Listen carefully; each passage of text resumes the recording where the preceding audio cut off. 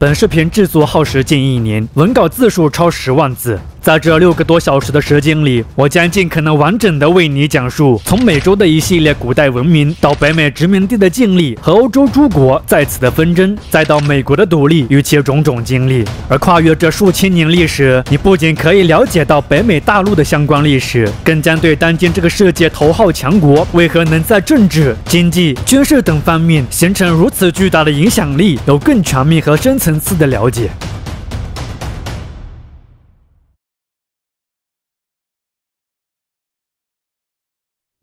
在人类浩瀚的文明史中，遥远的美洲曾一度被视为孤立的存在。孤独寒冷的西伯利亚，一望无际的海洋，将美洲与旧世界的文明中心相隔绝。不过，身处当时已知的文明边界线以外，显然也不代表美洲就没有发展出自己的文明。恰恰相反，美洲原生的文明独特且璀璨。根据现今在美国新墨西哥州白沙国家公园发现的化石足迹证据显示，美洲最早有人类活动的痕迹可以追溯到约2.3万年以前。活跃在1.3万年到1.1万年以前的克洛维斯文化是早期美洲的一个典型文化。根据 DNA 鉴定，克洛维斯人有着与当今的西伯利亚人同样的血统。克洛维斯人会熟练地使用各种骨质和石质工具。史前时代的哺乳动物，诸如猛犸象、古风野牛、地懒，都是克洛维斯人的食物。此外，多达100多种的植物也在他们的食谱范围内。早期的理论通常认为，美洲先祖都是跨过了当时还存在的连接着东西伯利亚和阿拉斯加的白令路桥，来到了美洲。但近来的考古发掘显示，美洲早期的移民可能还有渡海而来的，他们有可能是自波利尼西亚或是日本而来。在先进的 DNA 鉴定中，人们甚至还发现了来自欧洲的移民。不过，鉴于当今大多数美洲印第安人与亚洲人有着更接近的体征，这些来自其他地区的早期移民似乎都被淘汰了。在石器阶段之后，从公元前8000年开始，美洲进入到了古代阶段。在这个阶段初期，大多数古印第安人仍旧以狩猎采集为生，他们使用的工具也与早期的移民者别无二致。但到了古代后期，情况开始出现明显变化了，古印第安人的活动范围开始拓展。他们会利用渔网、鱼钩等新工具进行渔猎作业，他们还会使用捕兽夹捕捉一些小动物。再晚些的时候，也就是大约在公元前5000年左右，农业也开始在美洲出现了。在现今美国的大部分地区，玉米成为了最重要的作物。未来，这个由印第安人所培育出来的作物将成为全世界总产量最高的粮食作物。而伴随农业生产的出现，一些固定的聚集点也随之形成了。美洲文明于是开始向着更加高级的方向发展。印加人建立的印加帝国曾是美洲最大的帝国。这个在15世纪初还只是库斯科山区里的一个小部落，在一个名为帕查库特克的强有力的领袖带领下，开启了快速扩张。到了公元16世纪初，近乎整个南美西部的沿海地区都置于了印加帝国的统治之下。为了管理如此庞大的帝国，君主制的印加帝国设有自己的行政体系和法律制度。萨帕印加是印加帝国的君主，也是这个国家的宗教领袖。据传，这个头衔的名称来源于传说中的第1代印加君主曼科卡帕克。印加帝国虽然没有独立的司法机关和编撰的法典，但类似的习惯法是有的。印加人信仰印加神话，它是一种多神崇拜。太阳神阴帝是最重要的一个神灵。每年的6月24日，也就是靠近夏至的这一天，是印加人最重要的节日——太阳祭。届时，印加人会奉上农作物和家畜，以感谢太阳神对人间的馈赠。据估计，极盛时期的印加帝国，其人口规模可能会在400万到3700万之间。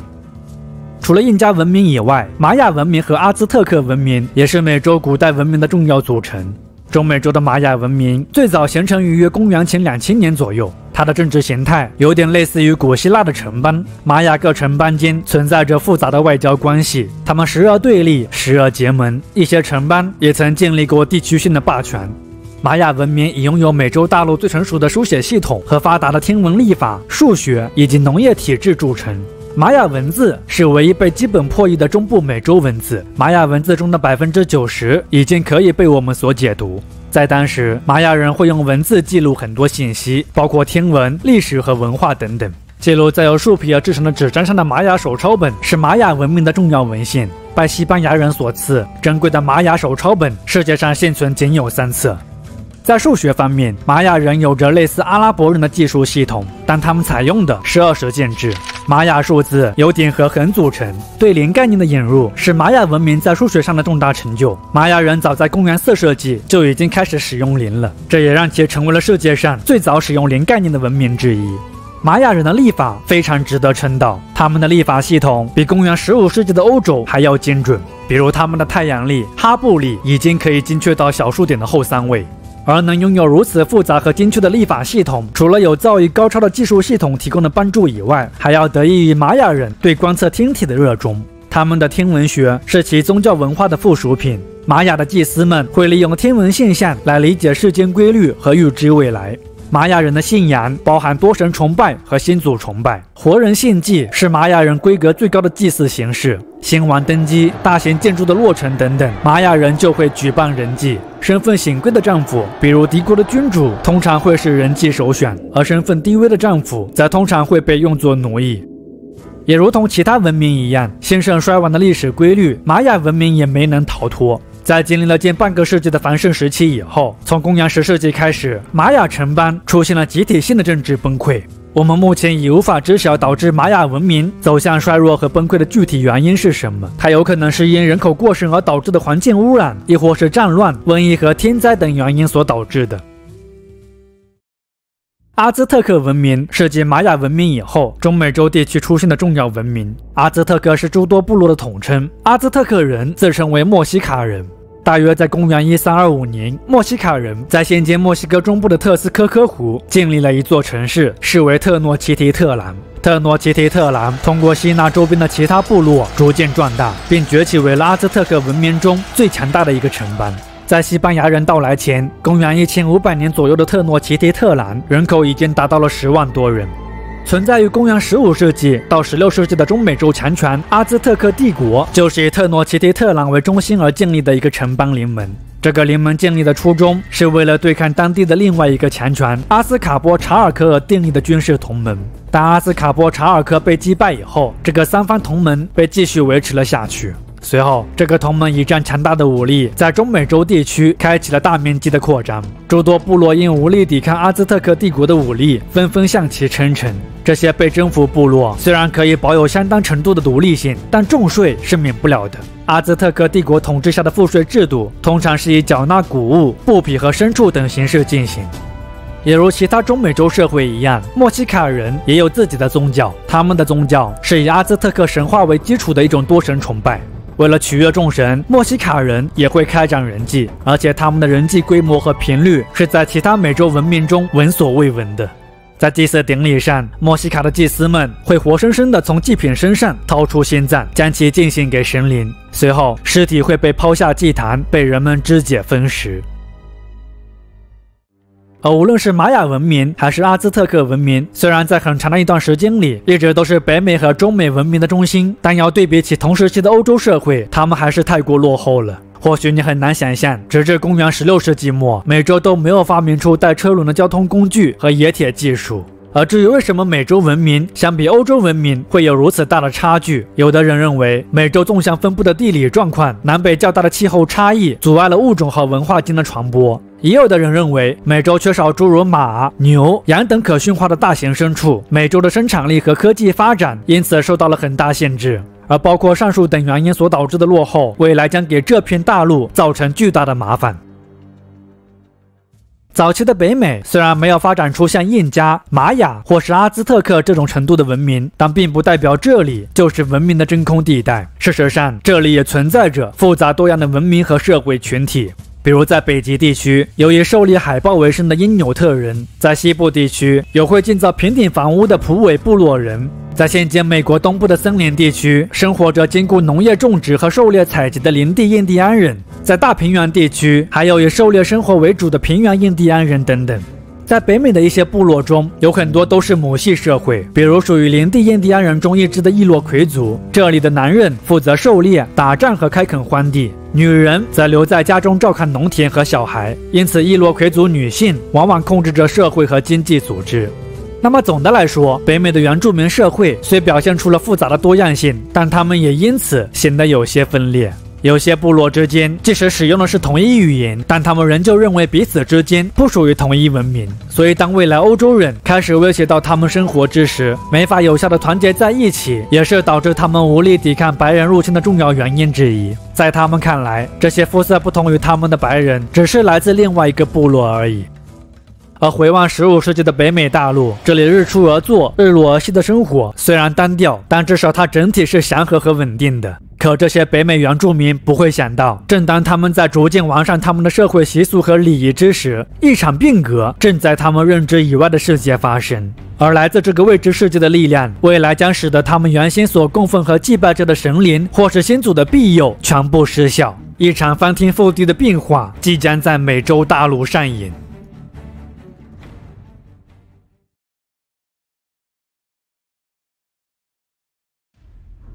虽然早在11世纪，挪威人莱夫埃里克松就已经到达过美洲，也让少部分欧洲人知道了新大陆的存在，但即便如此，欧洲当时以农业生产为主导的经济结构和罗马教廷统治下黑暗和腐朽的社会氛围，却压抑了人们探索新世界的热情。这种萎靡的状况，直到文艺复兴运动的兴起和不断发展，才开始逐渐有了改善。而如果说文艺复兴带来思想上的解放和科学的发展是15世纪大航海时代开启的重要前提，那么黑死病过后100年，欧洲人口的复苏、商业贸易的欣欣向荣，则显然是叩开新时代大门的重要力量。事实上，在人类历史不断演进的过程中，经济因素往往充当着重要角色。马可·波罗的游记描述了一个财富遍地的东方世界，也让无数欧洲人心生向往。不过，彼时的欧洲人要想实现财富的梦想可没那么简单，因为盘踞在东地中海的一众穆斯林势力，犹如一道铁木般横亘在了东西方的贸易通道上，也无情地阻断了基督徒们的财富道路。在当时，自东向西的贸易，其利润的大头先是会被垄断陆路商路的穆斯林拿走，接着是垄断地中海贸易的热那亚商人和威尼斯商人。当贸易进行到西欧之时，这里的商人已经变得无利可图。基于这个主要原因，为了躲避这些东方的吸血鬼去追寻财富的传说，作为欧洲小国的葡萄牙和西班牙开始迫切地寻求着一条新的贸易路线。此等历史背景之下，一个响亮当然也是备受争议的名字登上了历史舞台，他的名字叫做恩里克。作为葡萄牙的王子，恩里克对航海事业的热情支持，诸如设立航海学校、鼓励航海事业等举措，让当时的葡萄牙社会激发出了巨大的海外探索热情。虽然他最初的目的并不是为了寻求通往东方的路线，而是为了探索非洲海岸，在那里建立一个可以与北非穆斯林对抗的基督教帝国。总之，他的探险目的虽没有达到预期，但却超越了他最初的梦想。而对历史进程的巨大推动，航海家恩里克也被誉为了地理大发现的开启者。但在葡萄牙有着高度美誉的恩里克，在非洲却没有落得一个好的名声。1441年，在恩里克的支持下，以葡萄牙人从非洲西海岸带回第一批黑奴，并在里斯本得到热销为标志，罪恶的、规模浩大的、长达4个世纪的欧洲黑奴贸易就此拉开了序幕。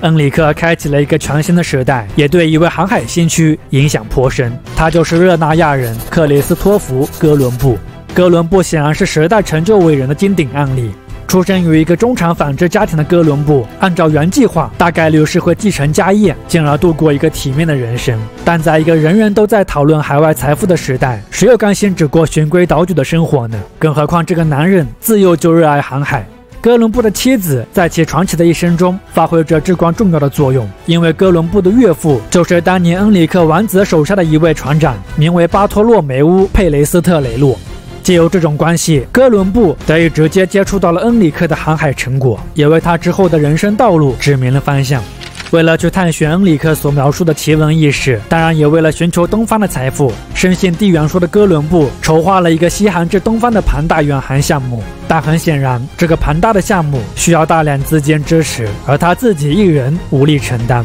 为了获得资金支持，哥伦布奔走于巴黎、里斯本和伦敦。在经历多次失败以后，哥伦布最终于1492年获得了时任西班牙女王伊莎贝拉一世的支持。根据约定，哥伦布和他的后代将作为西班牙开拓殖民地的总督，为西班牙的海外事业服务，并且可以获得来自殖民地1%的利润。1492年8月，哥伦布从帕罗斯港出发，率领3艘帆船，承载着自己的梦想和西班牙王室的期望，正式开启了对海外世界的探索。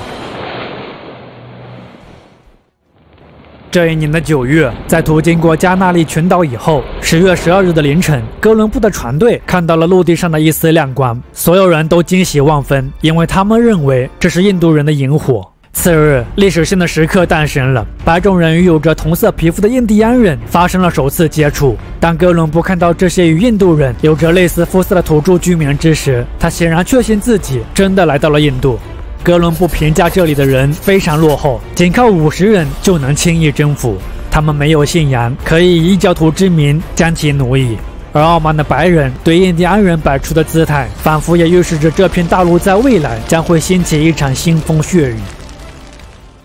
由于哥伦布一行人没有在所谓的印度寻找到东方的香料，这让人们对哥伦布产生了很大的质疑，而哥伦布却拒绝承认失败。自1493年完成了第一次的美洲之旅以后，此后自1504年间，哥伦布又完成了3次的欧美来回航行，足迹遍及加勒比海、南美洲和中美洲等地。1506年，55岁的哥伦布逝世于西班牙的巴利亚多利德。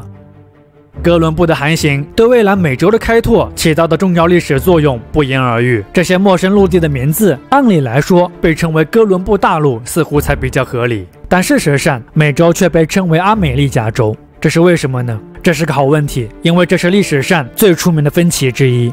由于哥伦布到达美洲之时，他坚信自己到达的就是亚洲，而不是什么新大陆。人们对此虽有质疑，但也很难明辨真假。而这却给到了另外一个探险家难得的历史机会，他就是佛罗伦萨人阿美利加·韦斯普奇。阿美利加据传与哥伦布有过几次同行，并且还可能3次考察过南美大陆。不同于哥伦布，阿美利加认为这是一片全新的大陆。他把自己的所见所闻详细的告诉了自己的雇主，也就是佛罗伦萨的名门望族美第奇家族。美第奇家族根据阿美利加的传闻制作成册，并进行了广泛的传播。但著名的神圣罗马帝国地图制作者马丁·瓦尔德泽米勒在绘制新的世界地图时，为了给这些位居欧亚大陆之间的土地添加名字，他首先想到的就是大名鼎鼎的阿美利加。事实上，当时的欧洲人也大多是根据阿美利加的传闻了解到了新大陆的存在，而不是哥伦布。于是，新大陆的名字就这样被命名为了阿美利加，并沿用至今。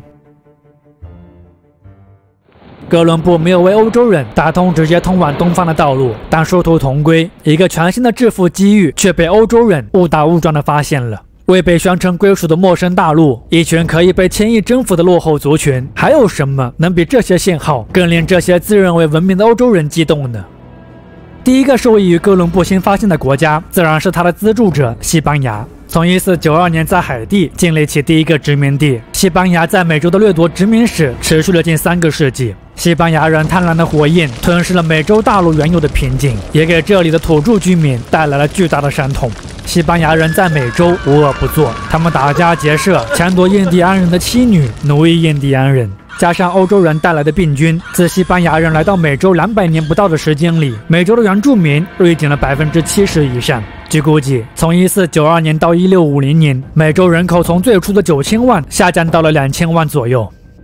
作为中美洲地区首屈一指的强权，阿兹特克帝国在西班牙人猛烈的炮火之下，只抵抗了3年不到，并宣告了自己的终结。被夷为平地的阿兹特克帝国都城特诺奇提特兰之后被改称为了墨西哥城。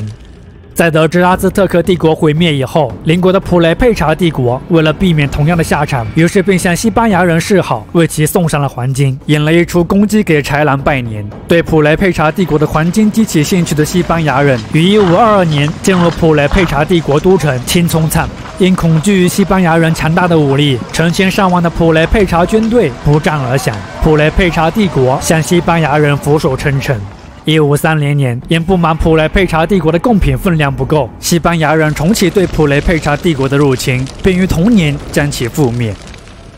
而包含上述等的历史事件，西班牙人在美洲开展的诸多残酷行为，无疑都是对美洲现有财富的掠夺。西班牙人在这里寻求金银财宝，迫使土著居民就范向其纳贡。总之，西班牙人的兴趣并不在于发展当地经济，他们在殖民地开展贸易垄断，打压殖民地经济的自由发展。此外，实行中央集权的西班牙帝国为了便于统治，还强迫土著居民接受他们的宗教、法律和文化。西班牙对美洲施加的经济、政治和文化上的影响，也很大程度上导致了拉丁美洲相比往后的其他欧洲国家，在美洲的殖民地表现出了更加落后和不稳定的状态。截至16世纪末，对殖民地的掠夺以及对贸易的垄断，西班牙成为了当时欧洲最富有的国家。这个世界上第一个日不落帝国，据传占有着当时世界经营总量的83%。不过，这些从美洲掠夺而来的财富太过集中西班牙的上层了，西班牙的中下层并没有因此受益。大量的金银涌入，引发了16世纪西班牙的价格革命。严重的通货膨胀让当时西班牙的物价上涨了近4倍。高企的物价更阻碍了西班牙工商业和出口贸易的发展，加之西班牙频繁的对外战事而背负的沉重财政压力，经济问题此后将成为影响西班牙帝国衰弱的重要原因之一。而要说起西班牙在16和17世纪参与的各种战事，宗教纷争显然是一个关键词。马丁·路德、加尔文等人发起的新教改革，让虚伪和腐败的天主教在欧洲社会的支配地位受到了前所未有的挑战。上至专制君主，下至工商业者和平民百姓，为了各自的利益和诉求，纷纷参与到了这场披着宗教外衣的社会政治运动当中。而这场宗教改革，除了给当时欧洲原有的秩序带来了巨大冲击以外，谁能想到，远在数千公里外的美洲大陆，未来也将受这起历史事件的深刻影响。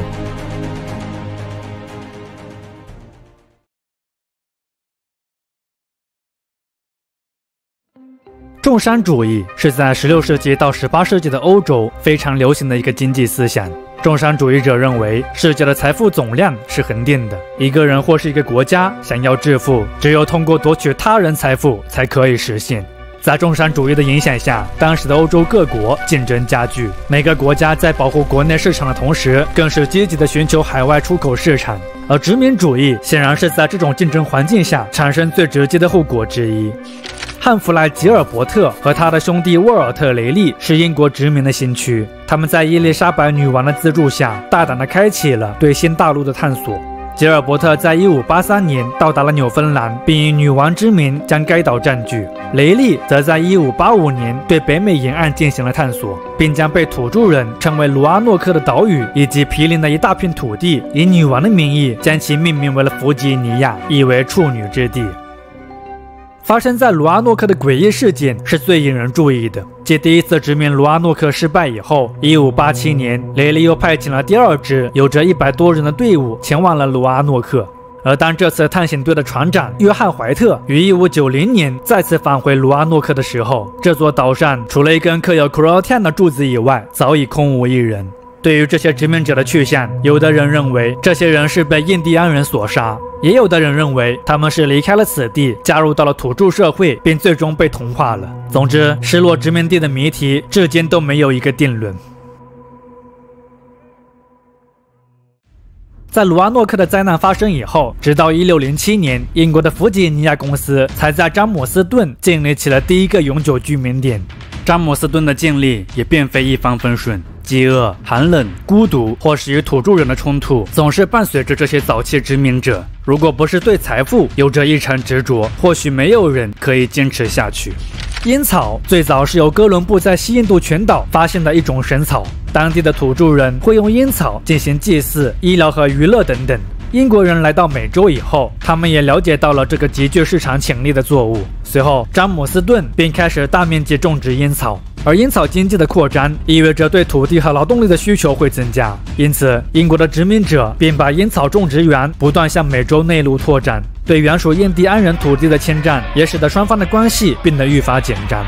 而为了解决劳动力匮乏的问题，殖民公司除了以人头权，即许诺每个新移民都可以在新大陆获得110亩土地为条件，吸纳新的殖民者和劳动力前往新大陆以外，他们也开始使用来自非洲的黑奴了。事实上，当1619年荷兰商船带着第一批黑奴来到这里，早期的英国殖民者并不把这些可怜的黑人当奴隶，而是把他们当作奴仆来看待。像此前种植园里的一些白人契约奴一样，他们在侍奉主人到期满以后是可以获得自由的。不过，随着契约奴的数量变得愈发紧缺，价格越来越贵。从17世纪60年代开始，殖民地的劳动力结构开始出现明显变化。发生在这个时期的培根起义是导致这种变化出现的重要原因之一。彼时的弗吉尼亚殖民地人口和经济虽都在不断增长，但内部的政治纷争以及与印第安人的边境冲突都让这里弥漫着一丝不安定的气息。自1624年弗吉尼亚公司的特许权失效以后，弗吉尼亚殖民地的管辖权就收归英国王室所有了。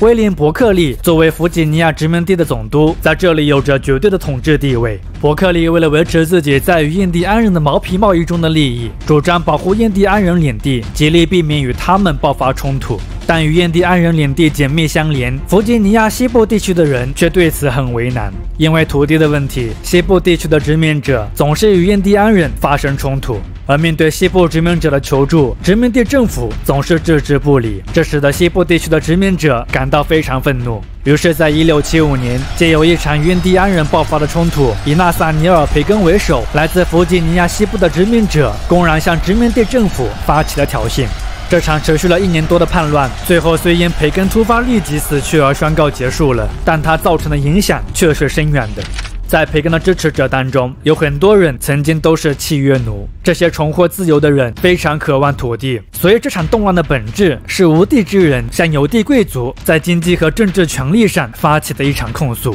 通过这场叛乱，弗吉尼亚殖民地的有地之人都被警醒了。他们意识到，契约奴的增加会扩大社会风险，而使用非洲黑奴风险会小得多。总之，在这场起义风波和诸多原因的推动下，从17世纪中叶开始，奴隶制度开始逐渐取代契约劳工，愈发受到殖民者的欢迎。当然，也为未来的一系列历史发展埋下了伏笔。而除了商业动机以外，在宗教上的纷争也是促使许多英国人离开故土移民新大陆的重要原因之一。16世纪的宗教改革，人们向天主教发起的抗争，催生出了基督教历史上的一个新的分支——新教。新教的词源来自于拉丁文，本意有着抗议和声明的意思。不同于迂腐和虚伪的天主教，新教因信称义。他认为一个人想要得到救赎，凭借对上帝真挚的信仰即可，而不用像天主教那样还要进行所谓的善功。在其他方面，比如仪式方面，新教也不同于天主教强调的庄重和华丽，它更推崇简约和灵活的仪式。反正总的来说，新教比天主教变得更加实在了。而除去这种表面的变化，宗教改革在更深层次的影响，则是对西欧旧有的封建秩序发起了强烈冲击。当世俗的专制君主开始挑战曾经无所不能的宗教领袖，试图夺回本国的政治权利，当民众们不再愚昧地一味听从教会对自身行为和价值观的评判，开始遵从自由内心的驱动，西欧的封建社会无意间宗教改革的撼动有了土崩瓦解之势。英国是深受宗教改革影响的国家之一，不过英国的宗教改革并非源于对宗教信条的背叛，而是源于国王与教皇间的政治斗争。时任燕王亨利八世曾被教皇利奥十世称为信仰的拥护者，而正是这么一位虔诚的天主教徒，却发起了英国历史上著名的宗教改革运动。借有一场婚姻闹剧，亨利八世被逐出教会。面对解决教权与君权冲突的难得机遇，1534年，英国颁布了一系列法令，宣布英王将是英国教会的唯一最高领袖，由此实现了英国教会对罗马教会的脱离，完成了英国国教会的独立。不过，由于英国的宗教改革在最初更多是名义上的与罗马天主教做分离，其教义和仪式并没有发生太多变化，这使得一些理念更为纯粹、被称为清教的新教徒颇为不满，他们希望继续深化改革。意见上的相左，而后使得英国的这场宗教改革愈演愈烈，并直接影响了17世纪中叶英国内战的爆发。而鉴于英国的混乱状态，一些英国人为了寻求更加自由和富足的期许之地，开始逃离故土。1620年9月，一艘名为五月花号，载有30多名出逃英国并短暂停留过荷兰的分离派清教徒的三桅帆船，从英国起锚，向着北美出发了。根据原计划，五月花号本应出现在詹姆斯顿，但受恶劣的大风影响，他们被带偏至了1000多公里外的普利茅斯。虽然没有如愿抵达目的地，但这些移民也不愿再返回到凶险的海上了，于是他们便在普利茅斯安顿了下来。不过，这里清苦的生活显然不是所有人都可以忍受的，尤其是那些本就在英国过够了苦日子，希望能够在美洲翻身，奔着发财梦而来的穷人。于是这些人抗议了，他们以契约为由，声称就算是徒步也要前往最初的目的地。这是一个非常危险的信号，因为在普利茅斯寒冷的冬季，已经有半数人因为疾病等原因相继死去了。如果再有人离开，所有殖民者都可能在不久的未来死去。此等情形之下，一部分务实和有远见之人站了出来，他们解决激烈的纠纷，引导幸存者，并通过引用圣经中的一些词汇，起草了一份公约——五月花公约。这份公约以所有签署者都必须遵守最符合殖民地整体利益的公正平等的法律法规为基本条例，为普利茅斯殖民地构建了一个能够实现自我管理的社会基本框架，也稳定住了危机之下躁动的人心。从长远的眼光来看，这份暗示许多民主信念的条约，不仅帮助了当时的移民者们熬过了生死存亡的严冬，它更为未来一个强大民主国家的诞生奠定了重要的精神基础。这些旧世界而来的顽强移民者正在开辟一个伟大的新世界。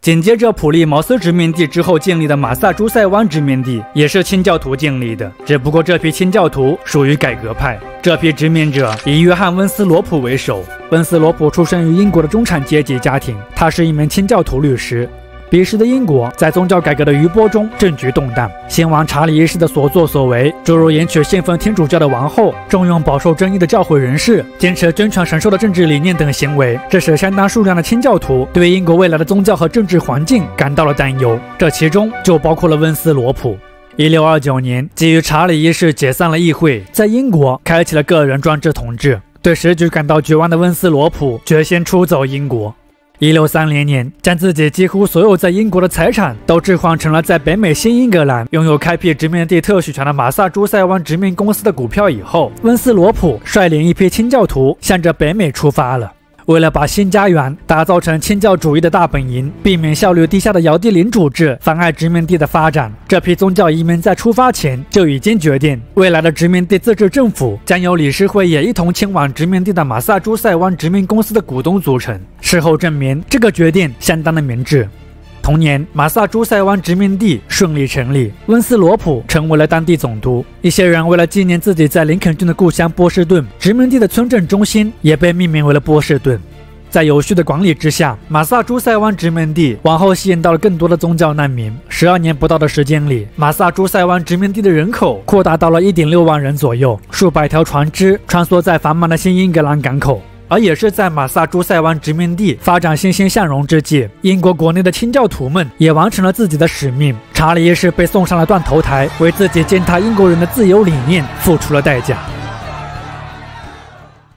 宗教改革为北美陆续带来了英国的宗教移民，其在欧洲本土所引发的震动，更进一步对北美的殖民格局产生了影响。因宗教改革为部分诱因而爆发的30年战争，奠定了法国的欧洲霸主地位，也膨胀了其海外殖民的野心。自1605年在新斯科舍建立起了第一个殖民地以后，截至17世纪中叶，圣劳伦斯和河谷一带皆置于了法国人的控制之下。不过总的来说，法国人更看重欧洲本土，对北美殖民地的发展并不上心。他们对北美殖民地的态度多基于贸易获利为目标，比如木材、毛皮贸易等等。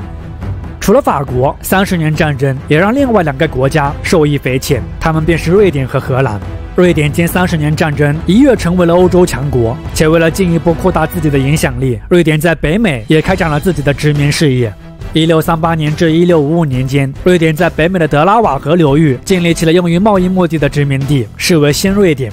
不过，新瑞典没能维持多久，就受到了先见崛起荷兰人的威胁。在30年战争中获得公认独立地位的荷兰，凭借其优越的地理位置以及开放自由的政治经济环境，荷兰在17世纪开启了自己的黄金时代。它取代葡萄牙和西班牙，成为了当时世界香料和丝绸贸易的主导者，垄断着世界经济。荷兰最早是在1614年通过亨利·哈德逊的探索，宣称了对哈德逊河流域一带的占有，并将其命名为了新尼德兰。1655年，荷兰把瑞典定居点并入了自己的殖民地。不过，荷兰帝国虽然有着令人畏惧的实力，但其在北美殖民地的发展上存在着一个致命的短板，那就是劳动力的匮乏。当然了，这个问题不仅仅只存在于荷兰殖民地，法国、瑞典等北美殖民地都存在着这样的问题。不同于那些自发前往新大陆定居的英国人，荷兰太过富裕了，这导致很少有荷兰人愿意背井离乡来到美洲发展。荷兰只能依靠黑奴贸易来维持殖民地表面的关系。在经历多次与英国人的战争以后，荷兰决定放弃充斥着麻烦的新尼德兰。1674年，英国已承认荷兰在南美圭亚那的属地以及在合法战争中保持中立为条件，得到了新尼德兰殖民地的所有主权。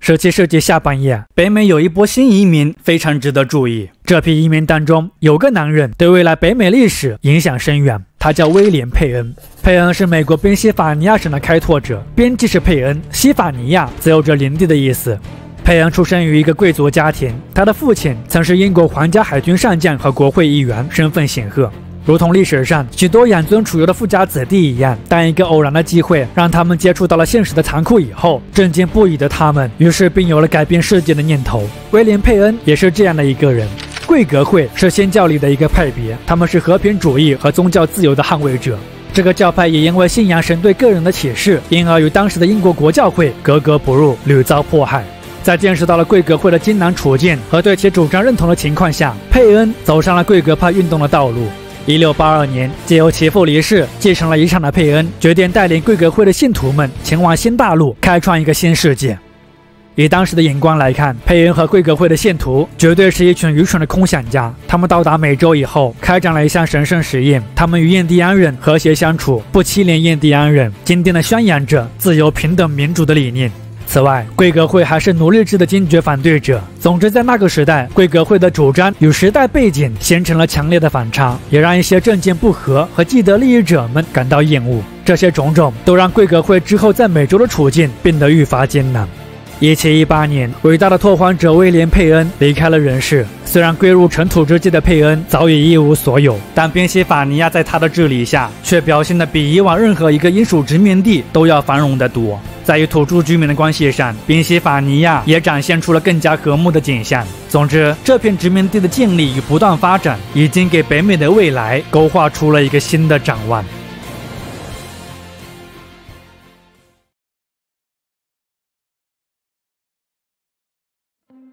英属北美殖民地自建立的开始就充满着多元化的气息。有的人为了追寻财富来到这里，有的人为了躲避宗教迫害，追寻心中的乌托邦而来到这里。当然，还有更多的人则是被逼无奈来到了这里。总之，新大陆对于很多人而言，其意义就在于新。至于所谓的新带来的结果是好还是坏，那只能听天由命了。契约奴和奴隶是英属北美殖民史永远绕不开的话题。在18世纪以前，契约奴一直都是这里人口增长的重要动力。早期的弗吉尼亚殖民地更有近3/4的移民是作为契约奴来到这里的。大部分的契约奴为了能在新大陆寻求更好的机会，以几年的人身自由为代价，换取到了前往美洲的船票和生活费。而还有一些契约奴则是被英国政府打包到了美洲进行贩卖。英国政府会把罪犯、战争俘虏以及一些国内不受欢迎的群体，诸如孤儿、游民、乞丐等他们认为的危险分子送到这里。契约奴对殖民雇主的吸引力非常大，在人头船制度下，引进奴仆也是可以获得在殖民地额外土地的。契约奴在役期满以后可以获得自由，这个时间通常在4到7年不等。有些男性契约奴在期满以后会获得衣服和工具，甚至还有一些土地，继而转变成农民、商人或是工匠等职业。不过，大多数男性契约奴在离开主人以后是完全没有谋生基础条件的。这些游民也构成了早期殖民地社会潜在的不稳定因素。而作为家庭女佣的女性契约奴在期满以后通常会嫁人，极少部分幸运的女奴会嫁给雇主，更多的则是会嫁给其他自由人或是继续保持单身。鉴于在奴役期所经历的苦难和屈辱，后一种现象可能更为普遍。如果说契约奴的生活处境已经足够凄惨，那么相比从18世纪开始人数节节攀升的来自非洲的黑奴，你会感叹这里的苦难是没有底线的。在早期，非洲黑人劳工和白人契约奴的地位并没有本质上的不同，黑人与白人的关系相对平等，他们也总是并肩劳动。一些黑人在期满以后也能获得自由，有的自由黑人甚至还成为了地主，拥有自己的奴仆。比如来自安哥拉的黑人安东尼·约翰逊，他是北美殖民地第一个拥有奴隶的自由黑人。黑人与白人间严格的界限最早可能出现在18世纪早期，至于这种变化为何会出现，历史学家们还有很大的分歧。有的人认为是一些白人对有色人种或是落后族群的固有偏见加剧了奴隶制度。例如一些英国殖民者，他们不仅歧视黑人，对印第安人亦或是被征服的爱尔兰人都有过这样的态度。种族优劣的观念早就在他们头脑里存在了。也有的人认为黑人处境的变化是殖民地劳动体系导致的必然结果，但源源不断的黑人被送到殖民地，而白人劳工却越来越少。长此以往，当殖民者们看着在田间工作的都是廉价的黑人，对黑人就应该是奴隶的刻板印象就这样慢慢出现了。而不管殖民地奴隶制的源头具体是什么，但不变的事实就是，从18世纪开始，黑人在美洲逐渐丧失了作为人的尊严和权利。在这个时期，殖民地设立的奴隶法典把肤色设定为了评判一个人的唯一标准。在这里，白人奴隶主有着无上权威，在其之后是混血人，而黑人甚至无法掌控自己的生死。一份粗略的数据显示，在16世纪到19世纪，罪恶的大西洋黑奴贸易中，即使抛开那些死在环境恶劣船舱中的黑人不算，仍旧有多达1100多万的黑人被送到了美洲。由于英国对殖民地实行的贸易垄断，英属北美殖民地大概接收了这其中5%左右的黑奴。这些黑奴大多会被送往南部殖民地，尤其是弗吉尼亚和马里兰。不断扩张的烟草种植园永远不会对黑奴说不。在这里，黑奴人数的占比甚至超总人口的50%。从18世纪开始，这里拥有几十个甚至更多黑奴的烟草种植园已经非常普遍。马里兰州的首富，同时也是独立宣言签署者之一的查尔斯·卡罗尔，据传在他4万英亩的种植园里有着近300名的黑奴。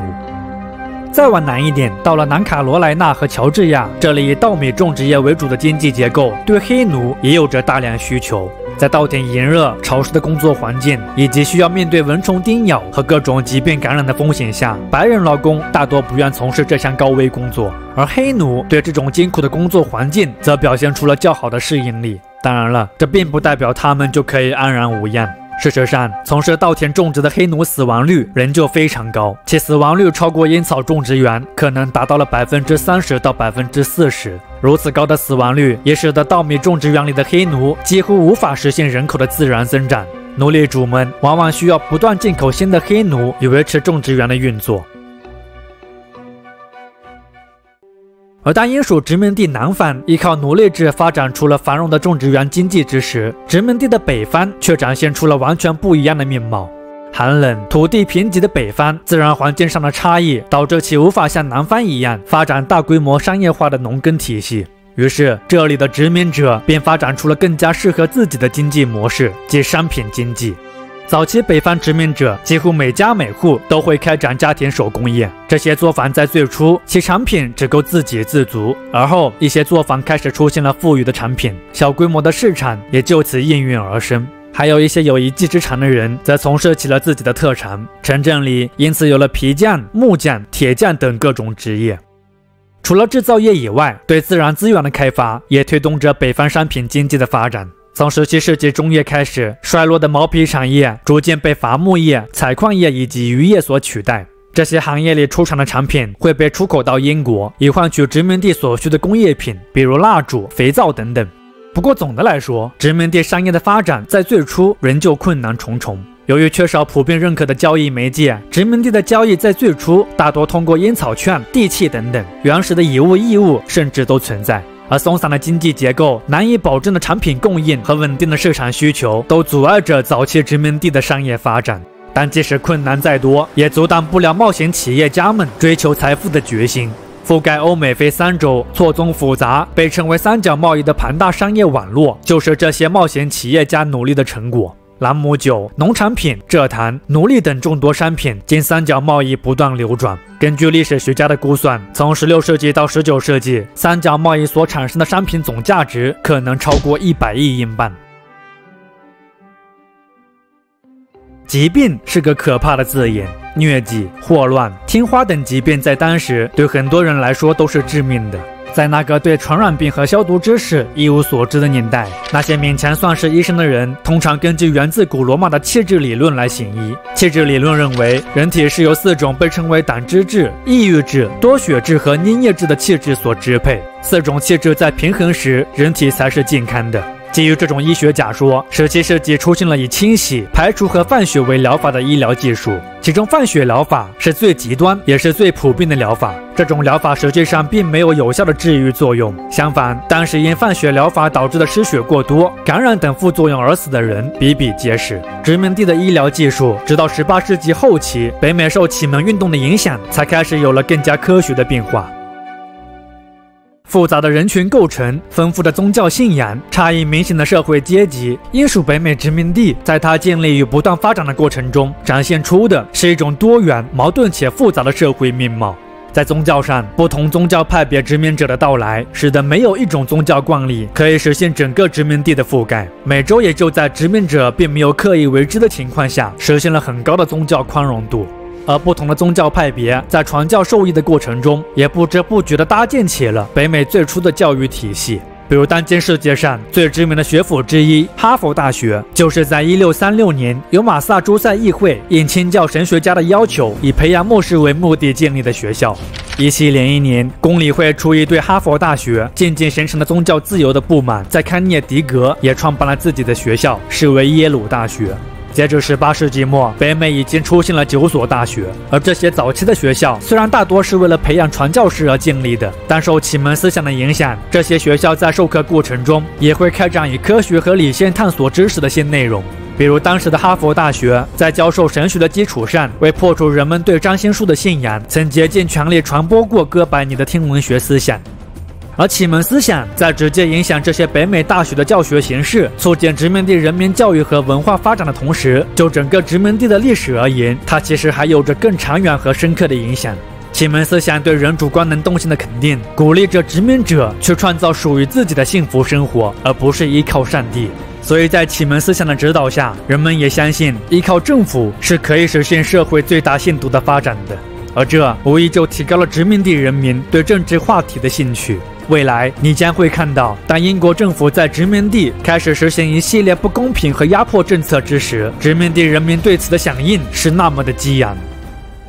作为殖民地社会底层的黑奴，好像永远跟殖民地的主流生活搭不上关系。但事实上，顽强的黑人们仍旧在社会的夹缝中发展出了自己特有的文化和习俗。早期的黑奴们为了让彼此间的谈话不被主人所知，发展出了一种英语与非洲本土语言结合的嘎勒语。在信仰上，他们发展出了基督教和非洲民俗结合的宗教，比如伍德伯里、胡多等等。代理亲属也是在奴隶制度下黑人社会发展出的一种独特文化。当时的黑人奴隶们是很难维持家庭稳定的，因为家庭成员可能随时会被卖走。为了在艰苦的环境中提供彼此在情感和物质上的需要，黑人们就发展出了这种不论血缘和法律关系，视彼此为亲属的人际关系。代理亲属下，他们会相互使用亲属的昵称和礼仪，互相提供支持和帮助，分担家庭义务和责任。代理亲属作为黑人应对种族歧视和社会压迫的一种重要策略，增强了黑人社区的凝聚力和文化认同。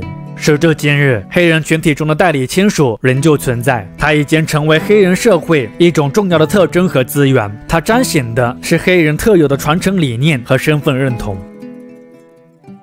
从几个狭小、孤立、不稳定的定居点发展成一个庞大且复杂的社会，英属北美殖民地的发展，历史上你很难再找到一个相似的样板了。而多种社会形态与多种文化的不断融合与碰撞，一方面奠定了这个社会的包容性，另一方面也让其蕴藏着分裂与冲突的可能。那么，作为这片土地上的新居民，他们未来又会如何应对不断出现的机遇和挑战呢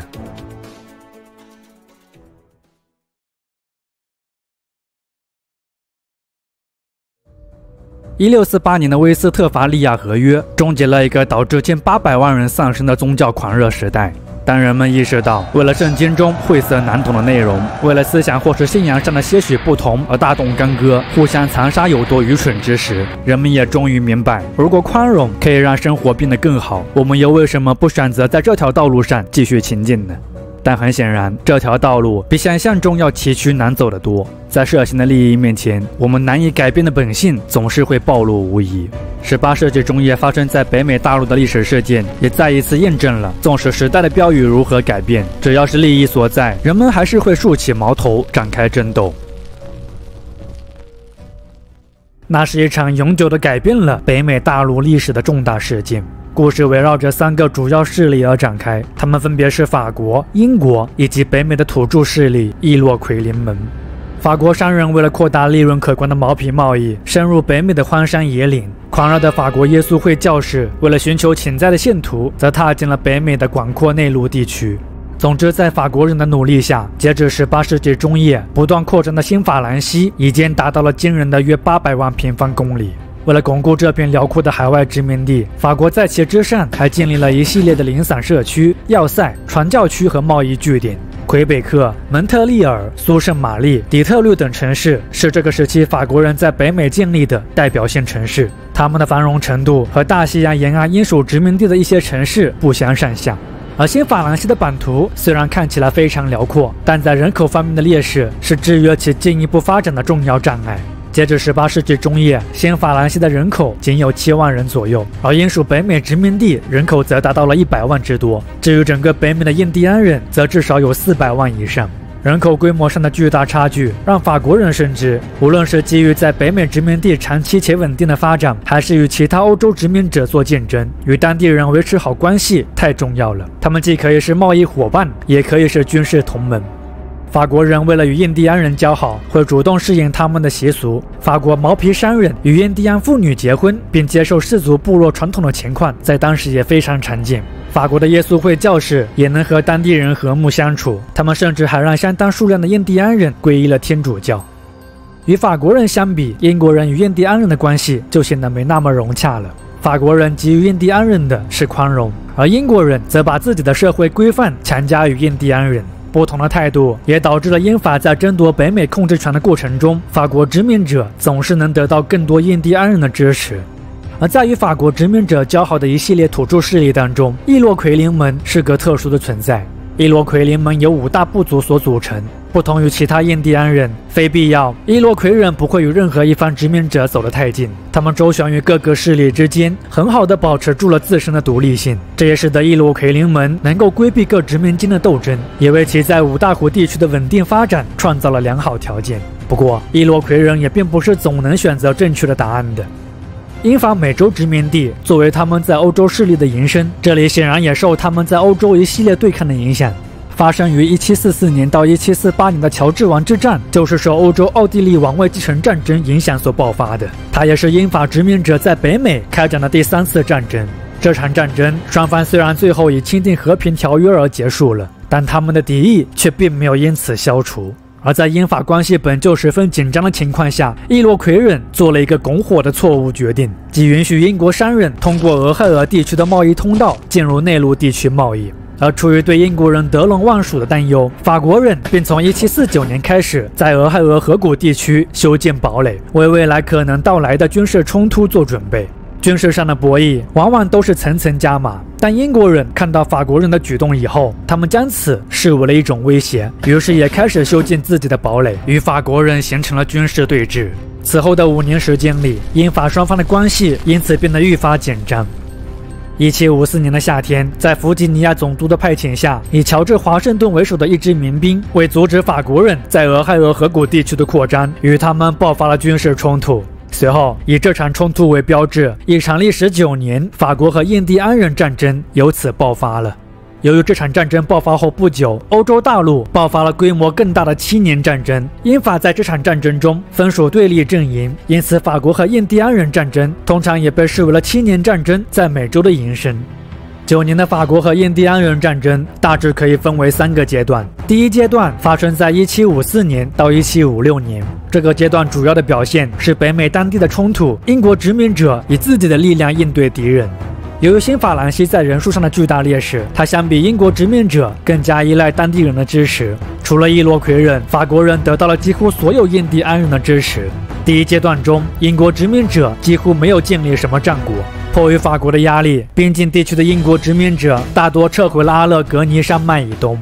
而随着1756年英法在欧洲正式宣战，北美战争也因此进入到了第2阶段。这个阶段最主要的特征是英国政府为了挽救北美战场的颓势而展开的一系列粗暴新政策。英国强行征募殖民者补充军队，同时为弥补物资不足的问题，英国的军官们还抢夺殖民者家里的各种物资，迫使殖民者为英国军队提供住房。这些行为通常也是没有任何补偿的，而由此导致的结果是，英国非但没有扭转战争局势，反而因其蛮横的行为遭到了殖民地人民的强烈抵制。在1757年的纽约，人们为了反抗英国政府，甚至还发起了暴乱。当英国人意识到强制的战时行为无异于战局的扭转，并在1758年开始放宽被殖民地人民所厌恶的诸多政策之时，北美战争也因此进入到了最后一个阶段。在这个阶段中，英军开始对征用的物资进行补偿，征兵权也重新回归到了殖民地议会手中，此举也使得殖民地应征入伍的人数剧增。此外，为了增加战争胜算，英国政府还派遣了大量的增援部队到北美作战。多套组合拳之下，战局开始朝着有利于英国的方向发展。在强大英国海军的封锁之下，物资和补给都陷入短缺的法军情况急转直下。1759年，加拿大的魁北克被攻陷，1年以后，法军在蒙特利尔正式投降。而法王路易15看到北美败局已定，他为了防止英国在北美的权势进一步扩大，同时也为了答谢西班牙在7年战争中对自己的支持，法国在1762年与西班牙秘密签署了分担白鹿条约，主动割让了路易斯安那和新奥尔良与后者。分担白鹿条约在7年战争结束以后才被公开。1763年，以欧陆为主战场的7年战争也迎来了尾声，各交战国在巴黎签署了巴黎合约。英国作为7年战争中最大的赢家，他不仅获得了新法兰西的大部分领地，还从西班牙手中得到了佛罗里达。英国经此役奠定了在北美的霸主地位。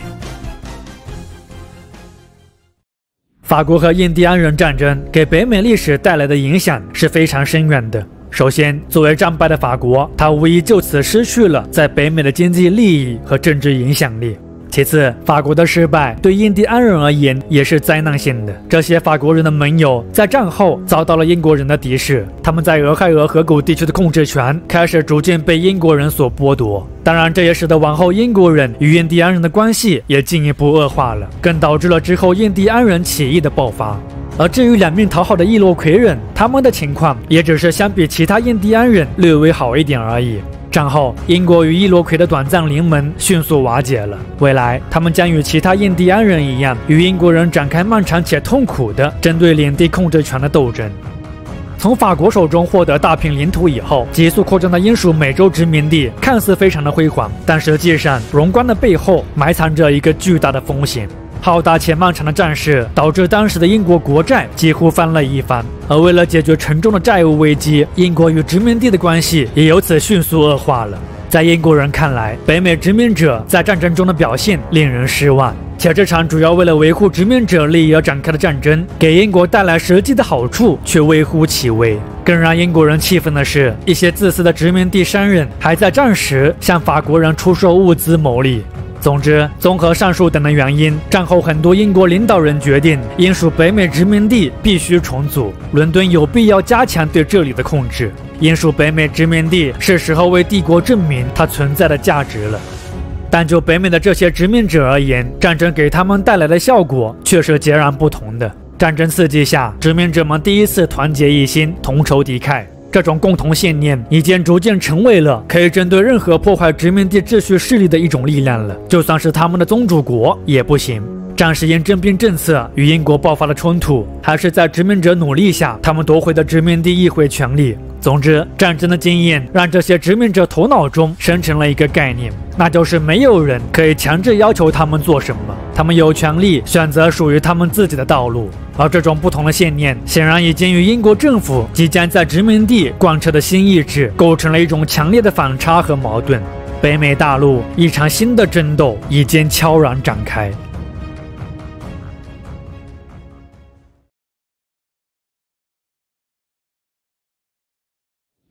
法国和印第安人战争的结束，无论是战后严峻的国家财政问题，还是对殖民地管理的疏忽，这里日渐滋生出的叛逆情绪。总之，很多英国政客们意识到，英属北美殖民地必须接受整顿，以符合帝国对他的要求。在英国政界这种主流观点下，1763年，英国新上任的首相乔治·格伦威尔对殖民地松散的组织形式开启了整顿。首先，针对法国人离开后遗留下的大片土地，格伦威尔政府颁布了1763宣言，禁止殖民者越过阿巴拉契亚山脉向西部发展。英国人的设想是，通过对西进运动的控制，可以很大程度避免与印第安人发生摩擦，继而省去不必要的军事开支。更重要的是，减缓沿海地区人口向内地的流动，还可以把更多的土地投机和毛皮贸易的机会留给英国人。不过，英国政府试图限制美洲殖民者向西部发展的努力，并没有起到什么作用。叛逆的殖民者们仍旧不断朝着西部前进。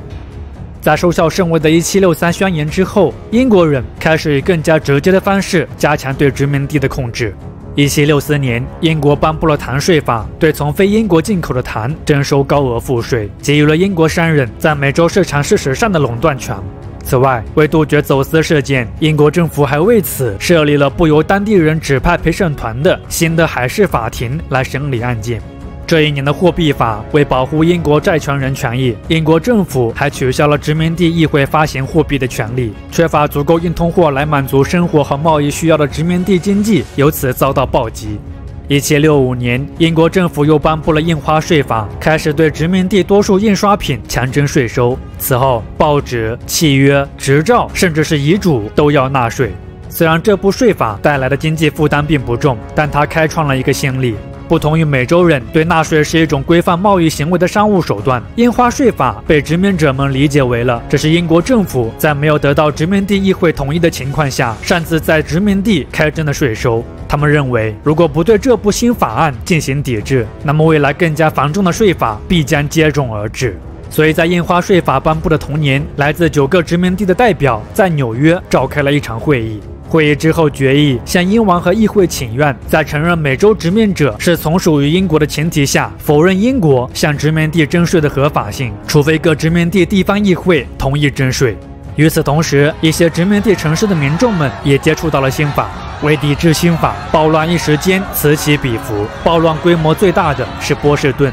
在这里，一个名为自由之子的组织，他们不仅恐吓税务人员和那些不抵制英国货的殖民者，甚至还袭击了亲英官员的府邸。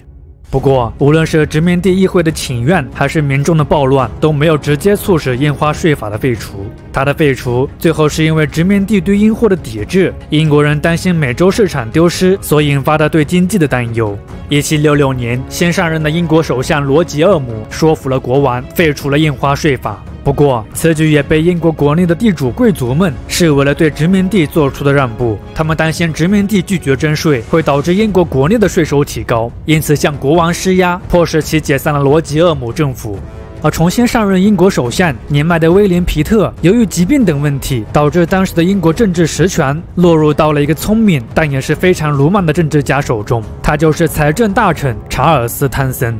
汤森在美洲的每一个政策几乎都是灾难性的。1767年，英国议会通过了2项决议，第一是解散了纽约议会，以迫使殖民地接受在1765年通过的叛乱法。叛乱法要求殖民地为驻扎在美洲的英国军队提供住宿和给养，而这项被英国人视为保护殖民者而开展的完全合理的要求，则被殖民者们视为了对其自由权益的侵犯。殖民者们其实并不反对为军队提供住宿和给养，事实上，自法国和印第安人战争以来，他们一直愿意这么做。他们气愤的原因是，曾经自愿的行为，现在却变成了一种命令。在马萨诸塞议会对这种强制性法令提出拒绝以后，纽约议会也做了跟进，而纽约的拒绝则无疑是向英国政府的权威提出了更大的挑战，因为英军驻美洲的司令部就在纽约。除叛乱法以外，为了提高殖民地的税入，汤森还在殖民地开展了一系列被称为汤森法令的新税收。汤森法令对殖民地从英国进口的油漆、纸张、茶叶等各种货物开征了新税，而这些依旧不经殖民地同意而开展的新税收，则让殖民地人民的怒火燃烧得更加猛烈了。为了表达对宗主国的不满，北美殖民者高呼无代表不纳税。1770年，紧张的气氛之下，英国军人和北美殖民者产生了冲突，引发了著名的波士顿大屠杀事件，造成5位平民死亡，6人受伤。波士顿事发后，北美殖民者的反英情绪日益浓厚。鉴于北美殖民地局势开始变得愈发紧张，英国政府随后做出了让步，取消了大部分税项，仅保留了茶税，以宣示自己的宗主国地位和对殖民地征税的权利。而当时英国征收的茶税其实也并不重，每磅只需要3便士即可。但自认为聪明的英国政客们不会想到，正是这看起来微不足道的3便士，却成为了那颗钉在大英第一帝国棺材上的钉子。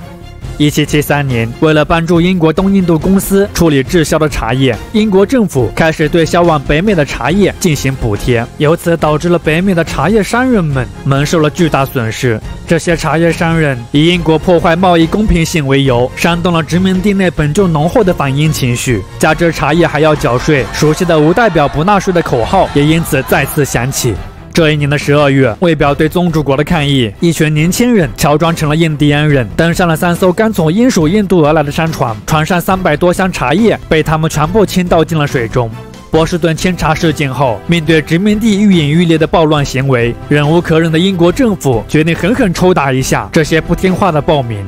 1774年，在对抗最为激烈的马萨诸塞省，英国推行了强制法令，对马萨诸塞省的诸多自治权进行了剥夺。而英国原以为自己的杀鸡儆猴之举可以在殖民地树立起一个榜样，可结果却适得其反。强制法令不仅没有让马萨诸塞被孤立，反而使其成为了各殖民地人们心中的英雄。殖民地的反抗情绪因强制法令的推行变得更加强烈了，越来越多的殖民者对英国议会在殖民地所持有的管辖权产生了质疑。是啊，这些北美殖民者不远万里，历尽艰辛，漂洋过海来到了新大陆，不就是为了逃避曾经在英国困苦的生活吗？明明是英国的压迫和漠不关心把他们赶到了北美，明明是他们依靠自己的艰苦奋斗才换来了如今殖民地的繁荣，英国人凭什么能够夺走他们的财富，夺走他们在这里的权利？美洲殖民者捍卫的自由权利，对当时的许多英国人而言，或许还是个新东西，但在美洲大陆，它不是新的。自由是他们踏上这片大陆起就已经拥有的东西，这是他们最渴望保持和最为熟悉的旧事物。此外，当一个本就自民众而来的权力本身不愿倾听民众的意见，反而试图用恐吓和威胁等手段来迫使民众就范，以构建新的秩序之时，对民众而言，除了要担心当下的局面，或许未来会朝着什么样的方向发展，更应该引起他们的警觉。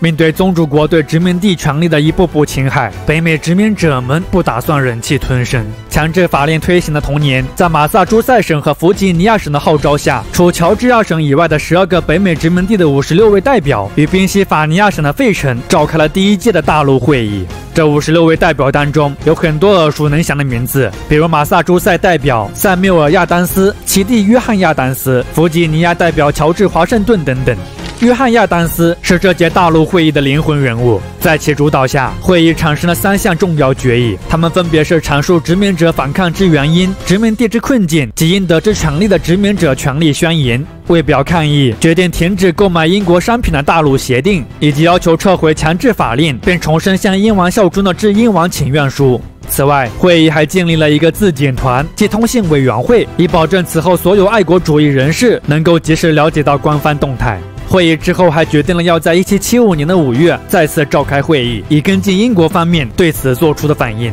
可还没等英国国会做出反应，大陆会议的决议先在殖民地引起了轩然大波。当时很多北美殖民者虽讨厌英国政府，但他们依然对这个宗主国抱有一丝期待，想要继续忠于他。大陆协定罢买英货的决议，让一些殖民者觉得自己的自由权益被侵害了，至少他们认为自己有权决定怎么做生意。随后，这些人遭到了打着自由民主旗号的暴徒和流氓的报复。当这股动乱之风吹拂到英国以后，英国的资产阶级哀嚎一片，他们要求政府立即采取措施，把这些暴徒拉回理智的世界。当英国人的反应反馈到北美以后，革命军的领袖们意识到了问题的严重性。为了预防宗主国的报复行为，他们大批量购买火药和枪支，并将其隐藏。不过，这些疑似动乱的迹象随后又被英国人发现了。英国军队于是开展了清剿军火库和抓捕违法者的秘密行动。在那个间谍丛生的年代，所有消息似乎都是互相渗透的，当然一些信息也会被以讹传讹、过度解读。当英军的秘密行动被革命军获悉，一些人甚至认为战争已经打响了。1775年4月，在莱克辛顿和康科德开展清剿行动的英军与革命军狭路相逢，紧张的对峙局面终究还是让双方擦枪走火。虽然关于是谁先开的第一枪已经难以考证了，但已经响彻整个北美上空的枪声已经被双方视为了对彼此的回应，殖民地与英国的关系走到了不可调和的地步。1775年5月，第2届大陆会议召开，所有13州殖民地代表全部出席。紧迫的局势让他们抛去了曾经的猜忌和较量，在费城的这个房间里，一颗团结的心已经做好了应对最糟糕结果的准备。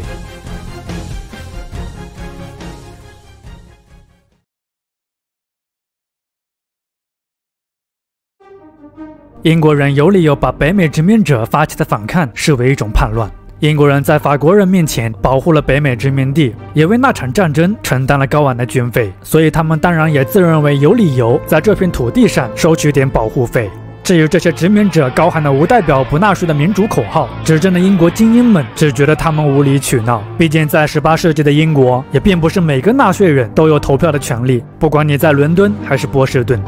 北美的殖民者们当然也有自己反抗的理由，他们离开故乡来到新大陆是为了追寻自由和财富。可如果生活在这里和英国本土没有了区别，那他们踏上这片新大陆不就没有任何意义了吗？而当一个矛盾已经无法仅靠语言调和，那么留给双方的选择显然也只剩下了一个。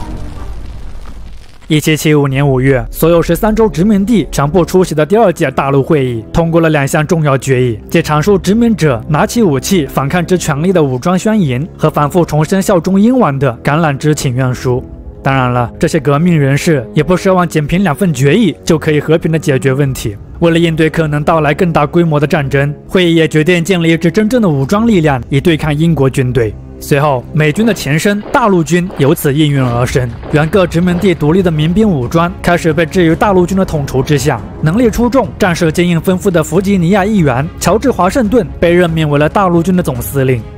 英国方面对第2届大陆会议的各项决议也做出了回应。这一年的8月，时任英王乔治3世颁布了平叛诏书，宣布北美殖民地处于叛乱状态，英国将倾全国之力进行镇压。革命军与英国之间存在的巨大实力差距是显而易见的。事实上，当莱克星顿和康科德战役爆发之时，革命军甚至连一门火炮都没有。如果非要说革命军相比英军有什么优势的话，除了本土作战，大概就是他们还有着更强烈的抗争信念吧。由托马斯·潘恩撰写、发行于1776年1月的《常识》是殖民地民众情绪的一次公开表达。在最初，多数殖民者认为这只是一场为消除大英帝国内部不平等所兴起的反抗，而不是一场独立战争。第2届大陆会议通过的2份完全不同论调的决议，事实上也体现了这种民众情绪。而通过潘恩在常识中对独立的合理性和必要性的系统性论证，殖民地的民众们仿佛得到了启示一般，纷纷转向了支持独立战争，包括相当数量的保守派和投机派。常识在当时北美的销量非常夸张，其出版的3个月内发行量就达到了10万多套。自独立战争爆发伊始，革命军和英军都非常希望能够拉拢魁北克地区的原住民和殖民者的支持，以增加自己的战争筹码。革命军更是2次向魁北克省发出告书，以说服他们加入抗争。但由于无法获得魁北克地区势力的支持，同时也为了防范他们与英军形成合作，革命军于同年的9月开始兵分2路武力入侵加拿大。加拿大的战役在最初进展的还是比较顺利的。11月，魁北克的重要城市蒙特利尔被革命军占领。不过进入12月以后，革命军的情况开始急转直下。在攻占魁北克城的过程中，革命军伤亡惨重，作战经验丰富的准将理查德·蒙哥马利也都战死沙场。1776年5月，固守魁北克的英军等到了援军，并最终迫使革命军撤离，获得了此役的胜利。而加拿大战役，革命军虽然失败了，但英军的战机也因此被延误。英军为了重建加拿大的秩序，把半数的军队都留驻在了这里，而得到了些许喘息之机的革命军则开始把重心转向了南部战事。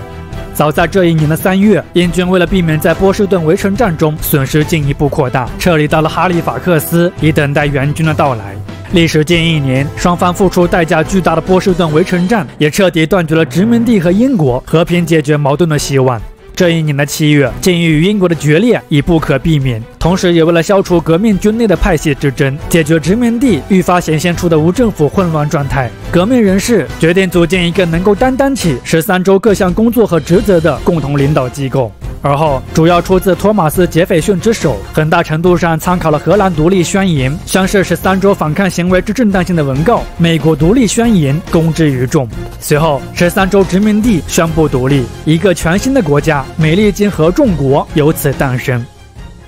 也是在美国立国的同时，英军也在哈利法克斯完成了数万兵力的集结，准备将这个新生的国家扼杀在襁褓之中。美国独立战争的第2阶段由此拉开序幕。自1776年的7月到1777年的3月，英美双方在战略要地纽约州及新泽西州发生了数次交战。在亲英派占据上风的纽约州，英军捷报频传，美军一度陷入极其危险的境地。不过，正当英国人自信地认为叛乱可在1年内平定之际，来自新泽西的噩耗让英国人皱起了眉头。在新泽西州追击美军的过程中，英军为了解决补给问题，开始向当地居民征集物资，随后逐渐演变为了抢劫、强奸等暴力行为。当地居民甚至包括一些受害的亲英派为此发起了反抗。本不受大陆军指挥的新泽西民兵之后与大陆军形成配合，给民心丧失的英军造成了巨大打击。新泽西的战役最后以大陆军及民兵的胜利而告终。此役结束以后，英军丢失了曾引以为傲的军力优势。美军的情况虽然也说不上多好，但相比英军而言，他们至少还拥有在本土持续募集兵力的优势。而一旦双方的军事力量没有了太大差距，上帝显然更倾向于眷顾更有斗志和勇气的一方。对英军中那些黑森雇佣兵而言，他们只是来打工的，远谈不上为英国人卖命；而对美国人而言，他们已没有退路，往前还有生的希望，往后则是万丈深渊。除了背水一战，他们已别无选择。1777年6月到10月的萨拉托加战役，通常也被视为美国独立战争的一个转折点。美军在此役迫使英军主力部队投降，仅6,000名英军被俘，包括领军的英军少将约翰·伯格因。更重要的是，战争的胜利还为美国人赢得了一个重要的筹码，那就是来自法国的全面支持。事实上，美国独立战争爆发以后，法国虽认为这是一个削弱英国的难得契机，不过鉴于在7年战争中的惨败，法国仍旧有些忌惮强大的英国海军，因此不敢与英国发生正面冲突。从1776年起，为了削弱英国，法国开始暗中帮助美国，给予了美军大量的军火支援。此外，一些充满革命热情的法国人也出现在了北美战场，其中最知名的当属拉法耶特。这个贵族出身的男人自备军舰、募集人员，从1777年开始就同美军一起对抗英军，为这场独立战争贡献良多。美国后世为了纪念拉法耶特，把许多城市、道路等都命名为了拉法耶特。位于纽约曼哈顿联合广场的拉法耶特雕像，更是从1876年屹立至今。当美军在萨拉托加战役大捷的消息传到巴黎以后，法国人除了惊叹美国人的顽强以外，他们更意识到，如果英美双方实现了议和，他们将会错失击败英国人的机会。他们需要尽快加入这场战争。1778年2月，法王路易16正式承认美国独立，并与其建立了军事同盟。同年6月，法国对英国宣战，美国独立战争也由此升级为了一场国际战争。英国虽然并不想与法国开战，但来自7年战争胜利的自信，英国认为可以再次赢得对法的胜利。但很显然，英国人错估局势了。当英国试图在这场不断扩大的战争里寻找盟友之时，他竟发现没有人愿意和他站在一起。因为要分心应对法国，英国在北美战场开始转入被动防守。美国独立战争的第3个年头，战局开始陷入僵持。1779年，又一个利空落在了英国人头上。这一年，同是英国为宿敌的西班牙与法国结盟，并以同盟者的身份资助美国抗英。1780年，荷兰也加入到了反英阵线当中。荷兰虽然没有派遣军队到北美直接作战，但这个年长的共和国为这个年轻的后辈带来了价值700万美元的黄金。这比恩斯如同为美国干涸的财政降下了一场甘露，它之后极大的缓解了美军因为军饷问题而迫在眉睫的叛乱危机。从1781年年初开始，战争进入到了美军的节奏当中。整个上半年，美军捷报频传，疲惫的英军开始展现出了溃败迹象。这一年的9月，美国独立战争中最后一场大型陆地战役，同时也是一场决定性战役——约克镇围城战爆发了。此役在经历了法美联军近半个月的炮火攻击，固守约克镇的英军主力终究还是没能抵抗住。10月19日，由北美英军副总司令康沃利斯率领的近8000名英军向联军投降。此后，英美双方虽然还有一些零星的战斗发生，但战争的结局已经事实上落定了。当约克围城战的结果传到伦敦以后，执掌英国内阁的诺斯悲伤地说道：“一切都结束了。”战争的失败之后，也导致了诺斯政府的垮台。1782年11月，英美双方签署了巴黎和约的草案，美国正式获得了独立地位。次年，英法战争也迎来了结束，而战争的结果虽然是以法国的胜利而告终的，但除了得到2座小岛以外，法国的收益可以说是微乎其微。因战争造成的巨大军费开支、财政与政治问题的叠加，一场伟大的变革正在这个国家酝酿着。美国独立战争的结束，让美国人结束了一个说不的时代。而当他们如愿获得独立以后，一个说是的新时代也应声开启了。这个百废待兴的国家要如何继续运转？它应该成为一个什么样的国家？总之，那些美国人从未面对过的诸多问题，已经摆在了他们面前。真正的考验现在才刚刚开始。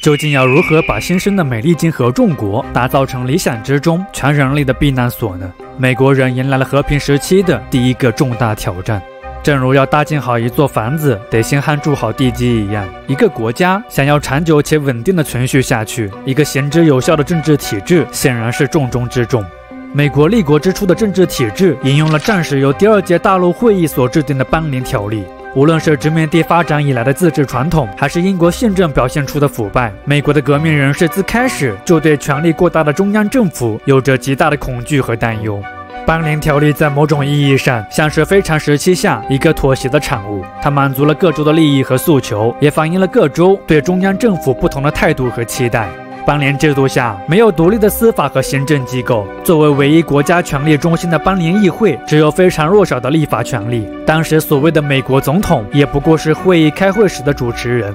权力有限的邦联政府在国际上同样也没什么存在感。这最突出的表现就是独立战争结束以后，美国与英国在战后相关事务的处理上。1783年的巴黎条约签订以后，英国虽然已经承诺退出美国领土，但实际上在美国境内的五大湖地区，英国人仍占领着相当数量的要塞。为了把英国人赶走，美国人在当时还向法国人发起了求助，但法国人却表示不想再干预英美事务。战时强征的奴隶，英国也没有在战后将其归还给奴隶主。此外，由于英国在合约中把佛罗里达归还给了西班牙，这使得刚独立的美国还面临着与西班牙的边境纷争。1787年，为了解决这些令人头疼的问题，邦联议会派遣了约翰·亚当斯前往伦敦。但由于英国一直没搞明白亚当斯代表的是整个国家还是美国的各个州，所以亚当斯当时在英国没有取得任何进展。而关于佛罗里达的问题，邦联则是与西班牙在1786年签署了杰伊加尔多基条约。合约中，西班牙接受了美国划下的佛罗里达分界线，但代价是美国必须承认西班牙在北美的领土，以及在25年内放弃在密西西比河的通航权利。对密西西比河使用权的放弃引起了美国南部各州的强烈不满，这个合约最终没有被美方通过，而由此导致的结果是邦联制的美国在国际交往中的地位被进一步削弱了。战后的经济萧条是新生的美利坚合众国面临着的最紧迫的问题，在这个问题上，邦联政府的软弱和无能暴露无遗。一份数据显示，战时为募集军队、购买武器、支付士兵报酬等的支出，邦联政府在战后积累了高达4200万美元的债务。而面对高企的债务，没有征税权力的邦联政府束手无策，他能做的只能是靠口头求助于各州政府。但很显然，这种做法是无法帮助其度过严重的债务危机的。事实上，在这场危机扩大以前，很多人都已经意识到了问题的严峻性。这些人大多是一批坚定的国家主义者。为了度过这场危机，他们曾想尽办法去加强邦联政府的权力。以邦联政府财政部长罗伯特·莫里斯和其下属亚历山大·汉密尔顿以及弗吉尼亚议员詹姆斯·麦迪逊为首的等人，面对愈演愈烈的债务危机，曾提出了大陆关税的主张，即对进口商品征收5%的关税，用作债务基金。但是，出于对关税政策会导致权力将过度集中于莫里斯及其党羽等人手中的担忧，邦联议会分别在1781年和1783年2次拒绝了他们的提案。此后，心灰意冷的国家主义者们便很少再关心邦联政府的债务了。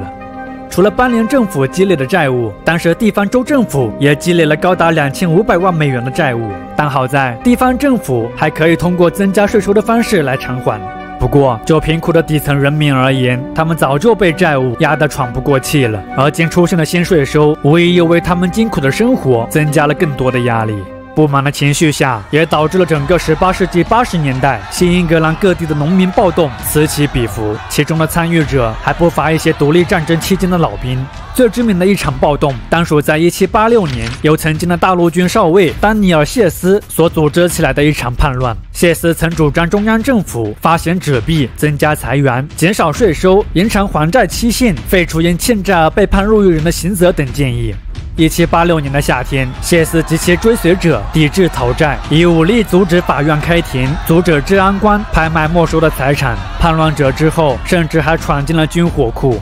1787年的1月，这支衣衫褴褛的民兵最终被一支由富山所组织起来的民兵给击败了。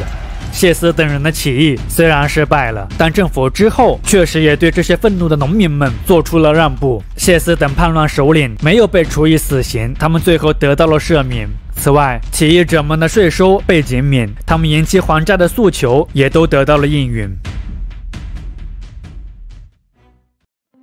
存在于1781年到1789年的邦联政府虽然不算成功，但它也并不是完全失败的，至少在解决西部领地的问题上，邦联政府还是取得了一些成就。当时美国西部领地的主要问题涉及到了2个方面，即土地归属问题和地方权力问题。西部领地的土地归属问题是自独立战争爆发以后开始变得愈发复杂的。当原先的各殖民地宣布脱离英国统治以后，他们就纷纷转变为了独立的、拥有主权的政治实体，也就是所谓的州。而不同的州在当时对西部领地都宣称着不同程度的主权，其中以弗吉尼亚为最。弗吉尼亚根据当初的英王特许权，占有着俄亥俄以西的大片领地。总之，有关土地的问题是早期美国国家权力与地方权力以及地方与地方之间的一个重要矛盾。但好在经邦联政府的多年努力，有关西部领地的争论最终还是得到了解决。从1781年开始，一些占有西部地区的州开始将土地所有权交给邦联政府。1784年，已经得到足够土地的邦联政府开始着手制定有关让这些新土地以及新移民融入到新的美国体制中的相关政策。这一年，以杰斐逊的提案为基础，邦联政府颁布了1784条例。根据条例，西部领地被划分为了多个自治区，当每个自治区的当地自由居民人口数量达到现有州的最低限度之时，就可以向邦联政府申请建州。成为州以后，他们将享有邦联体制下与其他现有州同等的地位和权利。1785年，为了增加国库收入，缓解财政压力，当然也为了促进西部的进一步开发，邦联政府建立起了测量与出售西部土地的制度，即官地条款。根据条款，西部领地被划分为了数个整齐的矩形市镇，每个市镇分为了36个区，每个区中会有4个归属合众国，其余32个区中的一个区的收入会用来建立公共学校。各区的拍卖价格在当时不得低于每英亩1美元。这种网格状的华地公共售卖形式之后也成为了美国最常见的土地划分和使用方法。而这种公共土地售卖形式看起来很公平，但它实际上对于大部分普通人而言并没有多少实惠。从最初的土地条例中受益的是那些富有的土地投机者，也是因为大量好的土地被极少部分人所占有。对此表示不满的大部分人迫使邦联议会在1787年通过了另外一部法案，以管理西部土地，这便是著名的西北法令。西北法令的出现废止了1784年设立的几个自治区，并且将俄亥俄以北的地区划分为了独立的西北地区。法令还规定，只有人口达到6万人以上才能建州。领地内禁止奴隶制也是西北法令一项重要的条款，这是美国历史上第一次在国家层面禁止奴隶制度。邦联政府在整个80年代对西部地区制定的一系列政策，让白人进入该地区的过程变得更加有序和稳定了，但它唯独没有为这里的土著居民及印第安人做好充分的考虑。由此导致的结果是，从80年代起，白人与印第安人爆发了频繁的冲突。这些冲突在90年代达到了高潮。1790年和1791年，迈阿密的印第安人在俄亥俄西部边界地区的2次主要战役中击败了美军。这其中的一场战役更造成了600多名美军士兵的死亡。迈阿密人相信，如果没有能力阻止美国人进入俄亥俄以西，那么任何协议都将是无效的。由于口头交涉无法取得成功，1794年，4000名美军在安东尼·韦恩将军的带领下进入了俄亥俄河谷地区，与现今的卢卡斯县与印第安人爆发了落幕之战。此役的结果是美军获得了胜利，印第安人被迫回到了谈判桌。1795年，双方签署了格林维尔协定。根据协定，美国与印第安人确立了从凯霍加河口经马斯金格姆河等流域，最后到俄亥俄河与肯塔基河交汇处的总体分界线。印第安人以放弃边界线以东和以南所有土地为代价，获得了美国对印第安人为割让地区主权的承认。基于这份协定，美国政府也确立了只有印第安人才有权割让土地的原则。当然了，鉴于白人不断地向西部扩张，这份来之不易的许诺为印第安人提供的保障其实非常的脆弱。综上所述，权力有限的邦联政府在面对独立战争以后，美国出现了诸多问题。他确实有过自己的努力和一些建树，但更多的还是无能为力，尤其是在严峻的经济问题面前。而邦联政府的懦弱表现是否能再次唤醒美国人的危机感？曾经被他们刻意避免的全国性政府，未来又将面对怎样的挑战和变革？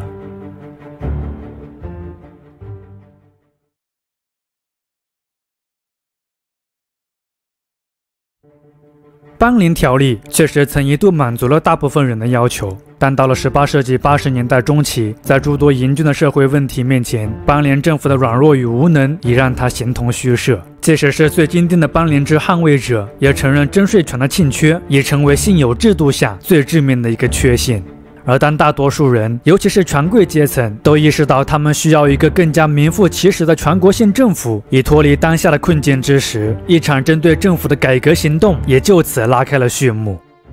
亚历山大·汉密尔顿这个名字大家应该不会陌生了，在早前的关税政策中就曾出现过他的身影。60出生的汉密尔顿绝对算得上是一个政治天才。事实上，在邦联条例被通过以后，汉密尔顿就对松散和权力有限的邦联政府表现出了极大的不满和顾虑。弗吉尼亚议员詹姆斯·麦迪逊是汉密尔顿为实现政治改革而寻找到的一位重要伙伴。此前的关税政策中，他们也曾并肩作战。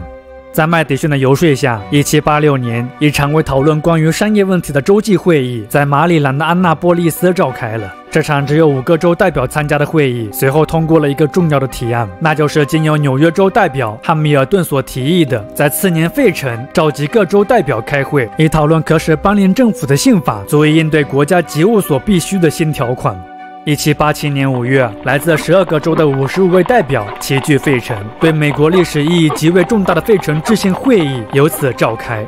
这场大会的整个议程，某种程度上是被准备充分的弗吉尼亚代表团所掌控的。大会一开始，弗吉尼亚的埃德蒙·伦道夫就提出了一个根基稳固的全国性政府应当由最高立法机构、行政机构和司法机构组成的提议。由于与会的代表们都想从根本对体制进行改革，所以对于三权分立的这种国家政权架构和权力配置，各州的代表们并无太大分歧。他们争论的焦点随后集中在了立法部门中两院议员分摊的问题。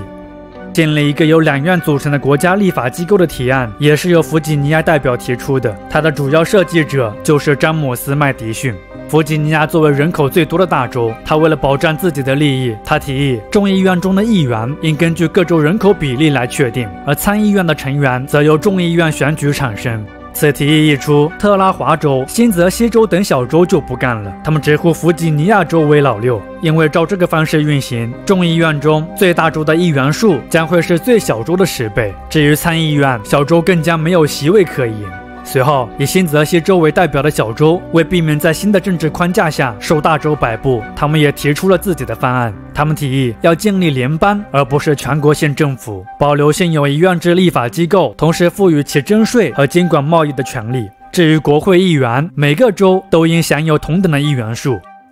除了立法机构的议员分摊问题以外，有关奴隶权利的问题也让各州的代表们焦头烂额。奴隶到底算是总人口的一部分，还是一种财产？一些拥有大量永久奴隶的州，比如南卡罗来纳的代表认为奴隶既是人口也算财产。总之，这场会议中有很多问题悬而未决。加之受6月份燥热天气的影响，心烦意乱的情绪之下，这场会议一度陷入崩溃的边缘。无休止的争论下，会中更有数个州的代表无法忍受而离开了会议。比如纽约州，最后只剩下了汉密尔顿一人参会。沮丧的汉密尔顿更一度表示，各州政客们的自私和狭隘，费城大会注定要失败。但好在这届大会的主持人是华盛顿，这个极具魄力和领袖气息的男人不会允许这种情况的发生。事实上，这场本不受关注的会议，也正是在他的大力支持下才能如期召开。这一年的7月，为解决分歧，大会决定组成一个由各州派1名代表参加的最高委员会。委员会的主席由富有学识和充满人格魅力的富兰克林担任。随后，委员会出具了一个被称为大妥协的方案。该方案最突出的贡献是解决了代表席位的难题。根据该方案，立法机构还是由2院组成，其中众议院的人数根据各州人口决定。在计算代表人数和直接税时，奴隶将作为3/5个自由人，而参议院各州议员数则均为2人。委员会的提案之后成功打破了僵局。1787年7月16日，妥协方案被大会表决通过。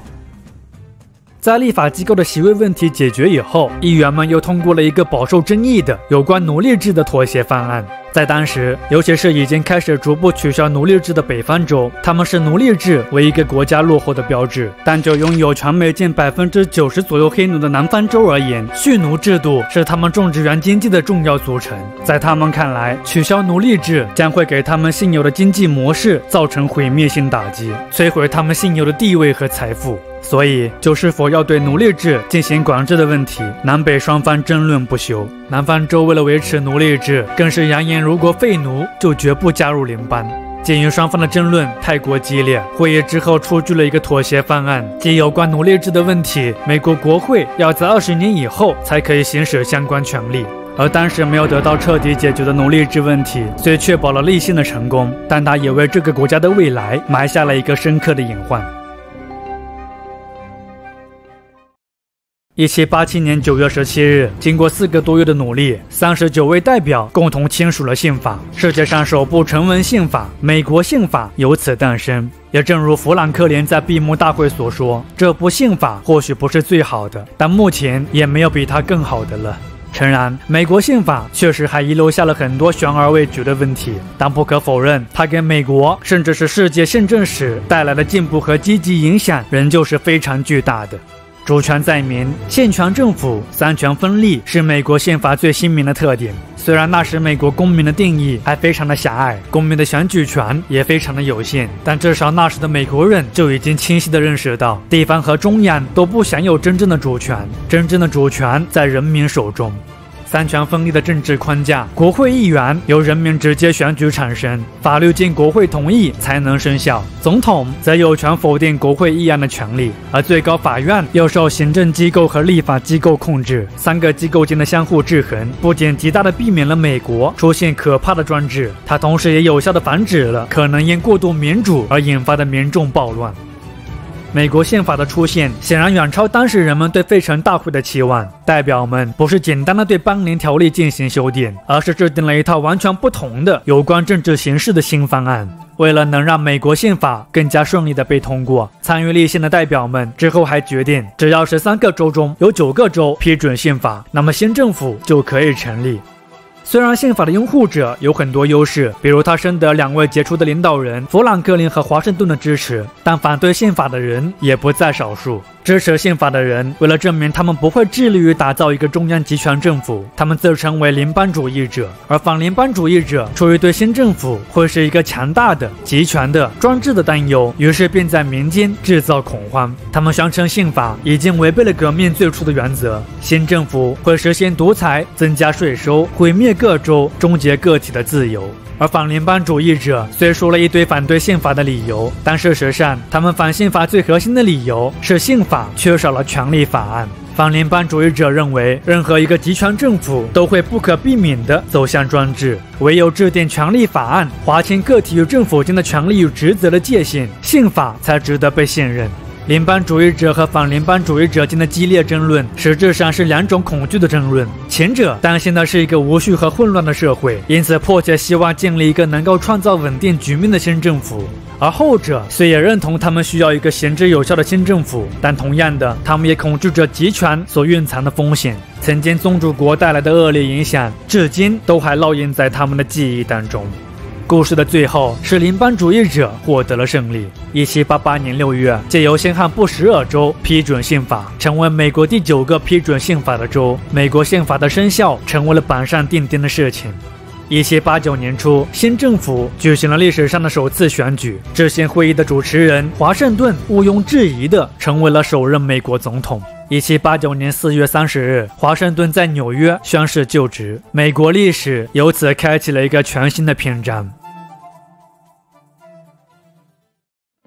存在于1789年到1791年的第一届美国国会也尤为值得一提，因为它在很大程度上是制宪会议的延续。这届国会最卓越的贡献是完成了权利法案的制定，填补了早期宪法中的各种漏洞。美国如今所谓的权利法案，正是美国宪法修正案中的前10条，其中的内容包括了宗教自由、言论自由、出版自由等公民的基本权利和对政府的限制。关于司法权的问题，这届国会还通过了司法条例，确定了最高法院有审查各州法律合宪性的最终决定权。司法条例深远的意义在于，联邦法院的独立地位得到了确认，而不受地方政府干涉，显然也更能保障其司法效率和公正性。事到如今，美国司法制度虽有过多次修改，但其基本结构和原则依旧没有改变。而美国宪法虽解决了诸多政治哲学问题，但对于有些现实问题，它是无能为力的。就比如急需新政府解决的严峻的经济问题。也是在此过程中，一场不同于以往的纷争也将向这个新政府袭来，一个对美国社会影响极其深远的全新因素即将出现。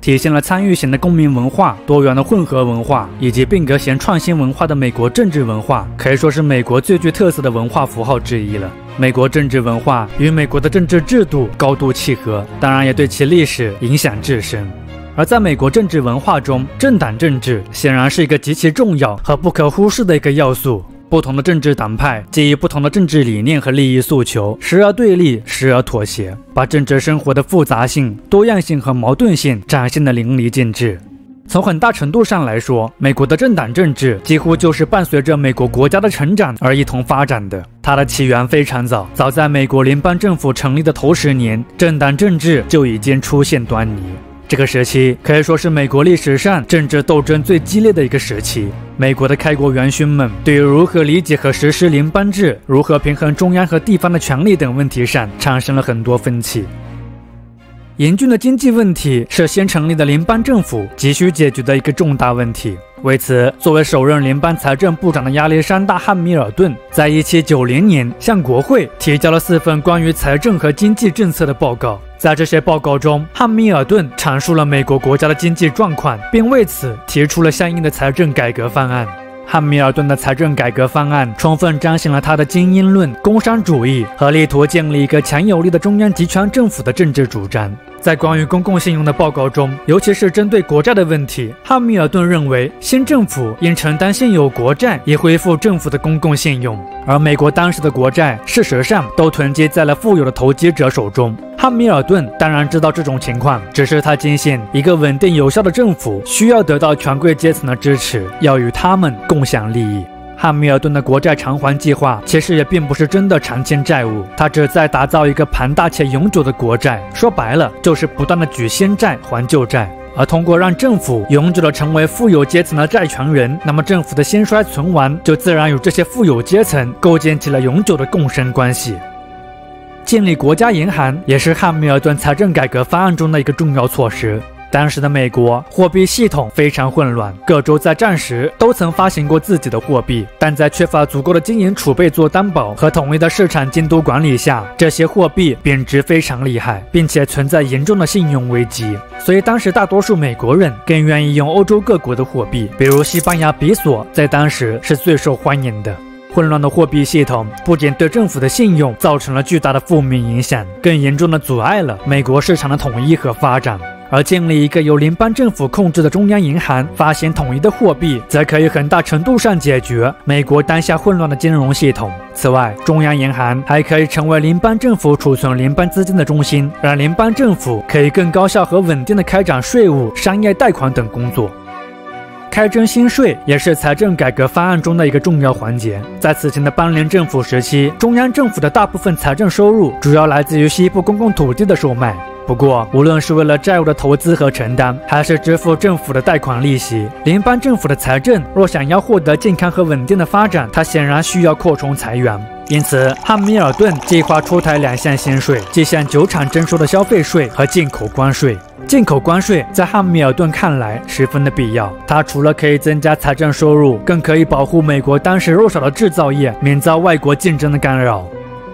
汉密尔顿的财政改革方案提出以后，他在国会得到了大部分人的支持，但并不是全部的。就比如集资偿还国债的问题，国会中的弗吉尼亚代表詹姆斯·麦迪逊就认为以等值票面去偿还国债，明显是在偏袒富有阶层，于是对此表示强烈反对。他认为应该根据债券的原始购买者和投机商之间做一个比例分配。不过，汉密尔顿一派坚持认为这个方案太不切实际了，并且认为政府要保持信誉，就应当对债券持有者负责，而不是自愿出售的原始债权人。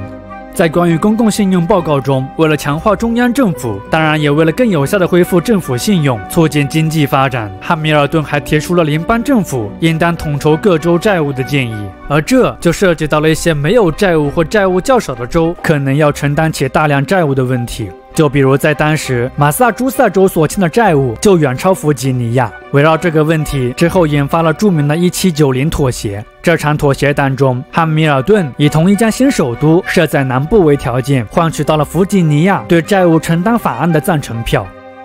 有关银行的问题，在之后也同样激起了巨大争论。不同于如今我们习以为常的存在，在18世纪的美国，银行对于很多人而言是非常生疏且怪异的。他们认为银行是资本剥削的把戏，它除了吃利息，对社会是没有贡献的，且把钱都放在一个地方，看起来也非常的不安全。所以在当时，很多人都反对建立中央银行，包括国务卿杰斐逊、副总统亚当斯等人，甚至是总统华盛顿对于建立中央银行的决议都有些摇摆不定。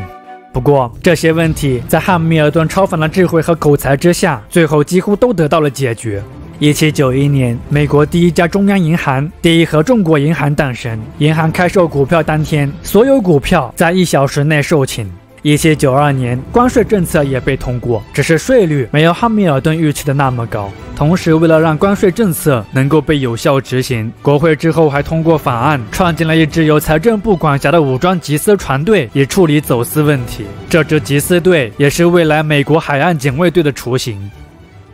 相比前两者，消费税的推行遇到了更多的阻力。1791年到1794年间，宾夕法尼亚西部发生了一系列抗税运动，史称威士忌叛乱。发起叛乱的主要参与者是西部农民。在当时，把谷物酿成威士忌是西部农民解决谷物运输和存储的重要方式。在缺少现金的西部，威士忌通常还是一种重要的交易媒介。总之，对威士忌酒征收消费税引起了西部农民的极大不满，于是他们并开始抵制纳税，并为此发起了一系列激进的行为，包括袭击税收官的住宅等等。威士忌叛乱在1794年达到高潮，而为了彰显联邦政府对维持法治的能力与决心，这一年华盛顿亲自带队征集了规模达1.5万人的民兵前往宾夕法尼亚平定叛乱。在政府的武力威慑下，叛军很快就瓦解了，消费税因此得到了继续执行。不过其征税过程仍旧不是特别顺利。在汉密尔顿财政改革方案的一套组合拳之下，美国经济状况得到了极大的改善。一份数据显示，在汉密尔顿担任财政部长的1789年到1795年，美国进出口贸易额分别增长了86%和136%，联邦政府的税收增长了75%，央行发行的纸币占流通货币总量的40%。而汉密尔顿在稳定新政府、促进美国发展所开展的诸多政策，虽确实有效，并且也得到了社会各界要员的支持，但他及其同党的一些政治行为，也让他的反对者们感到难以忍受。以麦迪逊和杰斐逊为首的等人认为，以汉密尔顿为首的联邦党人已经成为了受利益牵扯的独断专行的多数派。他们看到联邦党正在建立一个具有全国影响力的关系网，联邦党人牢牢地掌控着政权，并通过掌握的官员任命权和政府奖赏权等特权犒赏自己的支持者，使得这个具有贵族性质的联盟不断扩大。反对者们认为，联邦党的所作所为和英国政府的腐败行为别无二致。为了遏制联邦党正在建立的这种危险而独断的权力体制，他的反对者们于是也组建了自己的政治党派。这个党派之后被称为共和党。不同于主张建立中央集权政府、鼓励发展综合商业经济的联邦党，以国务卿托马斯·杰斐逊和国会议员詹姆斯·麦迪逊为首的共和党主张大地方、小中央。在经济上，他们则主张以农业经济为主。在支持者的地域分布上，两个政党也存有明显差异。联邦党人及其支持者都分布在东南部商业中心和南部海港城市，而共和党人则大多分布在南部和西部的乡村地区。总之，联邦党与共和党是在政治理念和意识形态都有着巨大差异的两个政党，而两者之间的这种竞争通常也被称之为第一政党体系或是最初党系。事实上，在美国宪法中，政党的问题是没有涉及的，这并非是开国元勋们的疏忽，只是以华盛顿为代表的制宪者认为有组织的党派是十分危险的，因此要极力避免。所以在最初，两党人士均不承认自己是一个政党，但同时他们也不向对方的要求做出任何让步。他们持有的唯一共同观点或者说是论调是，他们相信着自己的政党组织代表着人民的最佳利益。不过，仍可以明确地说，联邦政府的头10年，联邦党占有着绝对优势。一方面是因为联邦党人在解决原邦联政府未能解决的诸多问题中有着诸多亮眼政绩；另一方面也是因为华盛顿更加支持联邦党人。而也是在美国内部不断发生着剧烈变化之际，国际上也是风云动荡。法国大革命的爆发催生出了一个共和制的法兰西第一共和国，它对原有秩序掀起的巨大颠覆，引发了欧洲君主们的巨大恐慌和敌意。于是，一场为剿灭这个共和国的战争爆发了。而当欧洲局势面临巨变，美国又会因此受到怎样的影响呢？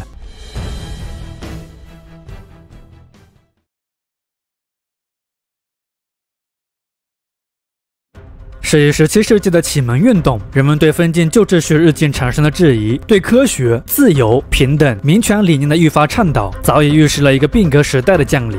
法王路易16这个可怜的男人，或许算得上是个好人，但绝对算不上是一个伟大的君主。在启蒙思想的影响下，路易16曾试图对法国进行改革，包括废除农奴制、改革税制、实现宗教宽容等等。不过，这些进步的举措在法国贵族的阻挠下都没能成功实施。路易16的优柔寡断和保守倾向，似乎都注定了他将成为18世纪末这个充满动荡和变革时代的牺牲品。频繁的战事让18世纪末的法国深陷债务和财政危机。为解决迫在眉睫的财政问题，以国王和贵族为代表的传统封建力量之后与广泛的法国人民形成了巨大的阶级矛盾。1789年7月，以路易16解雇迁进第3等级的原财政大臣雅克内克尔为导火索，法国民众积怨已久的情绪爆发了，一场暴动随之而起。随后，被视为封建专制统治象征的巴士底狱被愤怒的民众们所攻占，历史影响极其深远的法国大革命由此拉开序幕。1793年1月，法国国民大会以叛国罪为由，将路易16处死在了他亲自参与设计的断头台上。法王的死讯之后在欧洲世界引起了剧烈震荡。在那个君主遍地的时代，法国人的反抗行为激起了几乎所有欧洲君主的恐慌和敌意。很显然，没有人会想要这股变革之风席卷自己的国家。当然了，也有一些国家是想要在这场动乱之中获取到一些利益的。总之，无论如何，新生的法兰西第一共和国有太多值得被征讨的理由。随后，英国、神圣罗马帝国、荷兰、西班牙等国组成反法同盟，与民族主义情绪高昂的法国爆发了战争，史称法国大革命战争。对于普通法国人而言，美国人理应在这场战争中给予他们帮助。毕竟，在美国的独立战争中，法国人也曾倾囊相助，与其建立了同盟关系，并最终帮助前者赢得了战争的胜利。现在，该轮到美国人履行作为同盟者的义务了。埃德蒙·查尔斯·热内是法国派往美国执行外交任务的一个重要人物。如同在美国独立战争期间前往法国游说的本杰明·富兰克林，热内自视为第二个富兰克林，他相信自己可以完成外交任务。但很快，美国人的反应让这个鲁莽的年轻人和法国所有革命人士大失所望。面对陷入困境的法国，美国表明了自己的态度，他将严守绝对中立。随后，美国禁止法国在其港口私自武装部队，也禁止他们将劫掠来的战利品安置于美国。当热内质问美国是否与法国有过神圣盟约之时，美国人答复有，但这份条约是与法兰西王国缔结的，而不是现在的法兰西第一共和国。总之，美国的诸多行为已经向法国人宣告，曾经亲如兄弟的美法同盟关系已经终结了。事实上，美国确实有太多保持中立的理由了。刚经历过独立战争，他们需要休养生息，而不是参与一场跨越大洋、看起来毫无胜算的欧洲战争。此外，英国作为法国的敌人，如果与法国站在一起，那势必也意味着再次与英国为敌，战火很可能会因此重新在北美大陆燃起。这些种种，无疑都是美国人不想看到的。当然，也不是所有美国人都想要拒绝法国。关于是否支持法国的问题，当时的美国社会争论非常激烈。这种焦躁的气氛在1795年，也就是美国与英国缔结了友好通商的解衣条约以后，达到了顶峰。英国为对抗法国，扣押美国船只，强征美国水手加入皇家海军，以及加拿大总督鼓动西北边境的印第安人反抗美国人等行为，引起了当时美国国内强烈的反英情绪。但为了维持联邦财政非常依赖的大多源于从英国进口商品征收的关税收入，汉密尔顿不想与英国开战。于是，在其主导下，忠实的联邦党分子，也是当时美国最高法院首席法官的约翰·杰伊，奉命前往英国，与后者签署了解衣条约。解衣条约确立了英美之间友好的通商关系，也解决了自美国革命以来与英国留下的诸多历史遗留问题，包括英国从西北领地撤军、袭击美国船只的赔偿金等问题。但由于这份条约没有解决英国海军强征美国水手、英国在战时从美国带走奴隶的赔偿等问题，由此也引发了部分美国人的不满。一些支持法国或是敌视英国的暴民把解衣条约视为了国耻，他们甚至差点把在对民众劝说解衣条约必要性的汉密尔顿给打死。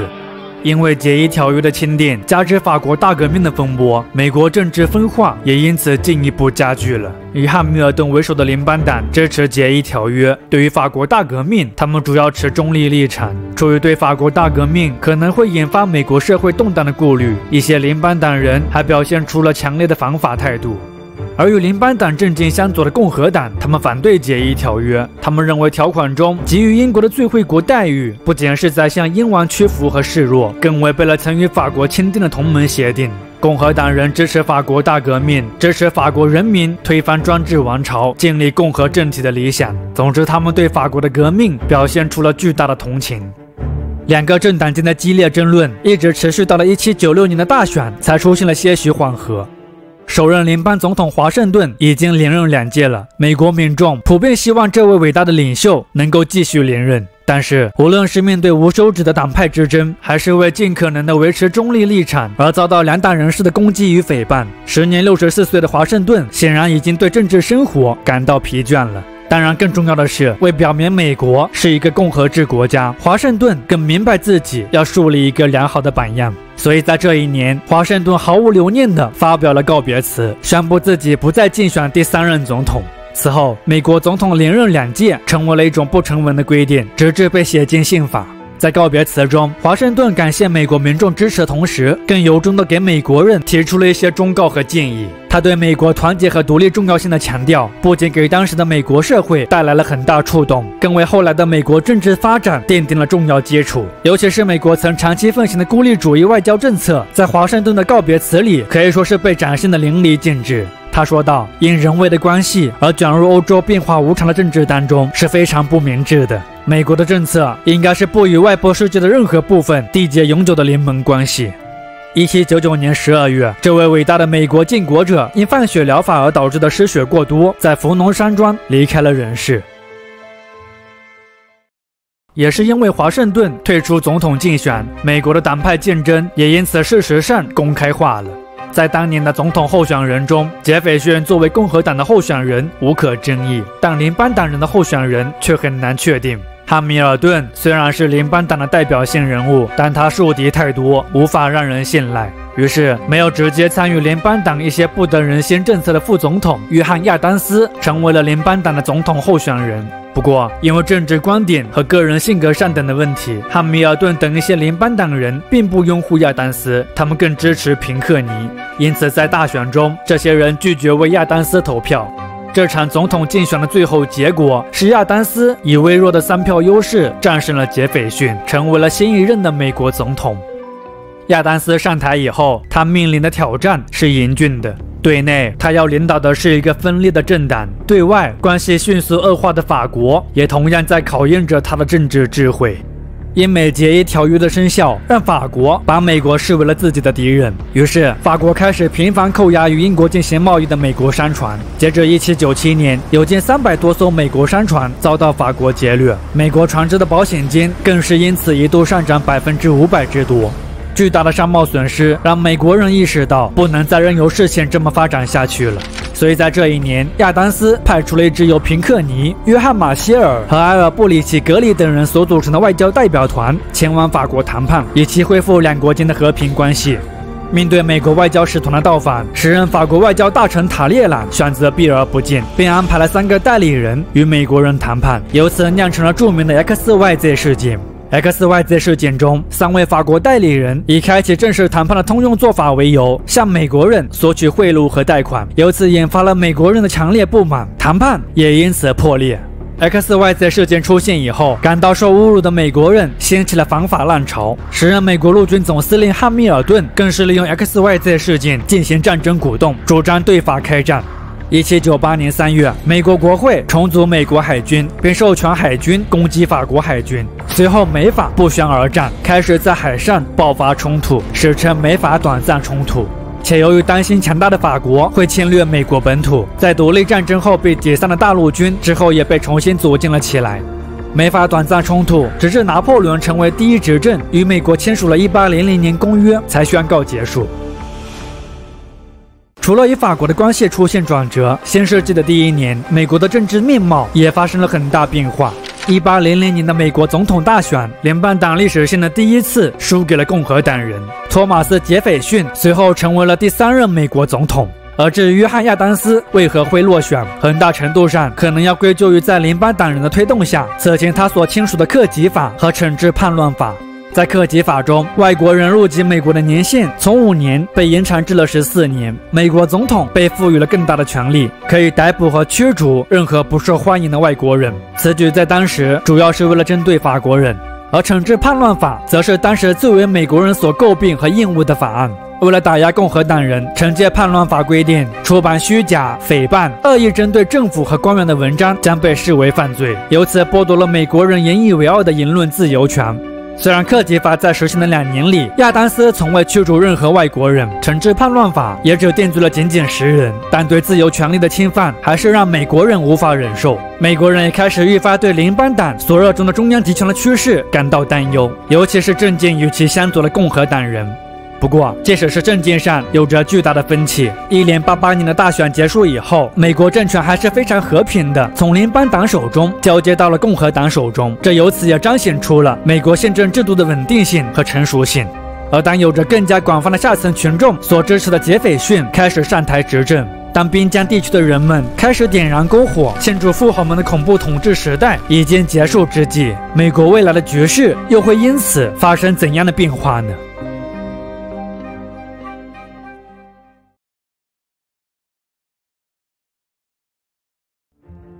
共和党的首位总统托马斯·杰斐逊将自己在1800年战胜约翰·亚当斯视为了同1776年一样的真正的革命。而当他的支持者们都认为他将改变联邦党，打造一个不断发展的世界强国的梦想，会让美国回归到一个单纯的农业共和国，摆脱欧洲的各种阴谋之时，这个男人却做出了出乎所有人意料的一系列举措。1800年，也就是杰斐逊任职的第1年，法国与西班牙签署了第3次圣伊德方索条约，重新取得了对路易斯安那殖民地的主权。虽然遥远的北美大陆在法国人看来跟火星也没什么区别，但高超的军事素养还是让拿破仑意识到，路易斯安那能够控制连接北美中西部大动脉的密西西比河，它的战略价值非同一般。不过，拿破仑虽然拥有改写欧洲历史的能力，但到底要不要去征服大洋彼岸的这片土地，他显得有些犹豫。也是在拿破仑犹豫之际，巴黎与马德里的这笔交易被美国人获悉了。当国务卿麦迪逊将这份报告递交给杰斐逊以后，杰斐逊坐立难安。路易斯安那的拥有者如果还是弱小的西班牙，美国人可以接受，但要是换成了强大的法国，美国人无法想象。在这足以改变美国历史走向之际，一个男人出现了，他的名字叫做罗伯特·李维顿。李维顿是个天生的鼓动者，他很早就开始鼓动法国人将路易斯安那卖给美国。加上当时的法国还流传着英法之间将会爆发新的战争，会导致法国失去某些殖民地的传言。受李维顿的鼓动和流言的影响，一些法国政客也渐渐开始觉得，比起未来将可能一无所有的丢掉在北美的荒地，不如趁现在卖一些钱来的划算。1803年，詹姆斯·门罗在杰斐逊的派遣下也来到了法国，加入进了购地的谈判队伍。虽然时任法国外交大臣塔列朗认为出售路易斯安那会使法国彻底失去布局北美的机会，而极力反对出售路易斯安那，但时局的不断变化在显示，法国人正在不断失去谈判的筹码。始于1791年的海地革命让法国在美洲的军力渐显疲态，同时英法双方对亚眠合约的不遵守，也让英法两国间的硝烟味开始变得愈发浓郁。总之，多种因素的出现，拿破仑最终决定放弃在新大陆重建新法兰西的计划。这一年，经过一番讨价还价以后，美国最终以1500万美元的价格获得了面积超200万平方公里的路易斯安那。这笔交易让当时的美国国土扩大了1倍，购地价格换算下来，每平方公里甚至还不到2美分。路易斯安那购地案作为美国历史上最重要的事件之一，其意义非同一般。就外部环境而言，得到路易斯安那的同时，美国也消除了一个潜在的威胁，这无疑为北美未来的政治稳定塑造了一个良好的环境。而就美国自身发展而言，得到路易斯安那以后，美国也从一个北美东部的沿海小国成长为了一个跨越大陆的大国。美国未来辽阔的版图从此刻起有了一个基础的框架。版图的扩大也让美国国内市场同步扩大了，且还有来自西部丰富的自然资源和拥有在密西西比河流域的通航权利对国内运输能力的强化，这些种种无疑都成为了美国未来工业化发展的重要助力。未来一个闪耀的工业强国已经蓄势待发。虽然以后世的眼光来看，购买路易斯安那可以说是一笔再划算不过的买卖了，但在当时的美国社会，却并不是所有人都同意这笔买卖。作为共和党的反对党，联邦党人极力反对购地案。联邦党人认为总统和国会无权购买国外土地，购地案以监违宪。此外，路易斯安那购地案，美国表露出的扩张倾向，可能会导致美国未来与西班牙和英国产生新的冲突。得到路易斯安那以后，无论是原住民的问题，还是悬而未决的奴隶制问题，来自西部的新公民和新土地，也很可能会引发新一轮的政局动荡和社会矛盾的激化。总之，反对者们认为购买路易斯安那弊大于利。为了反对购地案，一批以马萨诸塞州参议员蒂莫西·皮克林为首的联邦党议员，甚至还以退出联邦相要挟。他们声称要组建一个以时任副总统艾伦·博尔为行政首脑的新邦联，以摆脱共和党腐朽的统治。虽然这场骚乱最后在汉密尔顿的周旋下被平定了下来，但因为汉密尔顿指控博尔密谋叛变，以及私下里对后者的多次恶意攻击，博尔为了捍卫自己的荣誉，向汉密尔顿发起了决斗。这场决斗的最后结果是汉密尔顿身中致命枪，并在不久后离开了人世。联邦党自1800年大选失利受挫以后，再见汉密尔顿的离去，从此开始一蹶不振。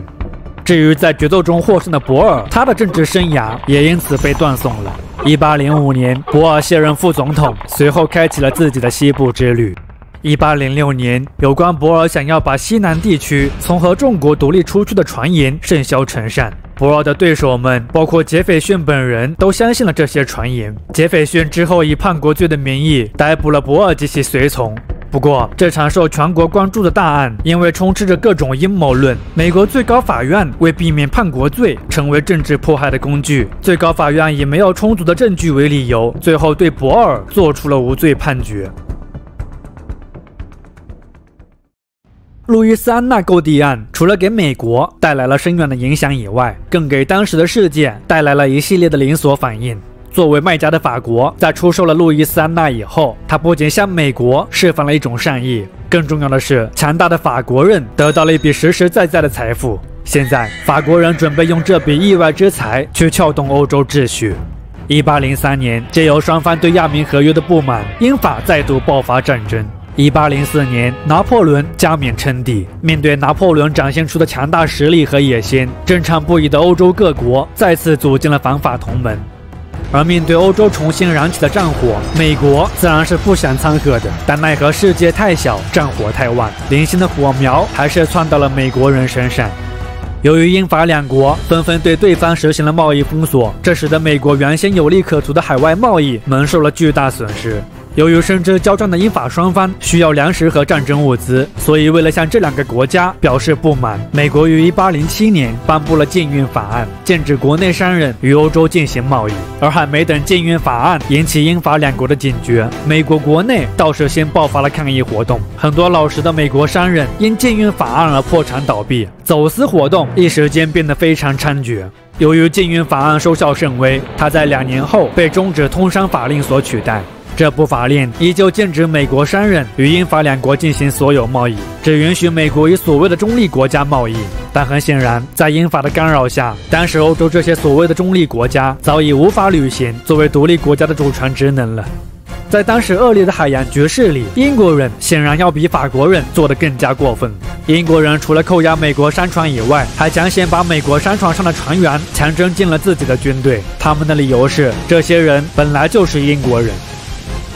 在与欧洲事务不断纠缠的过程中，杰斐逊的任期也迎来了结束。随后，美国的国家大事被托付给了有着丰富外事经验、做了8年国务卿的詹姆斯·麦迪逊。在鹰派人士的鼓动下，当然也为了维护美国的国家尊严，1812年，美国宣布对英开战，第2次独立战争由此爆发。这场战争前后持续了2年多，双方的战事主要发生在大湖地区、加拿大边境、美国海岸、美国南部州以及大西洋地区。在战争初期，因为要分心在欧洲应对主要的敌人法国，英国在北美的战事准备不是很充足，因此美国在战争初期捷报频传。不过，随着拿破仑在1813年兵败莱比锡，美国人的好运也结束了。从欧洲战事抽身的英国开始派遣更多的兵力增援北美战场，英国人甚至一度攻陷了美国的首都华盛顿，美国总统府邸、白宫都被付之一炬。虽然华盛顿只短暂沦陷了26个小时，但这也是美国历史上迄今为止第一次首都被外国军队攻占。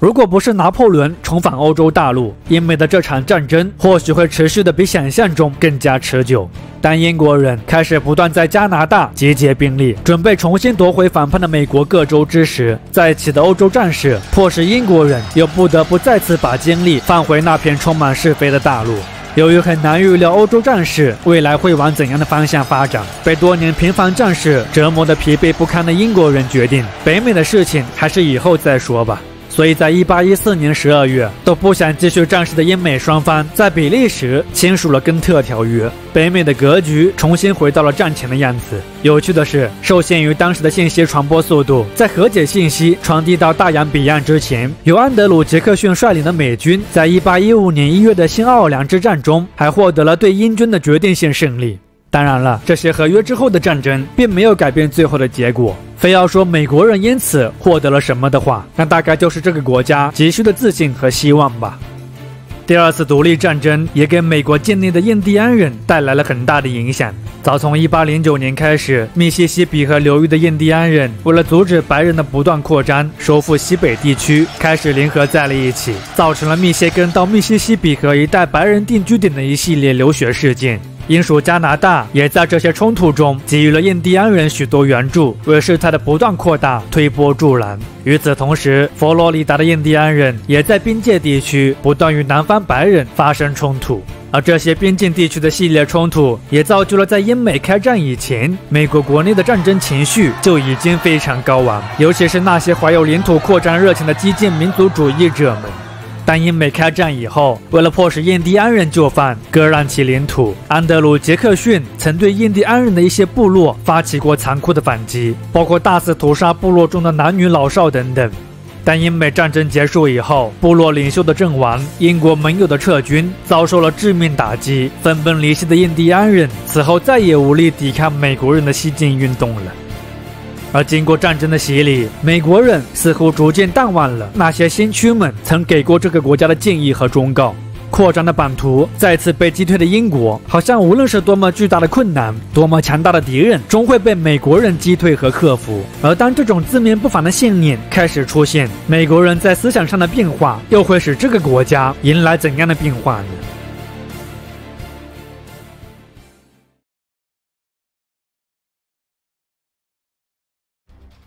第二次独立战争，这场算不上胜利的战争，给到了美国人巨大的鼓舞。能再次抵抗住强大的英国，美国人不仅信心爆棚，更让他们开始更加重视自身的独立与民主。在美国人高涨的国家主义情绪之下，他们也迎来了自己的新一任国家领袖詹姆斯·门罗。杰斐逊在他2任任期满以后，选择了他的国务卿麦迪逊作为继任者，而麦迪逊同样也选择了他的国务卿作为继任者。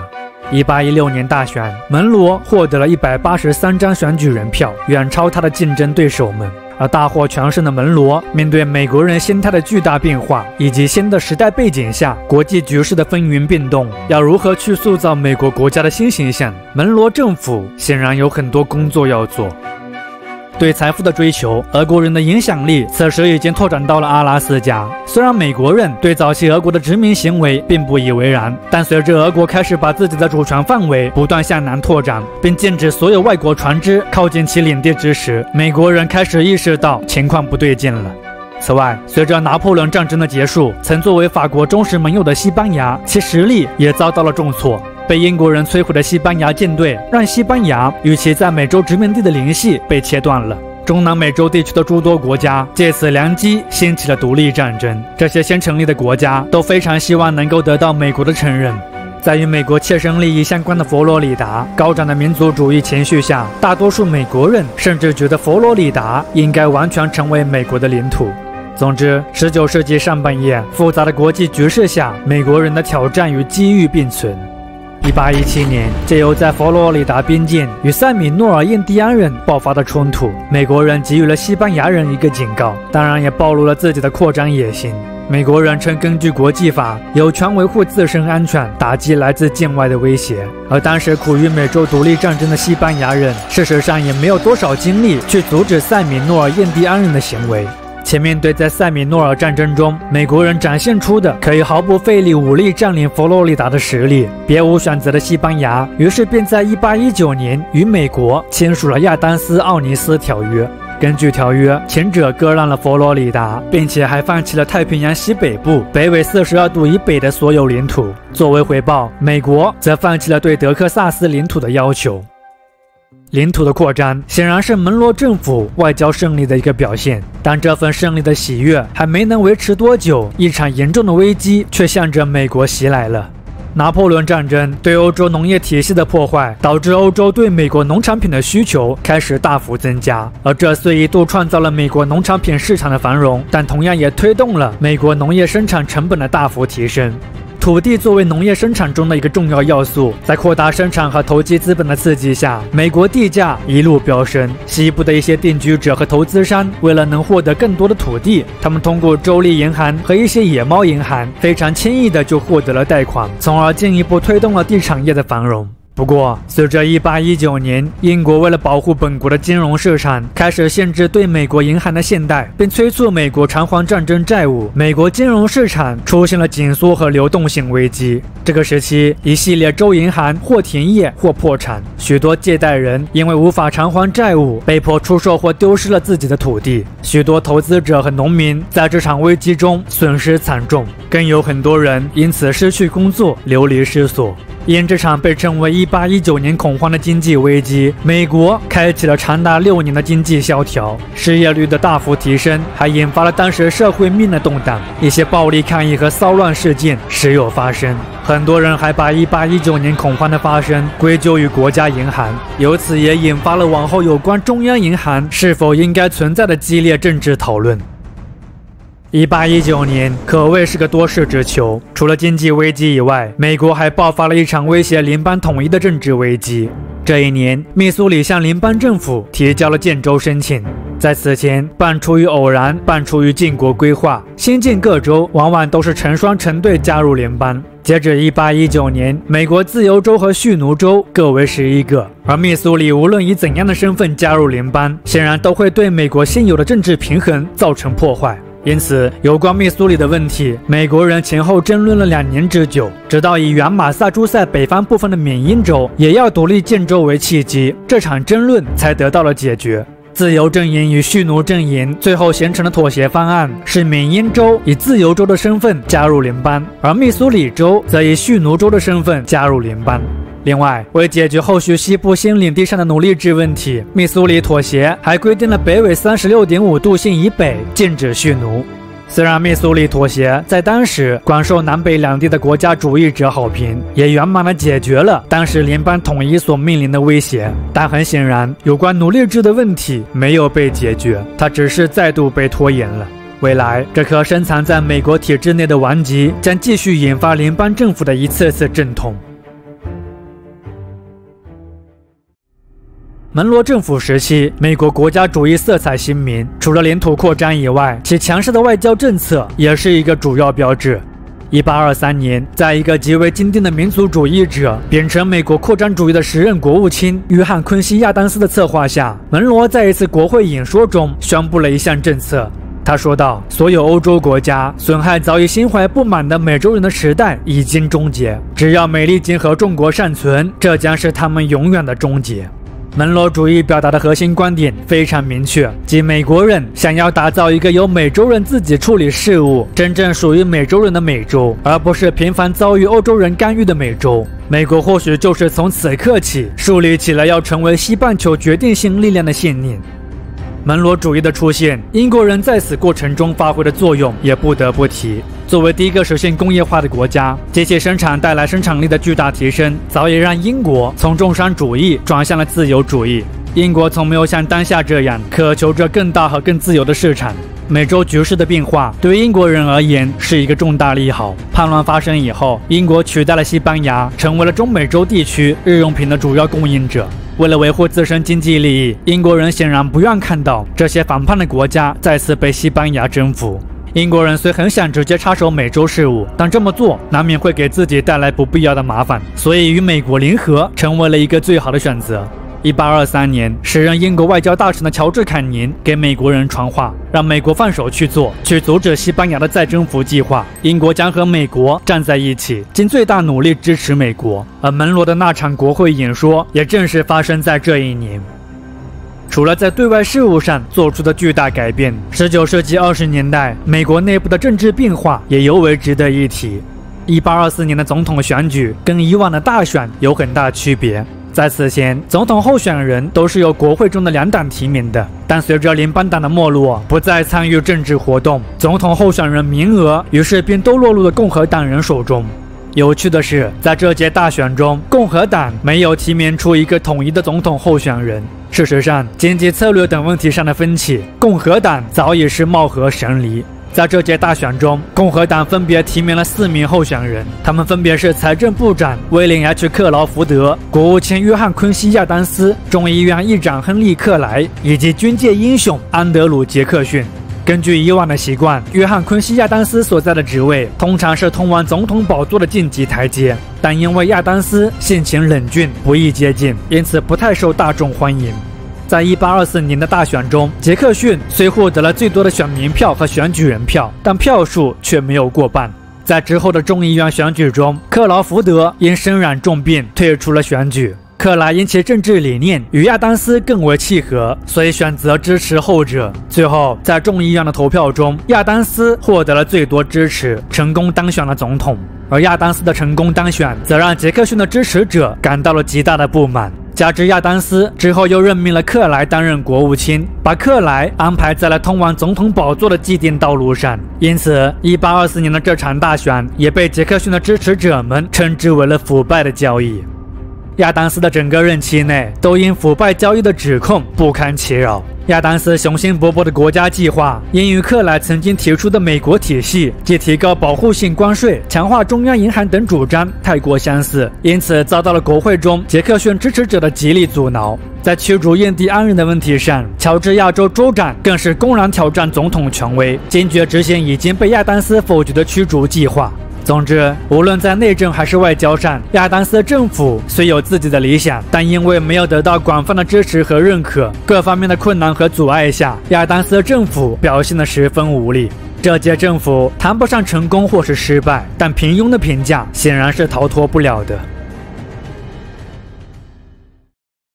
1828年，又一年大选年，共和党进一步分化了。支持亚当斯一派者自称为国家共和党人，他们支持几年以来实行的经济国家主义；而杰克逊支持者一方则自称民主共和党人，他们要求废除特权，让更多人拥有机会。这场大选，亚当斯几乎获得了所有原联邦党人的支持，而杰克逊则获得了反对经济贵族联盟的广泛支持。大选的过程非常不体面，竞选堪比一场人身攻击大战，而最后的结果是杰克逊获得了胜利。而当特权势力被逐出了华盛顿，民主之光再一次照耀白宫。在这个被杰克逊的支持者们称之为平民时代的新时代，美国又将迎来怎样的变化呢？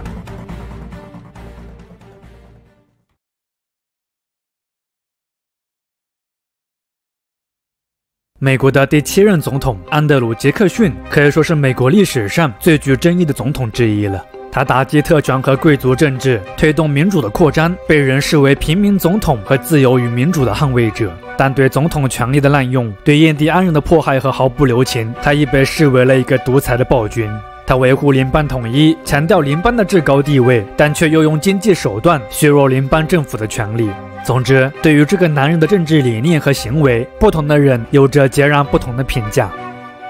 出生于一个爱尔兰贫穷的移民家庭，又在独立战争中经历过失去亲人之苦，早年苦难和不公的经历让杰克逊很早就树立起了对英国人和精英阶层的仇恨与不信任。1828年当选总统以后，杰克逊一上台就对联邦政府中那些地位根深蒂固的官员展开了清理。仅仅在其任期的第1年，就有近10%的联邦政府职位，超900多名联邦官员遭到了替换。分赃制的盛行，不禁让国会议员威廉 ·L· 马西感叹道：“官职就是胜利者的战利品。”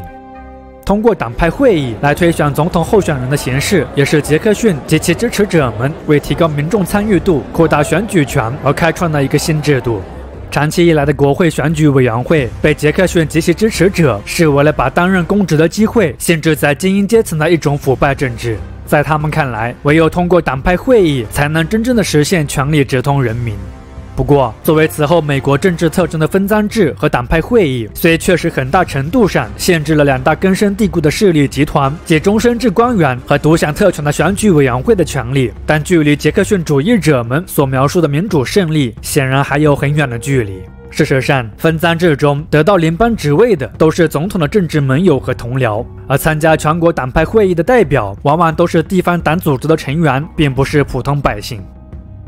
杰克逊时代对于绝大多数在政治权力上受惠的白人男性而言，这确实称得上是一个进步的时代，但就其他群体，尤其是对印第安人而言，这是一个比以往更糟糕的时代。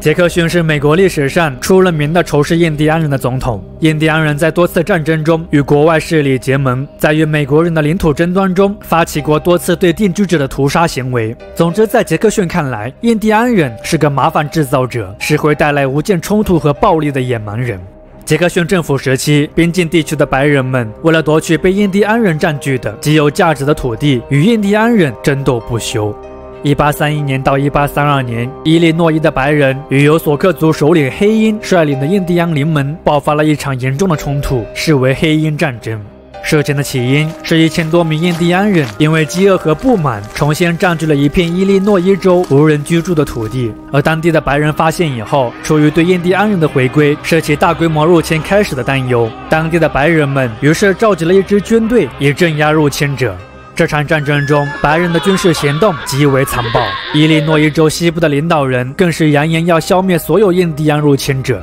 当印第安人在这场战争中已经事实上战败，并且开始撤离之时，白人还对其展开了追击，并大肆杀戮。战争结束之时，原先进入伊利诺伊州的1000多名印第安人死亡过半。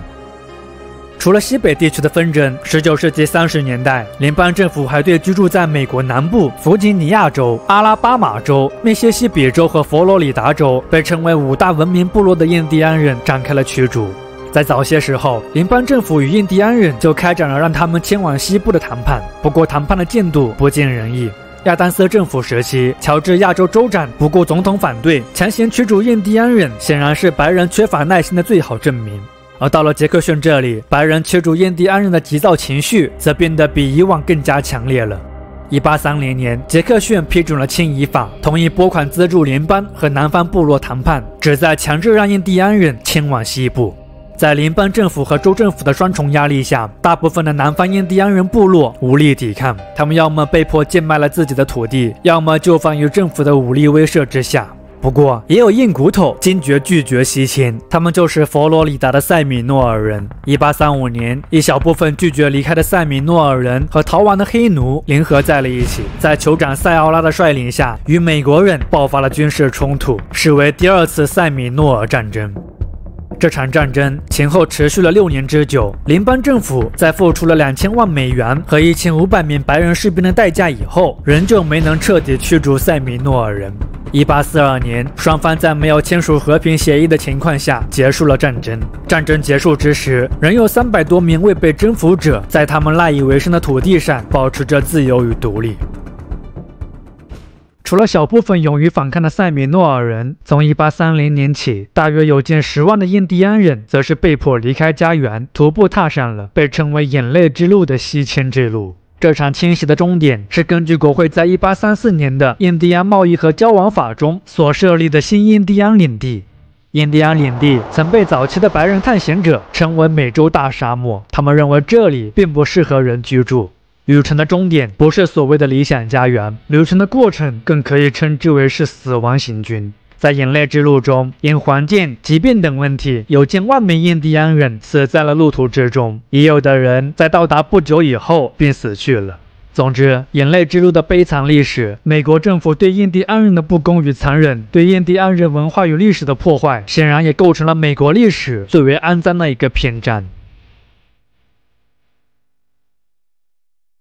除了驱逐印第安人，杰克逊政府时期有关美国第2银行的争论也是非常著名的一件事情。19世纪30年代，作为全国总行的美国第2银行是联邦政府存储巨量资金的唯一场所，它也是全美当时最有实力和影响力的金融机构。而正是这么一个庞然大物，却被杰克逊视为了眼中钉。早年的时候，杰克逊曾参与过基于票据信用的大宗土地的商业投机，不过因为各种原因，他的生意失败了，还因此欠下了大笔债务。基于这段经历，杰克逊产生了对所有银行和纸币的怀疑态度，加之受反对美国第2银行的2大团体，即反对美国第2银行限制各州银行自由发行货币的软通货派，以及认为金银货币才是唯一基础，反对扩张和投机的硬通货派的影响下，杰克逊明确表示不会延长美国第2银行即将在1836年到期的营业授权。1832年，美国第2银行总裁尼古拉斯·彼得尔在一些与其利益相关的政治人士，例如克莱等人的鼓动下，向国会提交了延长第2银行经营权的法案。但毫不意外，这个提案被杰克逊否决了。而恰逢1832年是一个大选年，由此使得有关第2银行的争论成为了当年竞选活动的中心话题。这一年大选，克莱在国家共和党人的推举下成为了总统候选人，但银行之争并没有像他希望的那样成为其胜利的筹码。杰克逊以获得超半数选票的绝对优势击败了克莱和其他候选人。大选过后，杰克逊决心要摧毁第2银行的念头变得更加坚定了，但在经营权到期之前，他没有合法权利取消这个机构。因此，杰克逊便通过将联邦政府储存在第二银行的资金转移到其他多个州立银行的办法，以达到削弱第二银行影响力的目的。为了对杰克逊的举措进行反击，彼得尔之后以没有政府存款、银行收入变得紧张为由，开始收回贷款、提高利息。而过分收缩信贷的结果是导致美国金融形势在1833年到1834年间开始迅速恶化。彼得尔不想在与杰克逊的对决中认输，但受经济衰退之苦，他的商业盟友们为了自己的利益，表示无法再继续支持彼得尔了。于是，他们向彼得尔发起抗议，最终迫使后者改变了策略，开始按合理条件照常发放贷款。1836年，失去经营权的美国第二银行成为了一个普通的私有银行，并在4年后宣布了破产。而银行之战，杰克逊看似获得了胜利，但代价却是不久之后美国经济的大崩盘。无论是银行之战，还是对印第安人展开的大驱逐，杰克逊执政时期这等等的一系列强硬政策，显然也并不是所有人都认可的。为反对杰克逊的独裁型策略，反对势力也在此期间诞生了。他们谴责杰克逊为国王安德鲁一世，并自称为辉格党人。辉格党的名字源于英国致力于限制国王权力的一个传统政党。辉格党的出现也标志着美国政治开启了第二政党体系。1837年，杰克逊卸任总统，随后原副总统也是杰克逊曾经的竞选伙伴马丁·范布伦成为了新一任的美国总统。范布伦当选之时，美国经济虽然看起来相当繁荣，但实际上早已危机四伏。失去第二银行的监管，各银行为了增加贷款，不考虑自身的现金储备，大量发行纸币，随意放款，货币市场一片混乱。货币充盈的情况下，土地贸易迎来了蓬勃发展。1835年到1837年间，政府出售了约4000万英亩土地，其中有3/4是卖给了投机商。而面对狂热的土地投机行为，政府非但没有采取任何遏制手段，许多官员更是深陷其中。出于对投机土地过热以及纸币贬值的担忧，杰克逊在离任前颁布了一项总统令，即铸币流通令。根据这项法令，公共土地的出售，政府只收取金银币或有金银币等硬通货支持的货币。但这部法令非但没有解决任何问题，反而因民众们出于对纸币贬值的恐慌，纷纷向银行兑换金银铸币，造成了挤兑风潮。而与挤兑风潮一同存在的是各州立银行出现的流动性危机。联邦政府为了处置因出售土地和来自关税收入形成的国库大量结余问题，在1836年颁布了分配法。分配法要求联邦政府每年按季度把结余资金作为无息、无担保贷款付给各州。而这贷款虽极大地促进了美国基建的发展，但作为存储联邦政府资金的各州立银行却因结余资金的外流压力陡增，于是他们纷纷收回贷款，以保证资金流动。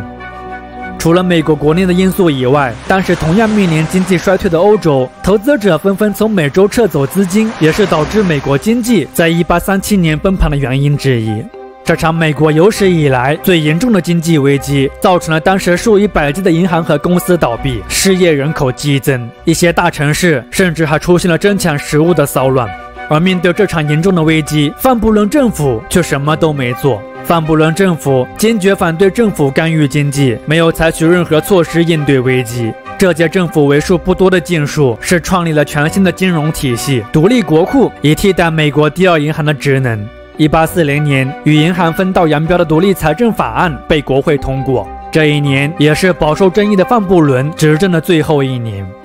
1840年大选，辉格党推选出了自己的总统候选人威廉·亨利·哈里森。随后，哈里森以超半数选票的绝对优势战胜了冯布伦，赢得大选。而作为一个强大的新政党，辉格党的上台执政，他又将面临怎样的挑战呢？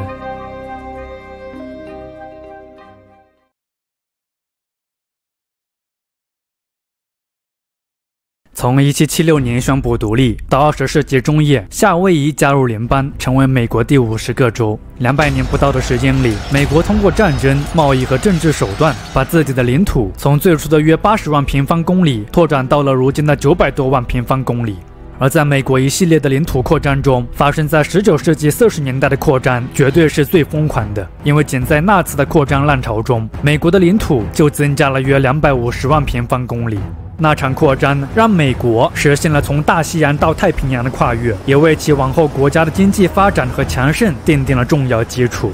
那么，到底是什么因素导致了19世纪40年代那场疯狂扩张发生的呢？答案是一个被称为昭昭听命的信念，在驱使着美国人去拓展他们的疆土，去实现他们的野心。为美国的领土扩张和干涉国际事务提供了理由和动力的昭昭听命是一种例外主义，它包含了3个主要的价值观，即美国人对自身和国家体制的优越感，以美国的观点解救并重建世界秩序的使命感，和美国是被上帝选中的一种神圣感。昭昭听命这种意识形态最早出现在何时，我们难以确定，但这个词语最早是出现在1845年纽约一位颇有影响力的编辑约翰·欧沙利文在《民主评论》中的一段话。欧沙利文说道：“兼并新领土是上帝赋予美国将自由和联邦自治的伟大试验，遍及北美洲的使命。”而欧沙利文之所以会有这样的言论，与当时美国的社会舆论有着直接关系。当时的美国就是否要将德克萨斯和俄勒冈地区并入联邦，掀起了非常广泛的讨论。自1821年脱离西班牙控制以后，墨西哥政府为了振兴德克萨斯地区的经济，以增加财政收入，同时也为了把一些好战的印第安人与墨西哥定居点隔开，墨西哥政府在19世纪20年代做了一个让他们日后都拍断腿的决定。墨西哥政府以许诺新定居者可以低价获得土地，并且还可以享受4年免税的优惠待遇为条件，大力鼓励美国人向德克萨斯地区移民。在墨西哥政府的热情欢迎下，成千上万的美国人因此涌入德克萨斯，而这些墨西哥人原以为会效忠新政府的新移民，却在德克萨斯建立了一个可以与墨西哥政府抗衡的中心。1826年，一位美国人领导起义，宣布德克萨斯为一个独立国家。这场起义虽之后被墨西哥政府成功镇压了，但也让后者开始预感到事情有些不妙。于是，在1830年，墨西哥政府通过了一项新法律，禁止美国移民进入德克萨斯地区。但很显然，一切都为时已晚。1833年，由于移民禁令根本无法阻止美国人的到来，墨西哥政府又无奈地废除了这部毫无意义的法律。截至1835年，德克萨斯地区的美国移民已经超过3万人。也是在禁令被废除的同年，借由独裁者圣安娜执掌墨西哥政权，其在全国开展的强硬、保守和专制的新政，被德克萨斯的美国移民视为了有意针对他们的举措。加之在奴隶制等问题上的各种分歧，美国移民与墨西哥人之间愈演愈烈的矛盾，导致双方开始爆发起各种冲突。1836年，不满墨西哥政府统治的美国定居者公开宣布成立德克萨斯共和国。墨西哥当局当然是不承认德克萨斯独立的，所以墨西哥便开展了对德克萨斯的残酷评判行动。一些美国移民为了躲避墨西哥军队的追杀，甚至还逃回了美国国内。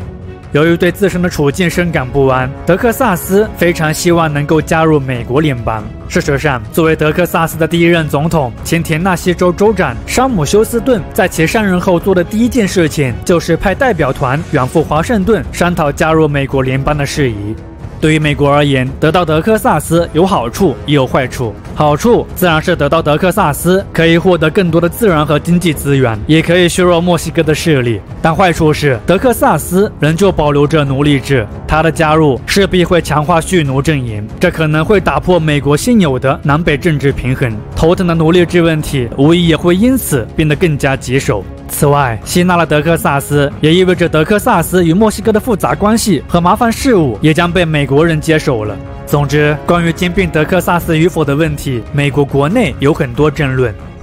在美国还未正式接受德克萨斯之前，德克萨斯的领导者们也不是干等着，而是做了2手准备。对他们而言，寻求欧洲的帮助也是一个选择。而就欧洲国家来看，如果美洲能出现一个可以与势力日益增强的美国相抗衡的国家，那自然是再好不过了。所以面对德克萨斯发出的信号，欧洲各国表现出了强烈的兴趣，他们纷纷承认德克萨斯共和国的政治地位，并与其签订了贸易协定。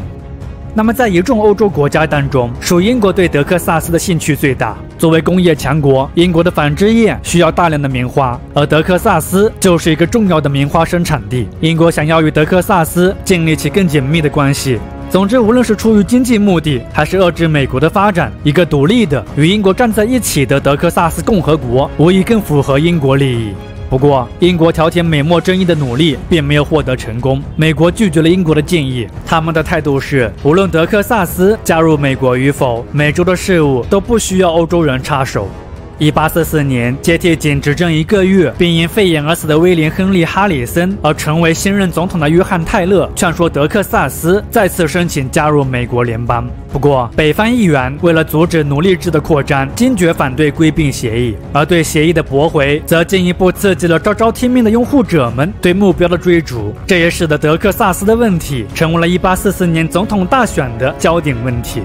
除了德克萨斯以外，有关俄勒冈的问题也是当时美国人非常关注的一个政治问题。位于太平洋沿岸的俄勒冈地区，在此前北英美双方皆宣称对其拥有所有权。1818年，为了解决双方间的争执，英美双方签署了联合占领协议，由此暂时解决了纷争。但随着时间进入19世纪40年代，秉承着昭昭听命信念的美国移民的不断到来，美国国内对占领俄勒冈地区呼声的不断高涨，也使得俄勒冈的问题再次凸显。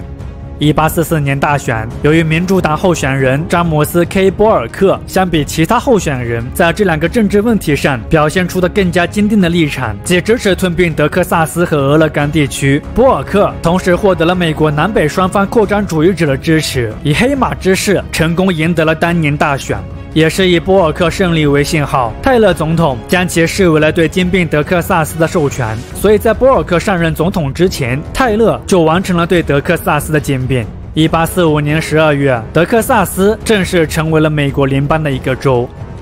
俄勒冈地区的问题是波尔克自行解决的，波尔克以不惜发动战争相要挟，迫使英国接受了由他提出的一份妥协方案，即以北纬49度线作为美国和加拿大的边界线。由于英美双方其实都不想爆发战争，所以英国最后接受了波尔克的妥协方案。1846年6月，美国参议院通过两国协议，把美加的边界线定在了北纬49度线，并沿用至今。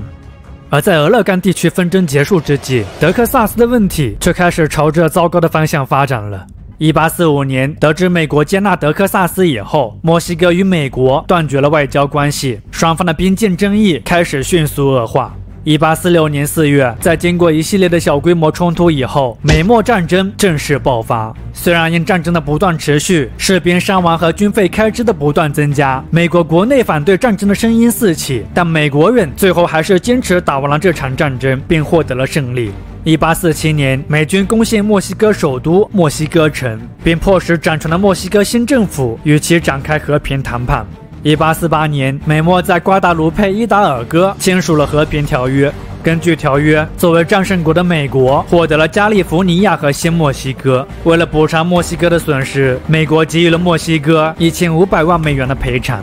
就墨西哥而言，战争虽让其损失了大片领土，但从另外一个方面来看，墨西哥也因战败对美国滋生出的仇恨情绪，让这个国家获得了一直以来都缺乏的民族主义观。同时，为了避免未来再发生类似的事情，此后的墨西哥开始致力于积极向北部的空旷地区殖民。对美国而言，战争的胜利带来最直观的改变当然是领土的再次扩大。来自西部的新土地，美国的版图扩大了约140万平方公里。此外，在战争胜利的喜悦之下，当时的美国还掀起了一波爱国潮。美墨战争中的英雄扎卡里·泰勒更是被推上了狂欢的主舞台。这个没有明确政治宗旨、对政治也缺乏足够兴趣的男人，在1848年的总统大选中，以微弱的优势赢得了胜利。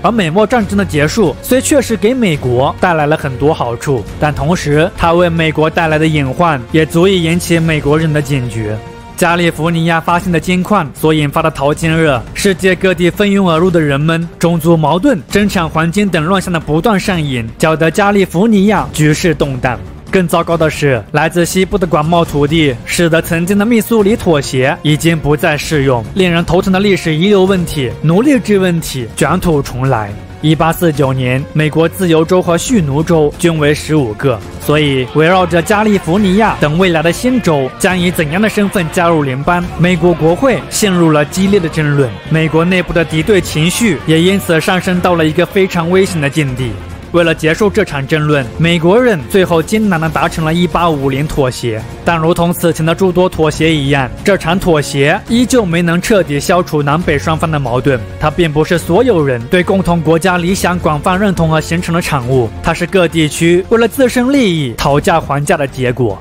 而当一个由来已久且深刻的国家危机没有被得到及时释放，被不断拖延之时，那么危机在未来的再度爆发，或许也不足为奇了。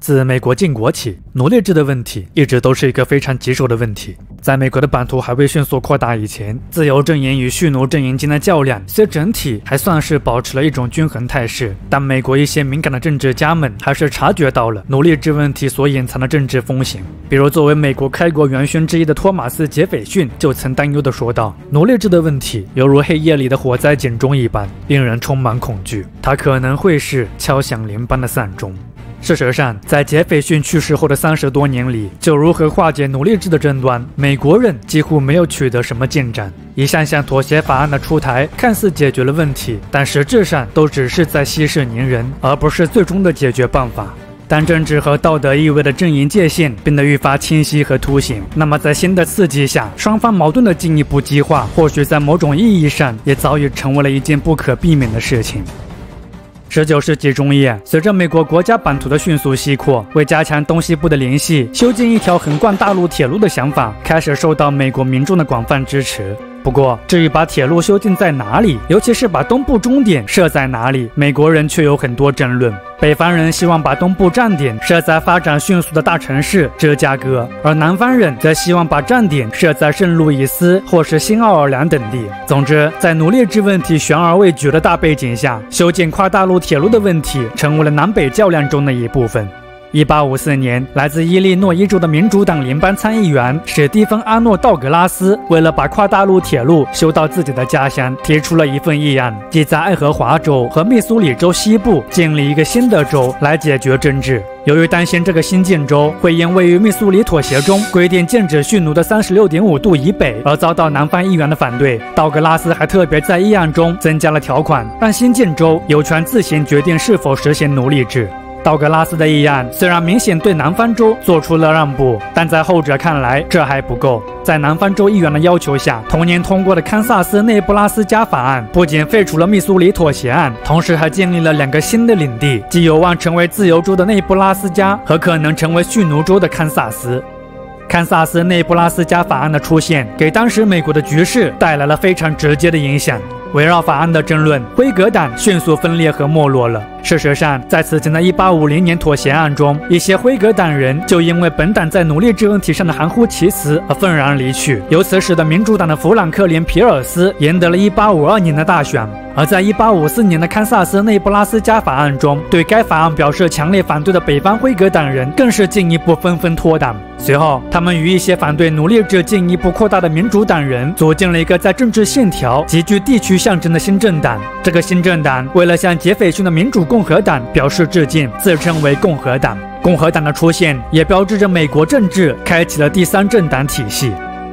而除了政党体系的变化以外，本着化解南北纷争为目的的堪萨斯内布拉斯加法案，非但没有缓和双方的矛盾，反而还把矛盾激化到了一个前所未有的高度。法案通过以后，2个阵营为了取得在堪萨斯地区的优势，开始派遣大量移民前往堪萨斯。双方为了争夺地盘大打出手，突袭、仇杀等恶性事件在堪萨斯频繁上演。这场被称为堪萨斯内战的历史事件，不仅造成了数百人伤亡，更揭示了当时美国社会在奴隶制问题上的深刻分裂。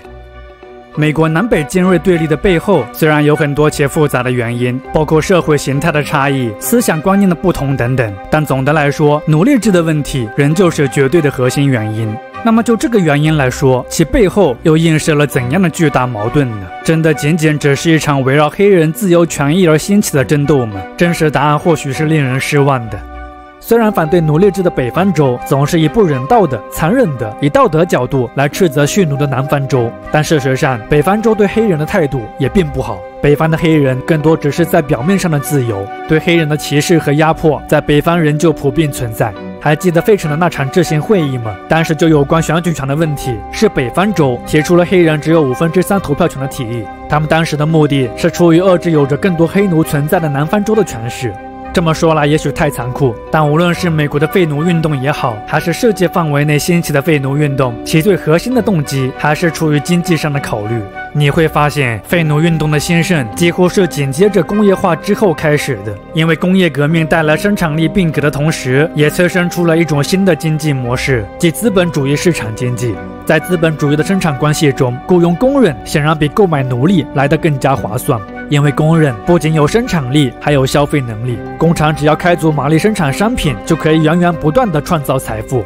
而奴隶作为一个纯粹的劳动力，它对比大机器生产，不仅生产效率低下，对经济的助力更是无从谈起。所以北方州执意废奴，最核心的目的是想要扩大国内的劳动力市场和消费市场。但就南方蓄奴州而言，以棉花种植业为主的南方经济高度依赖黑奴所提供的廉价劳动力，奴隶制已经与南方社会深刻的交织在了一起。此外，在南方人看来，北方浓荫滚滚、乌烟瘴气的工业化社会远比不上以奴隶制为基础、充满祥和和有序的南方社会。或许工业化是历史趋势，但至少就当下而言，南方人还是不愿承受取消奴隶制所蕴含的风险，毕竟他们现有的财富和社会地位就依托于奴隶制的存续。而至于奴隶权益的问题，南方的奴隶主们通常自认为是黑奴的家长，而不是施暴者。他们认为自己给黑奴的待遇可要比北方工厂主给工人的待遇要好得多。南方人只觉得北方人以道德的口号来废除奴隶制，实在太过虚伪。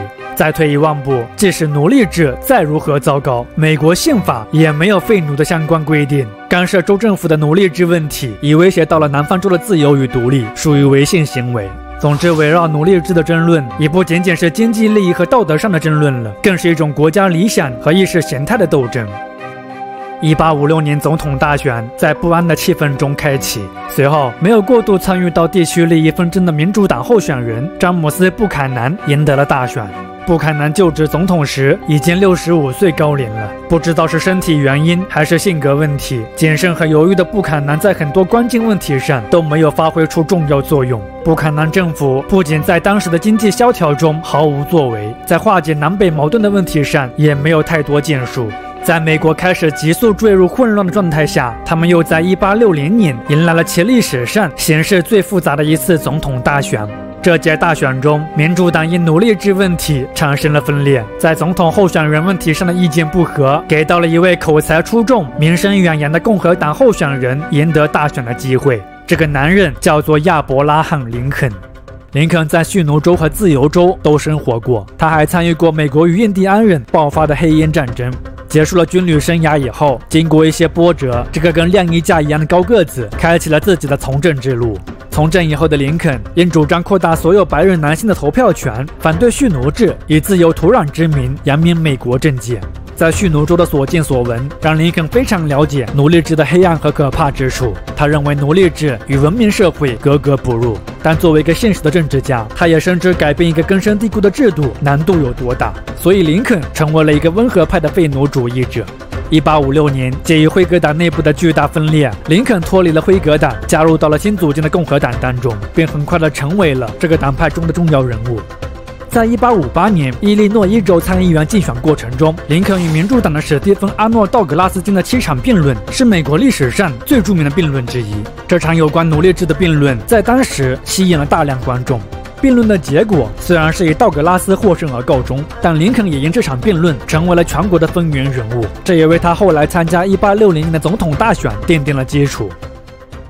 而虽然林肯在上台前承诺只会阻止奴隶制在新的领地扩张，并不会取消现有州已实行的奴隶制度，同时保障奴隶主权益的逃奴法也会被继续执行，但即便如此，蓄奴州对林肯和共和党人的顾虑和敌意仍旧没能被消除。在林肯正式上台前，1860年，南卡罗来纳州宣布脱离联邦。次年2月，密西西比州、佛罗里达州、乔治亚州、路易斯安那州、阿拉巴马州以及德克萨斯州也纷纷宣布脱离联邦。随后，7个州的代表齐聚阿拉巴马州的蒙哥马利，成立了自己的共和国，视为美利坚邦邻国。杰斐逊·戴维斯被推选为邦联的临时总统。联邦政府自然是拒绝承认邦联的合法性的，于是双方开始进行妥协。南方州为了挽回局势，建议在宪法中增加一条修正案，即永久限制宪法对奴隶制的权利。但这种不能解决任何现实问题，同时又束缚联邦政府手脚的方案，北方州显然是没法接受的。由此，事态开始朝着最糟糕的方向发展。随后的几个月，南方开始操练邦联新兵，意识到情况愈发不对劲的北方，于是也开始采取一些反制措施，为一场预期在4个月左右的战争做准备。但事后证明，自认为悲观的联邦政府还是太过乐观了。安德森少校是查尔斯顿港萨姆特堡的指挥官，这个性格温和的人此时非常的焦躁不安，因为要塞的补给品在南北焦灼的局势下已经陷入短缺。当安德森向华盛顿发起补给需求之时，邦联中一些敏感的分离主义者将联邦政府的行为视为了战争行为。1861年4月12日，尽管安德森已经告知邦联方自己的食物只够维持2天，届时他们要么被迫投降，要么饿死之际，邦联军还是在这一天的早晨向萨姆特堡开火了。经过24小时的炮击，联邦军要塞发起了投降。而萨姆特堡战役虽并没有造成双方任何伤亡，但某些人显然忽略了一个重要问题，那就是邦联军开了第一枪，是他们扯下了美国国旗，真正的挑起了战争。现在，在白宫里的那个精明男人可以名正言顺地采取任何他认为合适的手段去惩戒这场叛乱，清除困扰美国已久的顽疾了。1861年4月15日，也就是萨姆特堡战役结束后的第3天，林肯召集了7.5万志愿军，向着南方出发了。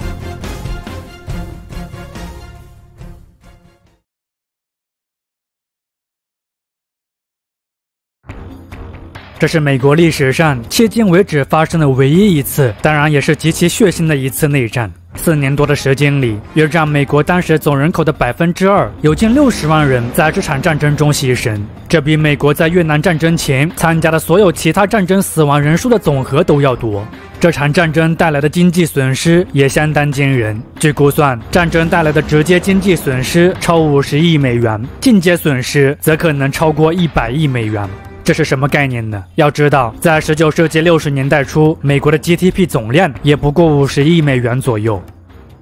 以南方军队炮击萨姆特堡为标志，内战爆发伊始，虽然没人可以预料这场战争的走向是如何的，但有一些信息是比较明确的，那就是对战双方的战争实力存有较大差距。以工商业经济为主的北方，相较于以种植园经济为主的南方，无论是在工业体系还是在人口储备等诸多方面，都有着超越南方的优势。事实上，在内战初期，缺乏完善工业体系的南方，他们的战争物资都相当依赖欧洲进口。那么，明知这是一场实力不对等的战争，南方邦联为何还头铁的执意要与北方开战呢？南方军队的底气来自于占据地利与人和。对北方而言，南方的行为是一场叛乱行为，所以他们需要长途奔袭前往南方进行评判，而南方则可以进行本土防御作战。就立场来说，南方白人相比北方白人有着更明确和坚定的抗争立场，而北方白人却对于是否要开展这场战争，内部则存有分歧。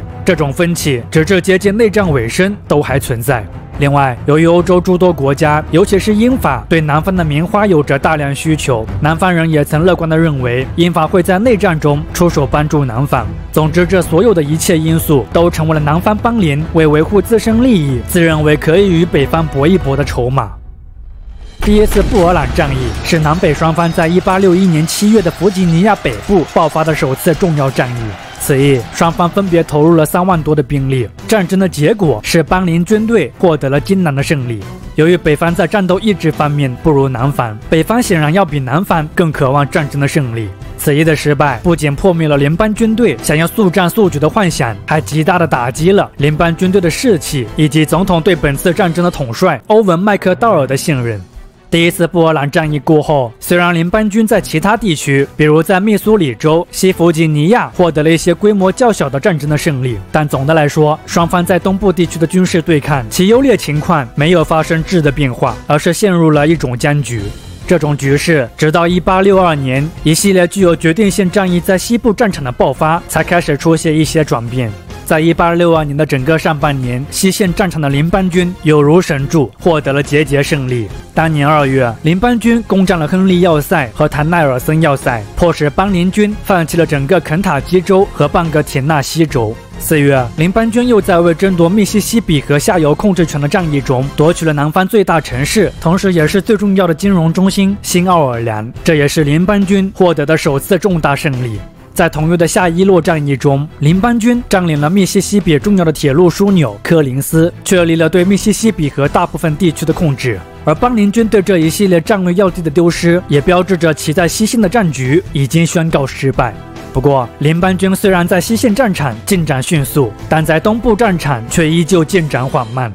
半岛战役是发生在1862年3月到7月，联邦军为夺取邦联的首都里士满，向后者发动的一系列大规模攻势。这一年的2月，联邦军在少将乔治 ·B· 麦克劳伦的组织下，发起了对东部战区的第一次大规模攻势。不过，由于麦克劳伦的行军风格过于谨慎，联邦军多次延误了战机，加之在邦联军总司令罗伯特 ·E· 李的强势统领下，联邦军的里士满进攻计划最后以失败而告终了。而借由在半岛战役的一系列胜利，一时间志得意满的邦联军为了得到蓄奴的马里兰州加入邦联，获得战略上的胜利，在当年9月发起了北侵，与联邦军在安第特姆河附近爆发了一场极为重要，同时也是美国内战中最残酷和血腥的一场战役——安第特姆战役。此役双方投入总兵力超12万人，联邦军最后以极大的代价获得了此役的胜利。同时，借由战争的胜利，林肯在9月22日利用战争权颁布了行政命令，宣布解放邦联土地上的所有奴隶。1863年1月11日，林肯正式签署了奴隶解放宣言。随后，已经被联邦军控制的田纳西州、弗吉尼亚西部、路易斯安那南部的所有邦联土地上的奴隶制被废除。奴隶解放宣言的发布，也使得这场本为评判南方州叛乱、捍卫国家统一的战争，增加了彻底取缔奴隶制度的新目标。且随着邦联军队在之后占领越来越多的南方战区，那些本不受奴隶解放宣言影响的地区，反对蓄奴的情绪也开始变得非常高涨。这些因素都推动着奴隶制未来在美国的彻底终结。奴隶解放宣言发布后，最直接的影响是联邦军的征兵渠道获得了极大扩充。在内战中，联邦军内有超过10万名来自南方被解放的黑奴士兵。虽然这些黑人士兵在军队中的待遇远不及白人士兵，但他们奋战的热情却不比白人士兵低。总之，在这场残酷的内战中，黑人士兵同样发挥着不可或缺的作用。除了对国内的影响，奴隶宣言在外交上还断绝了一些国外势力支持邦联的可能，尤其是国内废奴舆情鼎沸的英国。事实上，在战争初期，出于各方面的原因，英国和法国的统治阶层更倾向于支持南方邦联。这不仅仅是因为他们国内的纺织工业需要南方棉花，更因为他们都渴望削弱美国这个日益强大的商业对手。而北方显然是美国当时工商业的核心组成。1863年通常被视为美国内战的决战之年。这一年，作为邦联军在密西西比河南部的最后2个重要据点维克斯堡和哈德逊港，在联邦军的长期围困下，于当年7月举兵投降了。由此使得联邦军实现了对密西西比河的全面控制。被一分为二的南方州，让本由德克萨斯与阿肯色向东运送的物资运输线被截断了。局势的种种变化，让内战迎来了一个重要的转折点。也是在7月，在著名的格底斯堡战役中，邦联军最后一次企图入侵北方各州的军事行动也宣告失败了。此后，实力大减的邦联军再也没有能力威胁北方领土了。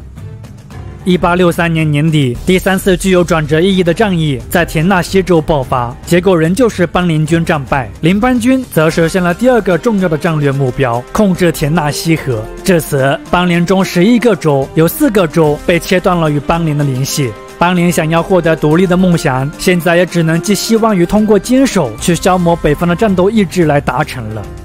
当时间进入1864年以后，独立战争也进入到了最后一个阶段。经过多次替换，林肯在这一年终于找到了值得信赖的军事指挥官尤里西斯 ·S· 格兰特。在格兰特的计划下，从1864年年初开始，拥有绝对物资优势的联邦军开始不计代价，分别向着李士满和亚特兰大发起了大型攻势。前者是为了迫使邦联的李将军与其展开决战，后者是由谢尔曼率领，为了消灭南部腹地，由约瑟夫 ·E· 约翰斯顿率领的邦联军残部。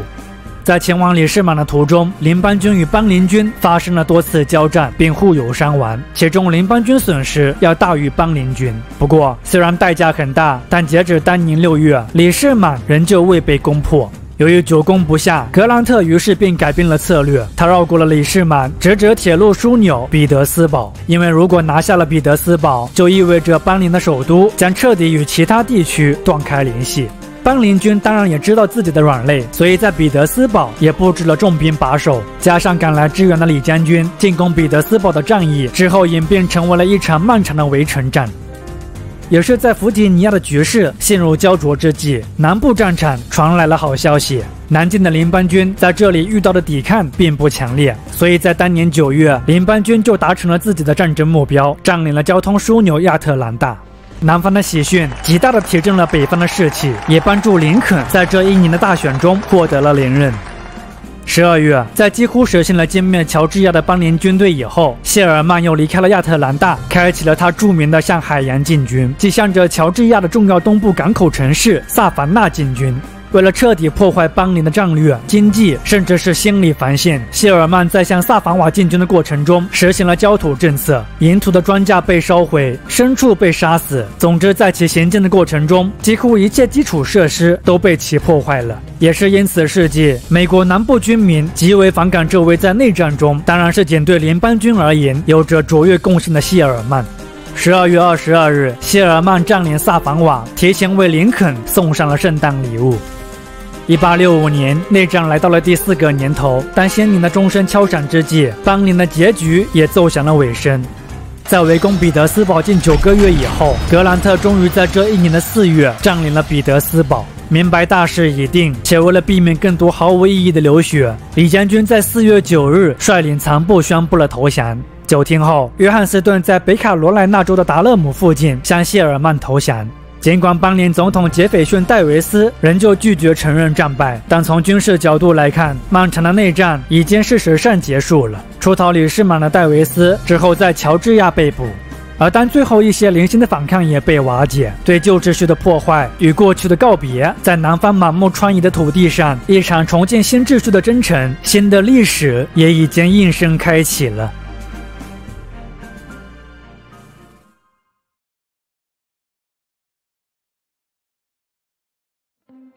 随着1865年6月22日联邦与邦联在德克萨斯州最后一次交火的结束，奴隶制和邦联终于在这一刻被彻底摧毁了。而面对满目疮痍的南方，如何重建这里的新秩序，显然成为了联邦领导人们急需面对和解决的一个问题。事实上，在内战还未彻底结束之时，借由联邦军一步步的收复分离州，林肯为加速重建，以最不痛苦的方式在短时间内团结国家。他早在1863年年底就提出了一份重建方案，视为10%计划。根据该方案，除了部分邦联高官以外，重新宣誓效忠联邦政府和接受废奴决议的南方白人都将得到赦免。任何州在任何时间，只要有10%以上的选民宣誓效忠联邦，并可以重新组建州政府。此外，林肯还表示希望可以将选举权给予那些受过教育、拥有财产和为联邦军服役过的黑人。林肯温和的方案显然是不被所有北方人认可的，尤其是共和党内那些激进派人士。激进派为了赢逞南方，在1864年7月向国会提出了一份韦德·戴维斯法案。根据该法案，总统只能为战败州临时任命州长，当州内多数白人宣誓效忠联邦时，该州才可以由从未武力对抗过联邦的民众推选出代表，召开制宪大会。此外，分离州还必须满足废除奴隶制、剥夺原邦联领导人的政治权利、免除州政府战争时所欠债务这3大条件，才可以重新加入联邦。而关于黑人权益的问题，韦德·戴维斯法案同林肯的方案类似，没有做出明确要求，把它留给了各州自行解决。国会虽然在之后通过了韦德·戴维斯法案，但林肯却用搁置否决权否决了这部法案。而当林肯为了妥协激进派，重新思考如何解决重建问题之时，一场意外却发生了。1865年4月14日晚，林肯在与妻子在华盛顿福特剧院观看演出时，被一个名为约翰·威尔克斯·布斯的南方事业狂热拥护者给射杀了。林肯之死不仅让其谋划的新重建方案成为了永远的谜团，更引发了当时北方人强烈的猜疑情绪。他们认为，或许战败的南方还在策划一场更大的阴谋。在这种氛围之下，更加激进的重建计划也就此拉开了序幕。林肯死后，原副总统安德鲁·约翰逊升任为了新的总统。这个不太愿意给予解放黑人人权平等和选举权的男人，之后也提出了自己的重建方案。这个方案总结起来，就是要让南方的白人自己来管理南方。1865年年底，所有分离州或根据林肯方案，或根据约翰逊方案，都陆续组建了自己的新州政府。现在，只要国会承认他们便可以重新加入联邦。不过，由于北方对南方的敌视，以及一些南方州表现出的明显不愿废除奴隶制的态度，国会中的激进派人士拒绝承认约翰逊计划下的州政府。随后，主要由北方共和党人所控制的美国国会成立了新的重建工作联合委员会，开始制定自己的重建政策。战后的重建时期也由此从总统重建期进入到了第二个阶段——国会重建期。美国宪法第14修正案是重建工作联合委员会在1866年4月提出的一份重要法案，借由当时南方各州立法机关在近2年陆续通过的，被统称为黑人法典，旨在赋予白人更多权利，实际上是为了更好控制解放黑奴的一系列法律。美国宪法第14修正案规定，凡出生在合众国和规划合众国的人都将自动成为合众国公民，并享有宪法所规定的所有权利。修正案最后还规定，禁止任何曾帮助过邦联的前国会议员或其他前邦联官员担任州或联邦职务，除非国会以2/3的票数通过对其赦免。虽然国会表示只要各州立法会批准第14宪法修正案就可以重新加入联邦，但在当时只有田纳西州批准了该法案，其他所有前邦联州均表示拒绝。该法案最后因批准的州数未超过全国数的3/4，被暂时搁置了。而南方州的种种态度不仅没有让激进派倾向妥协，反而还使他们变得更加自信和坚定了。加之在南方各城市相继爆发的血腥种族骚乱，对黑人受害者的同情也让越来越多的人开始站队激进派的主张。1866年国会大选，众多激进派共和党人进入国会，其势力的日益壮大，使得激进派共和党人可以放手实施自己的计划了。1867年年初，国会通过了已经批准第14宪法修正案的田纳西州重新加入联邦，而其余10个按林肯·约翰逊方案的州政府则被拒之门外。同时，为了保护黑人的公民权利，阻止南方发生反抗和暴力事件，督促南方各州尽快加入联邦，国会之后还在南方设立了5个军事管辖区，每个区由1名军事将领负责管理。且为了阻止总统干涉国会计划，国会又在1867年通过了2项重要的法律，即官员任期法和军队指挥法。前者禁止总统在未经参议院的同意下解雇政府官员，后者禁止了总统擅自发布军事调令。另外，为了避免最高法院可能会干涉他们的计划，国会中的激进派还特别提出了数个限制最高法院权力的议案。虽然这些议案最后没有被通过，但看清形势的最高法院之后确实没有插手涉及重建的任何案件。在基建策略之下，截止1868年，又有7个州满足了条件，重新加入了联邦。1870年，最后一个分离州密西西比州也回归到了联邦之中。对黑人权益的坚决维护，南方民主化的快速进步，是国会主导下南方社会重建时期最直观的变化之一。获得名义上与白人同等政治权利的黑人，之后还参与到了此前他们根本不敢奢望的政治生活当中。1869年到1901年间，共有20位黑人在联邦众议院担任议员，2位在参议院担任议员。此外，在州立法会和其他政府部门都有黑人担任公职的身影。不过总的来说，黑人政府官员的比例仍旧远低于其他人口。战后南方社会经济结构的变化也是一个非常鲜明的变化。从土地所有权上来看，战前到重建时期，白人土地所有权的比例大致下降了20%，而与此对应的是黑人通过自己的努力，或通过一些金融机构和慈善机构的帮助，获得了属于自己的土地。南方黑人拥有土地的比例从战前的0上升到了20%多。可即便如此，对于大部分黑人而言，贫穷仍旧是生活的主旋律。除了有25%左右的黑人纯靠工资生活以外，大部分黑人为了维持生计，则是再次回到了田地上，成为了白人地主的佃农。新兴的佃农制度也由此取代了战前种植园里的群体劳作制度。作为佃农的生活依旧辛苦，但它显然比过去的生活好太多了，至少从人身自由的角度上来说是如此。由于南方黑人可以在战后开展相比以前更加丰富和自由的经济活动，这使得南方黑人的人均收入在重建时期提高了46%，而南方白人则下降了35%。收入增加的同时，南方黑人的工作时间也相比以前减少了很多。一份数据显示，黑人劳动力在重建时期的劳动时间比奴隶制下的被迫劳动时间减少了约1/3。组建或是重建家庭是重建时期黑人群体最明显的一个反应。在战前，南方黑人们根本没有能力维持家庭的完整，每一笔黑奴交易都可能意味着一个黑人家庭的破碎。而当战争结束以后，为了寻回失散的亲人，一幅非常悲壮的景象在南方社会出现了：成千上万的黑人走遍南方各地，只为寻找他们的亲人。另外，在战前，黑人们的婚姻是没有任何法律地位的，但在获得了自由身份以后，许多黑人在教堂和法律的批准下，也拥有了合法的婚姻。黑人家庭内部，其家庭成员的角色也愈发与白人家庭相似。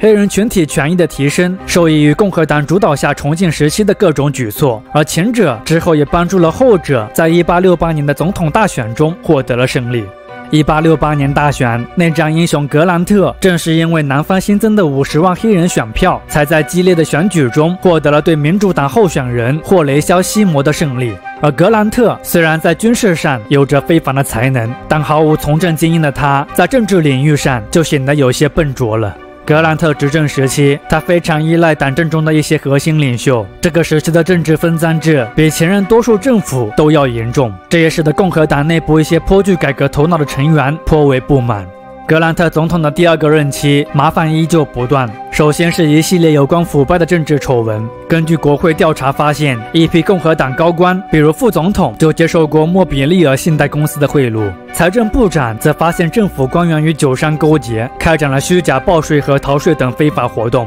此外，众议院通过调查，还发现陆军部长在帮助某商人获得政治职务的过程中收受过贿赂。总之，格兰特政府接连不断的丑闻，揭示了这个政府触目惊心的猖獗腐败。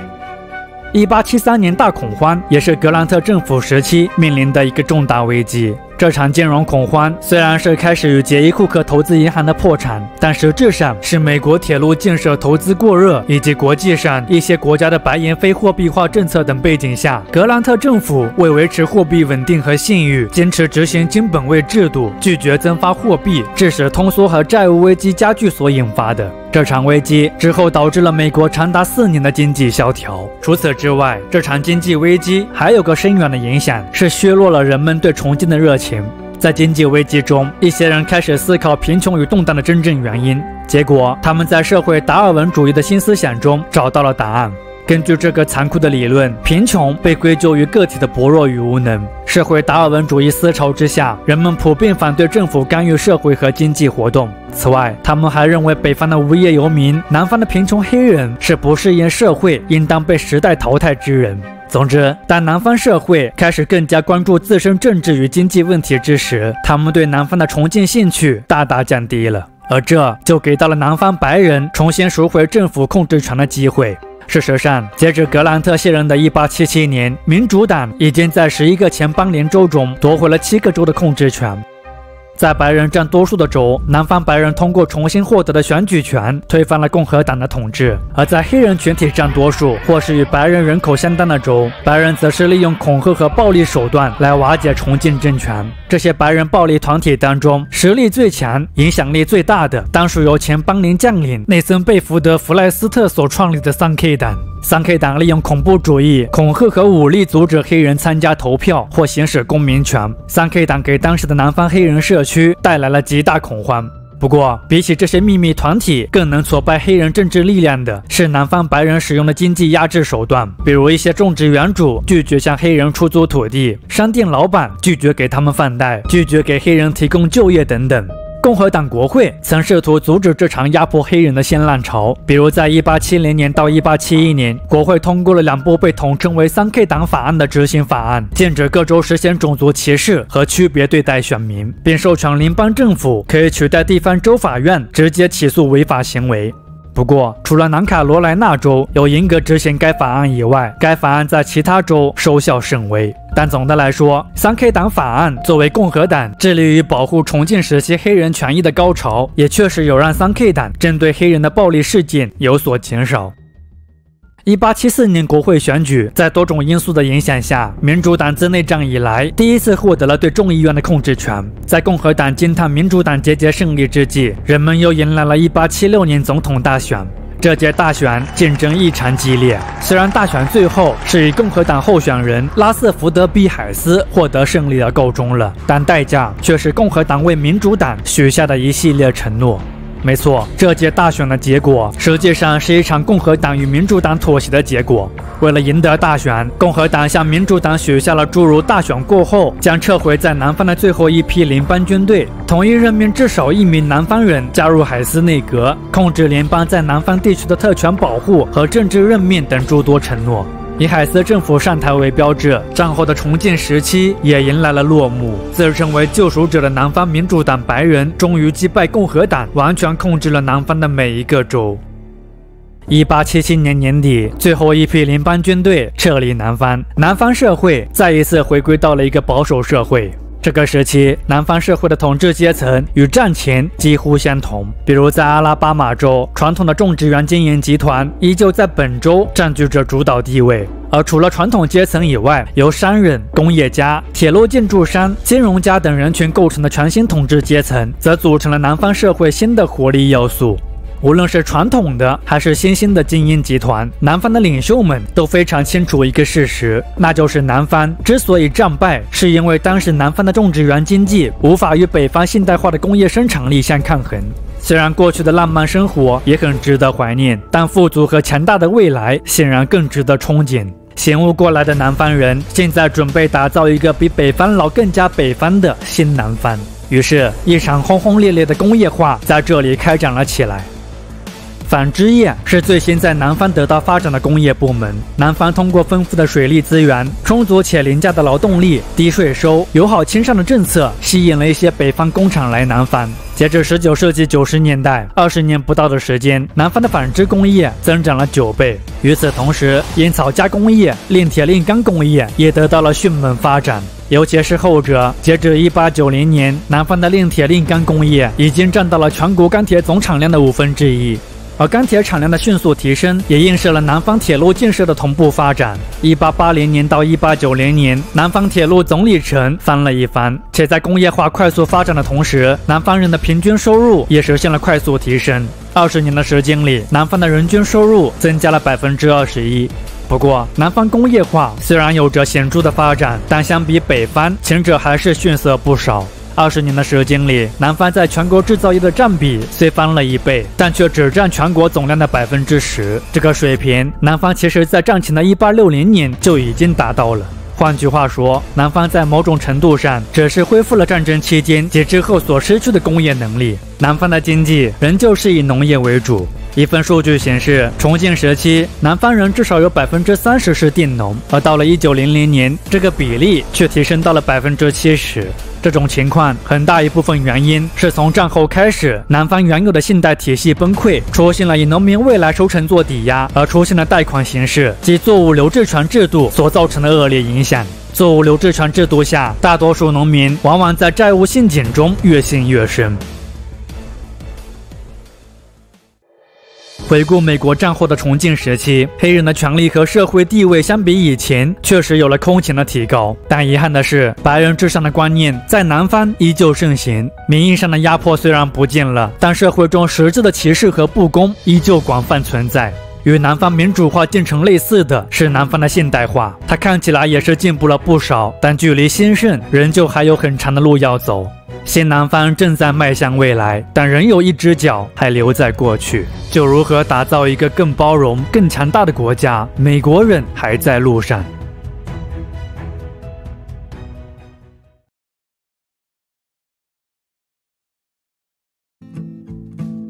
充满机遇的辽阔土地，优雅且勇敢的牛仔，粗犷自由的生活方式。美国西部片在荧幕上为我们刻画了一个神秘和充满魅力的西部风光。这幅不同于美国东部井然有序的景象，背后承载的是整个19世纪美国人对大西部的记忆与幻想。所谓的美国大西部，通常是指密西西比河以西的大片地区。以1803年路易斯安那购地案为标志，美国人对西部边疆的开拓持续了1个多世纪。当然了，不同于浪漫的西部片对西部生活的艺术化展现，真实的西部生活其实充满了艰辛和挑战。在大批美国人到来之前，为数众多的各个印第安部落是西部最重要的居民。截至19世纪中叶，大致有15万印第安人生活在西部地区。除此之外，历经过西班牙和墨西哥的统治，西部地区还分布着一些西班牙人和墨西哥人所建立的社区，他们与印第安人有着密切联系，进而为旧西部世界构建起了一套严密的等级制度。等级制度的顶层是西班牙人或是墨西哥人，自由的印第安人处在中间层，处在最底层的是因战争沦为奴隶，或是因各种原因脱离部落，被称为泽尼扎罗，意为没有部落的印第安人。平原印第安人是西部分布最广的印第安人，他们并不是一个单一的族群，而是对美国大西部平原地区不同印第安人部落的一个统称。这些部落时而结盟，时而针锋相对。平原印第安人当中，不同部落的生活方式也不尽相同，有的部落过着农耕的定居生活，有的则以打猎为生，过着游牧生活。而平原印第安人中的不同部落虽有着多样的文化特色，但他们也是有共性的，那就是他们都非常的好斗。平原武士是由平原印第安人中的男性成员所构成的一个阶层，其中以苏族武士最为出名。强大的苏族在19世纪早期通过武力几乎统治了整个西部平原。平原武士对细心的白人而言也是一个非常难对付的敌人，不过如同其他印第安联盟一样，不够团结依旧是他们最致命的弱点。当然了，白人们也确实有刻意的通过各种不合法的谈判和政策，将各个印第安人部落分隔开来，分化他们的力量。此外，出于经济目的，大量猎杀印第安人赖以为生的水牛，毁坏印第安人的生存要素，也极大的削弱了印第安人抵御白人进犯的能力。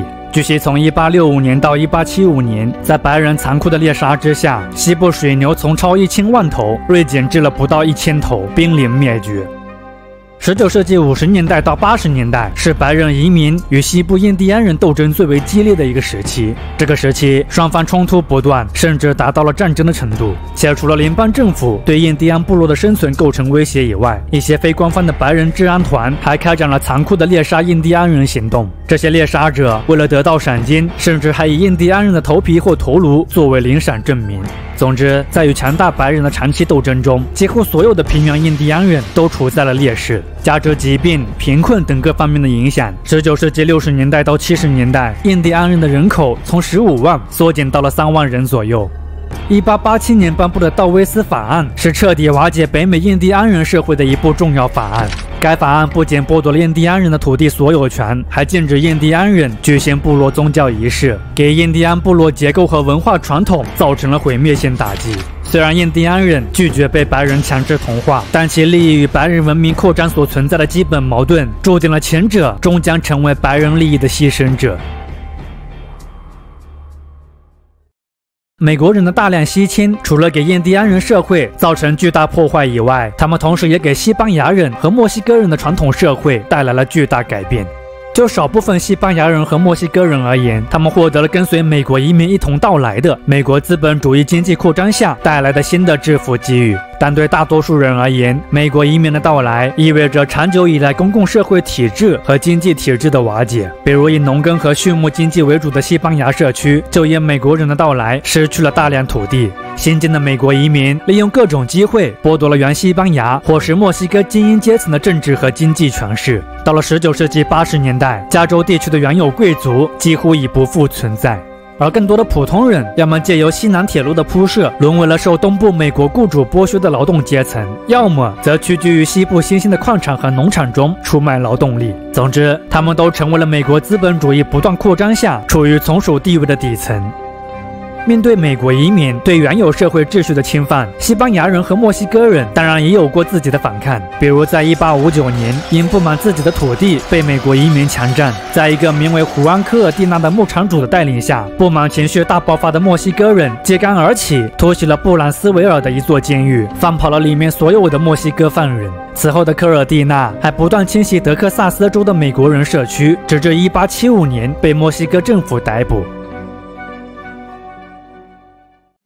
除了大量西迁的美国人，在日渐贫困的欧洲，甚至世界的其他地方，人们为了在新世界寻求机遇，也纷纷漂洋过海来到了美国西部。这些海外移民当中，属来自中国的移民最多。截至19世纪80年代，有超过20万中国人移民美国，其中大部分人都定居在了加利福尼亚，其人口占到了该州的1/10。来到美国的中国移民几乎都是自由劳动者。由于中国人非常勤劳，1852年的加州州长曾说过，中国人是新吸收的公民当中最有价值的阶层之一，并呼吁更多的中国移民来扩充紧缺的劳动力。不过，中国人因勤奋肯干受到欢迎，之后也因这种特质受到了美国人的敌视。19世纪50年代，在一系列不公正法令的实施下，借由白人采矿者的敌意和浅层采矿利润的逐渐降低，一些中国移民离开了采矿业，开始投入到铁路建设当中。从1865年起，有多达1.2万名中国人参与到了跨全美铁路，尤其是西段铁路的建设。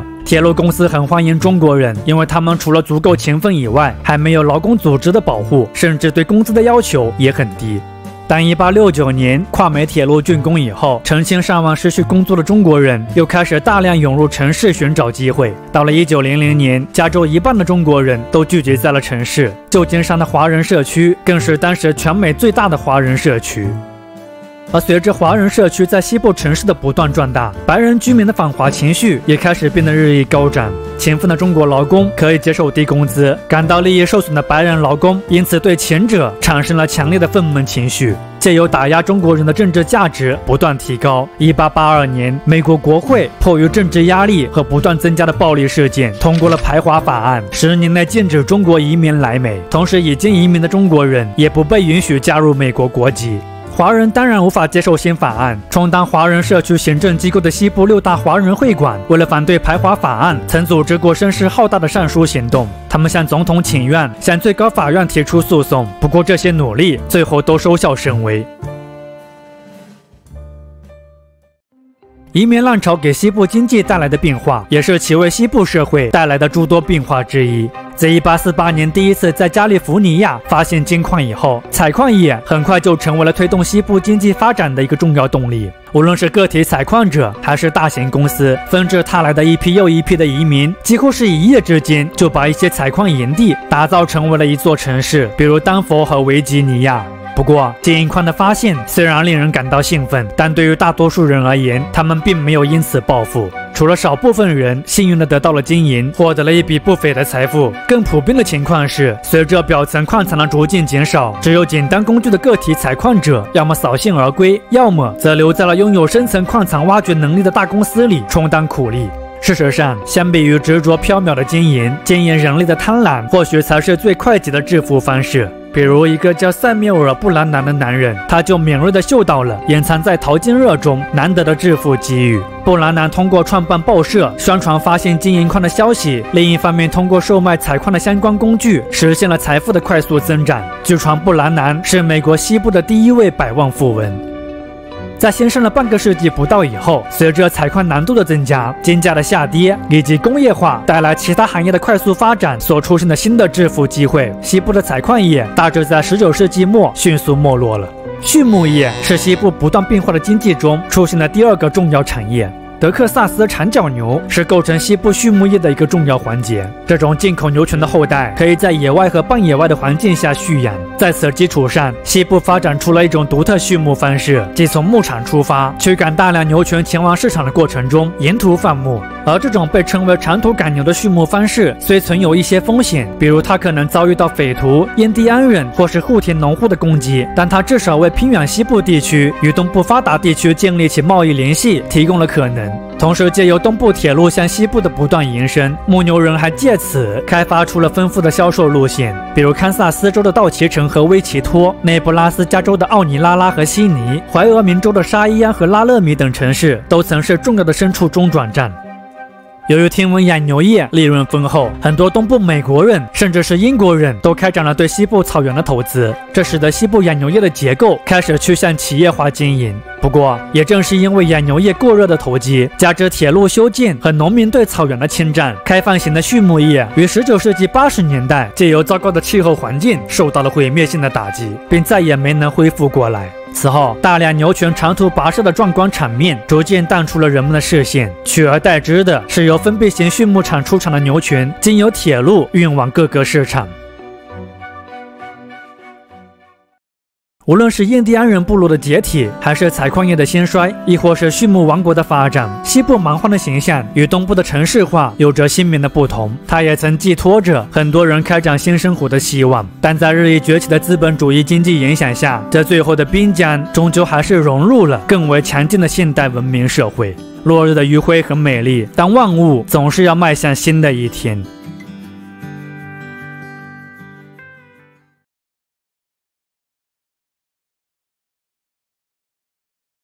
工业水平是衡量一个现代国家强大与否的重要标准之一。作为第一个迈向工业化的国家，享受着新发工业化带来的红利，英国坐上了世界霸主的宝座。截至19世纪末，被誉为日不落帝国的英国，掌控着当时世界1/5的陆地面积和人口资源。不过，当时的英国虽名义上仍是世界第一强国，但一些情况的变化在表明，这种局面不会维持太久了。因为在北美，一个冉冉兴起的后发工业国家已经做好了接过头号工业强国交椅的准备了。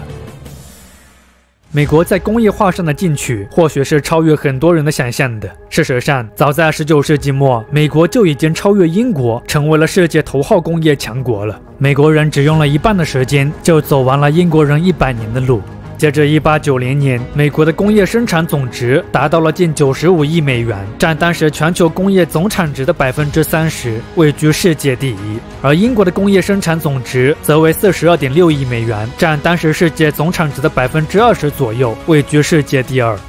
美国工业化的起步一般可以追溯到1807年的禁运法案。在拿破仑战争的大背景下，作为中立国家的美国，为了回应相互敌对的英法所开展的贸易封锁，对美国正常贸易活动形成的破坏。禁运法案规定，禁止美国与所有外国进行任何形式的贸易，包括出口和进口。禁运法案下，让本非常依赖进口商品的美国开始大力发展起了本土制造业，特别是因自然环境不够理想，不能像美国南方一样可以发展大规模商业化农耕体系的北方，更是积极投入到了工业化发展之中。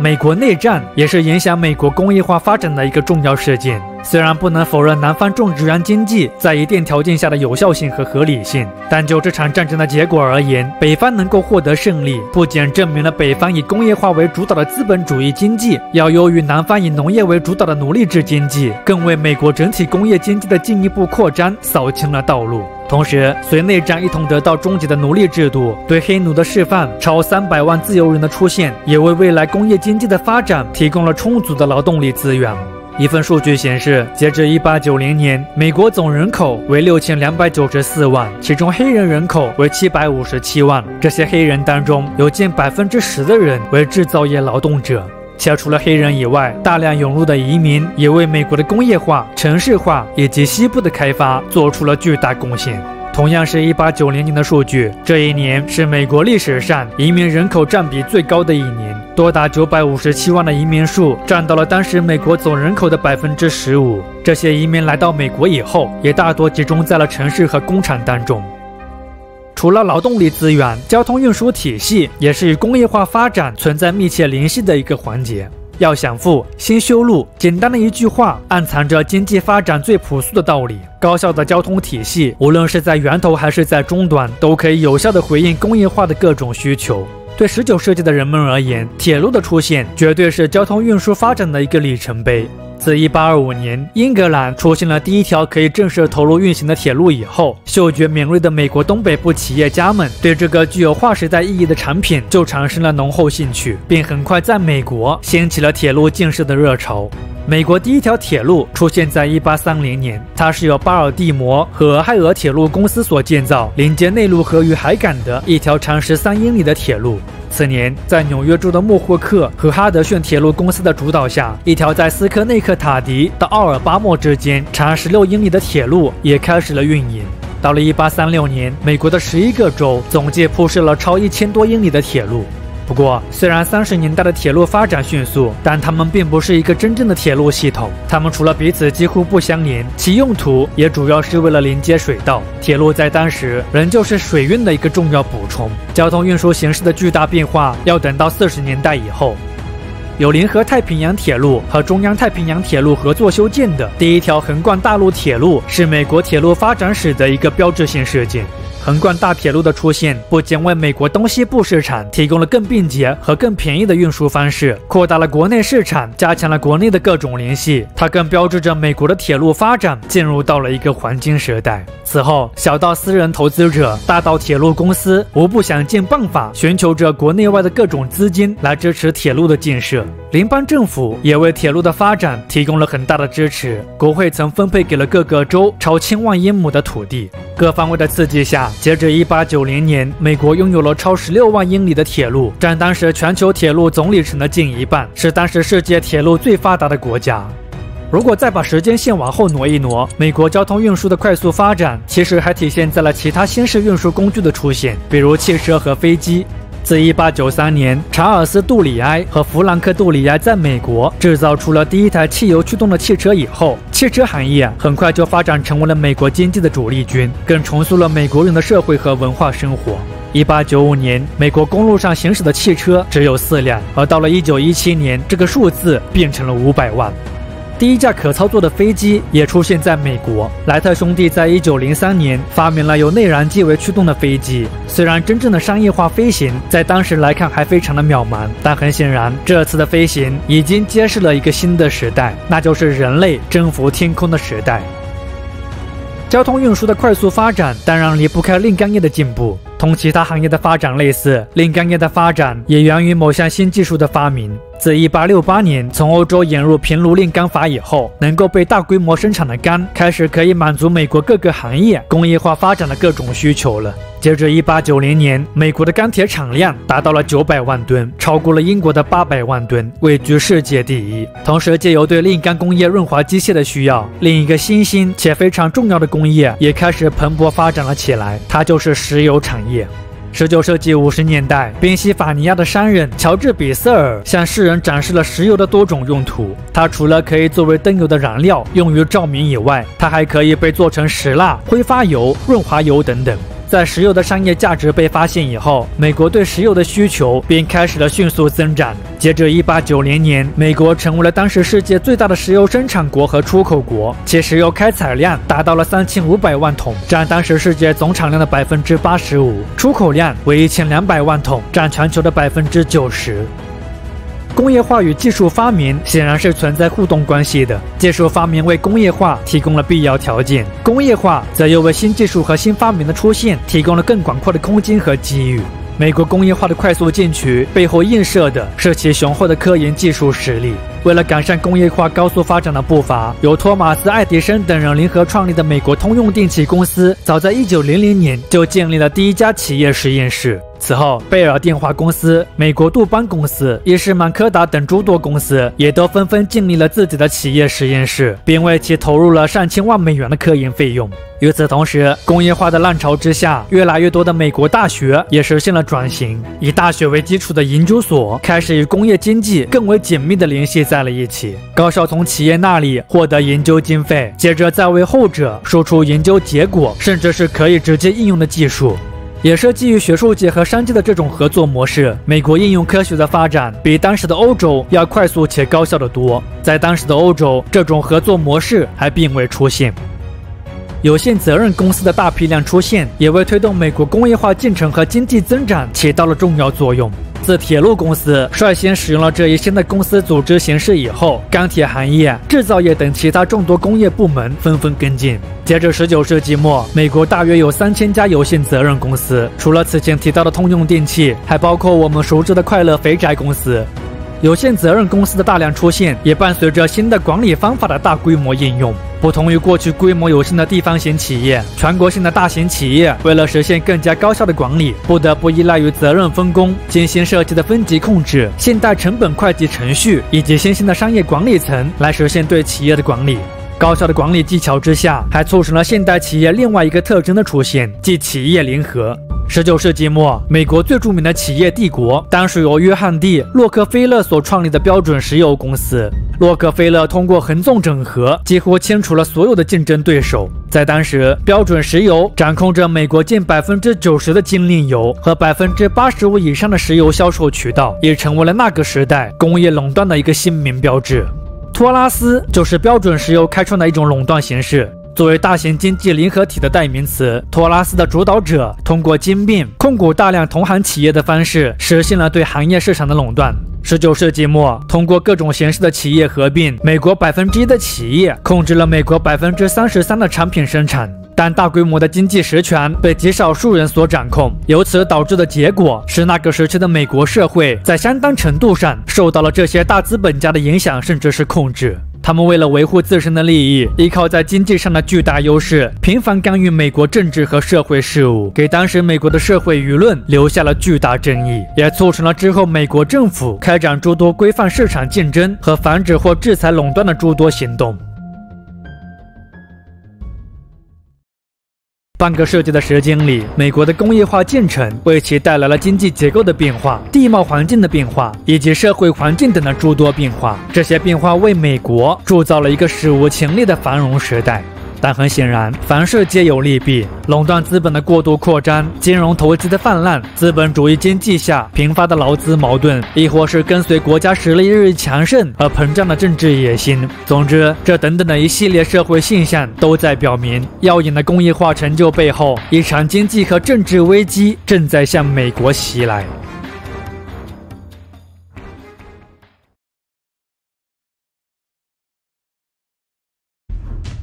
帝国不是什么新兴词汇，罗马帝国、阿拉伯帝国、蒙古帝国、大英帝国等等。总之，在人类历史上，世界的各个地方都曾出现过许多帝国。在工业革命以前，帝国的建设主要是通过争取海外贸易利益，以富裕母国的形式来完成的。比如，作为欧洲边缘小国的西班牙和葡萄牙，就是通过对殖民地的掠夺和贸易垄断，实现了帝国的壮大。而在工业革命以后，随着工业资本主义的发展，以及工业国家与农业国家出现的巨大国力差距，帝国主义的形式也因此发生了变化。新的帝国主义形势下，帝国主义国家在贸易的基础上，还会开展对殖民地原材料的大肆掠夺和商品倾销，以满足工业资本主义的进一步发展。此外，不同国家间国力上的巨大差距，也让新帝国主义表现出了相比以往更强的海外掠夺野心和政治目的。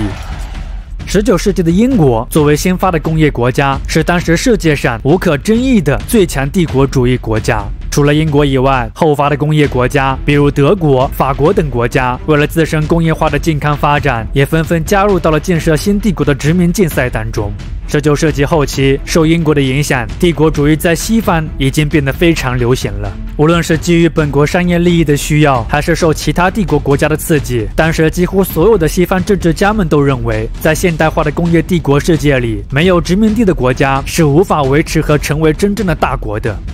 作为美洲地区的话事人，美利坚合众国也深受帝国主义影响。19世纪末的美国危机重重，国家经济对铁路工业的严重依赖，铁路工业远超需求的快速发展，早已为美国的经济埋下了一个严重的隐患。1893年3月，以费城与雷丁铁路公司因无法偿还英国银行的贷款宣布破产为标志，美国有史以来最严重的经济恐慌就此降临。2个月不到的时间，经济恐慌波及全国，造成了当时美国超8000家企业、156家铁路公司和400家银行倒闭，100万工人和20%的劳动群体失去工作。严峻的经济形势下，也促使了当时很多美国商人开始更加积极地寻求海外新市场。事实上，当时对外经贸对美国而言确实越来越重要了。一组数据显示，1870年美国的出口额为3.92亿美元，1890年为8.57亿美元，而到了1900年，这个数字则进一步跃升至了14亿美元。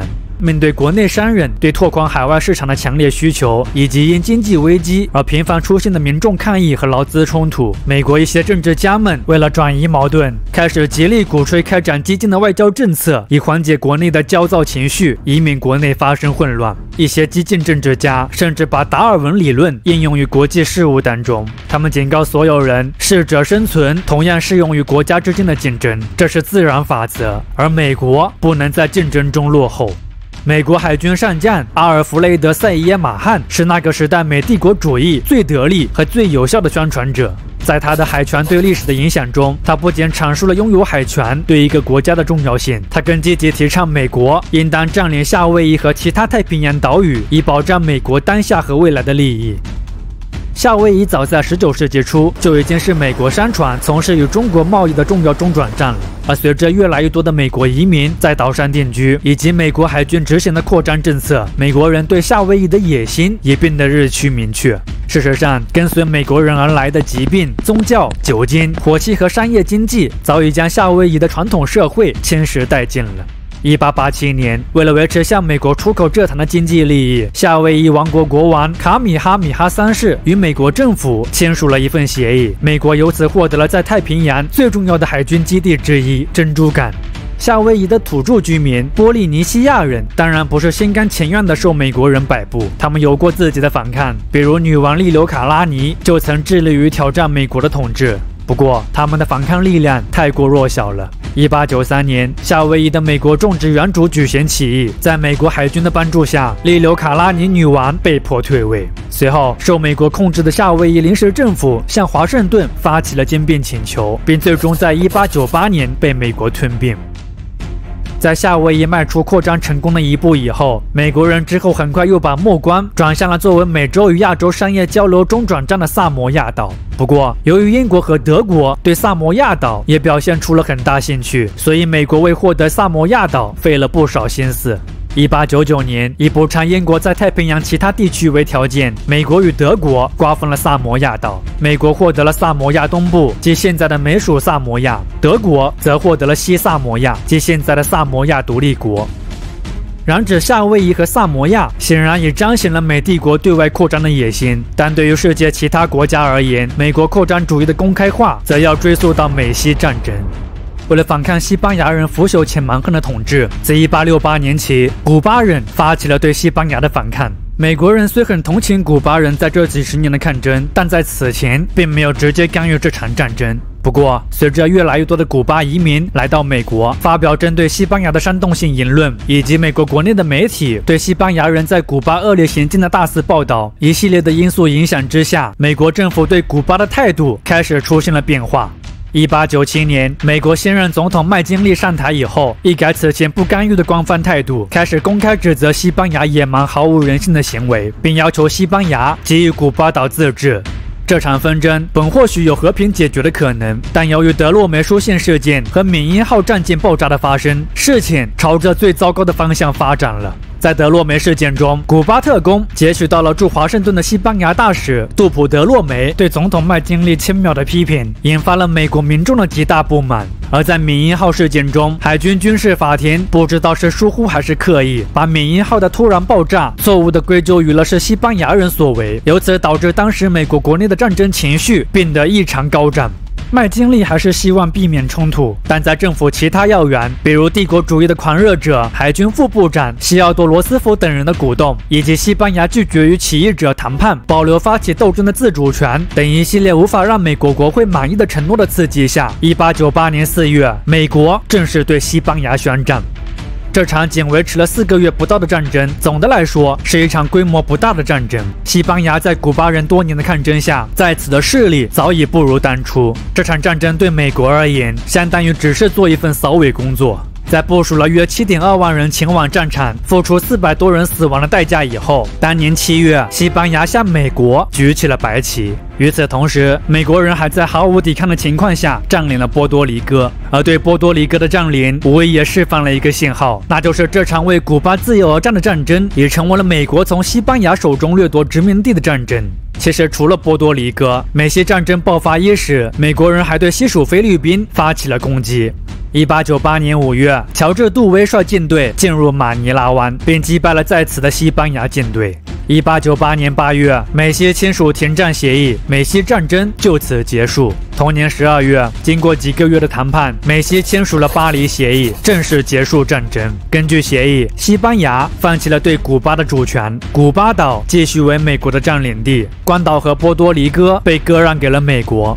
除此之外，在美国人的要求下，西班牙还以2000万美元的价格将菲律宾全岛的主权卖给了美国。巴黎协议的内容传回到美国以后，美国国内掀起了巨大争论。兼并波多黎各符合美国想要成为西半球主导力量的主张，所以没有太多争论。但对于是否要兼并遥远的菲律宾，美国人吵开了锅。有的人认为兼并菲律宾不符合美国献身人类自由的决心，还有的人则是出于对来自新殖民地的廉价劳动力会抢走他们饭碗的担忧，抵触新帝国主义。为了反对兼并菲律宾，当时的美国掀起了声势浩大的反帝国主义运动，很多有影响力的人都参与到了这场反对帝国主义的抗议当中，包括钢铁大王安德鲁·卡内基、作家马克·吐温等人。巴黎协议的命运直到1899年才迎来最终结局。这一年2月，参议院批准了巴黎协议。向帝国主义迈出的一大步，很快就给美国人带来了麻烦，也让其意识到维持帝国主义的代价远比想象的要大。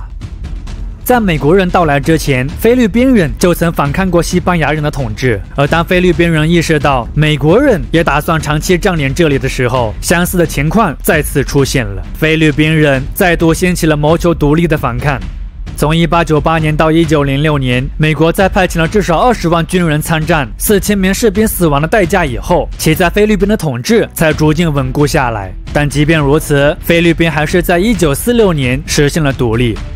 也是从兼并菲律宾开始，美国人对亚洲的事物变得更感兴趣了。中国曾是美国最重要的贸易伙伴，面对虚弱的中国以及各方列强毫不掩饰的瓜分行为，美国人为了保证自己在中国的利益，提出了旨在利益均沾的门户开放政策。虽然大部分列强对门户开放政策都是冷眼相看，但美国人还是自顾自地宣布，所有国家都已接受了门户开放政策。门户开放的外交手段刚结束，面对严峻的民族危机，爱国的中国民众们发起了著名的灭洋农民运动及义和团运动。而义和团运动虽成功瓦解了列强们企图瓜分中国的狂妄计划，但由于运动的局限性以及受迂腐清政府和帝国主义者们的夹击，这场运动最后仍旧是以失败而告终了。从1898年起的一系列殖民地兼并，揭示了美帝国主义的序章。经这些事件，美国获得了巨大的国家利益和国际地位的巨大提升，但与此同时，它也意味着美国已经愈发深地陷入到了麻烦和多变的国际事务当中。而在未来，这个把触手伸向世界的美国，又会面临怎样新的机遇和挑战呢？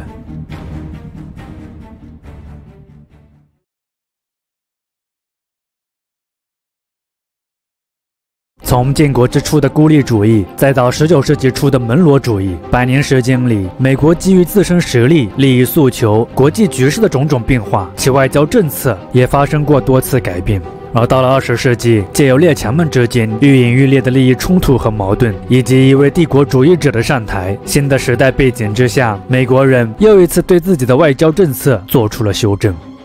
1901年9月，借由前任总统麦金利突遭刺杀，原副总统西奥多·罗斯福通过补位登上了总统宝座。温营在口，大棒在手，故而致远是罗斯福奉行的一个外交政策，亦被称为大棒政策。也许是有着军事背景的缘故，罗斯福认为美国在温和友好的外交态度基础上，还应保有一支强大的军事力量以备不时之需。唯有如此，美国才能更好地在世界范围内行使自己的权利和保障自己的利益。罗斯福的这一观点，也是促使美国的海上力量在这一时期得到快速发展的重要原因。在罗斯福看来，具体要实施哪种外交办法，要取决于被实施的对象属于哪种类型的国家。在罗斯福眼中，当时的世界存在着文明与非文明两种国度。根据他的定义，所谓的文明国度主要是由白人和盎格鲁撒克逊以及日耳曼民族所组成，而非文明国度则主要由非白人、拉丁人以及斯拉夫人组成。也是基于这种观点，罗斯福有时候也被一些人认为是一个隐性的种族主义者。为什么说是隐性呢？在罗斯福内心深处，他始终认为白人是优越的，而其他种族或民族则相对劣等。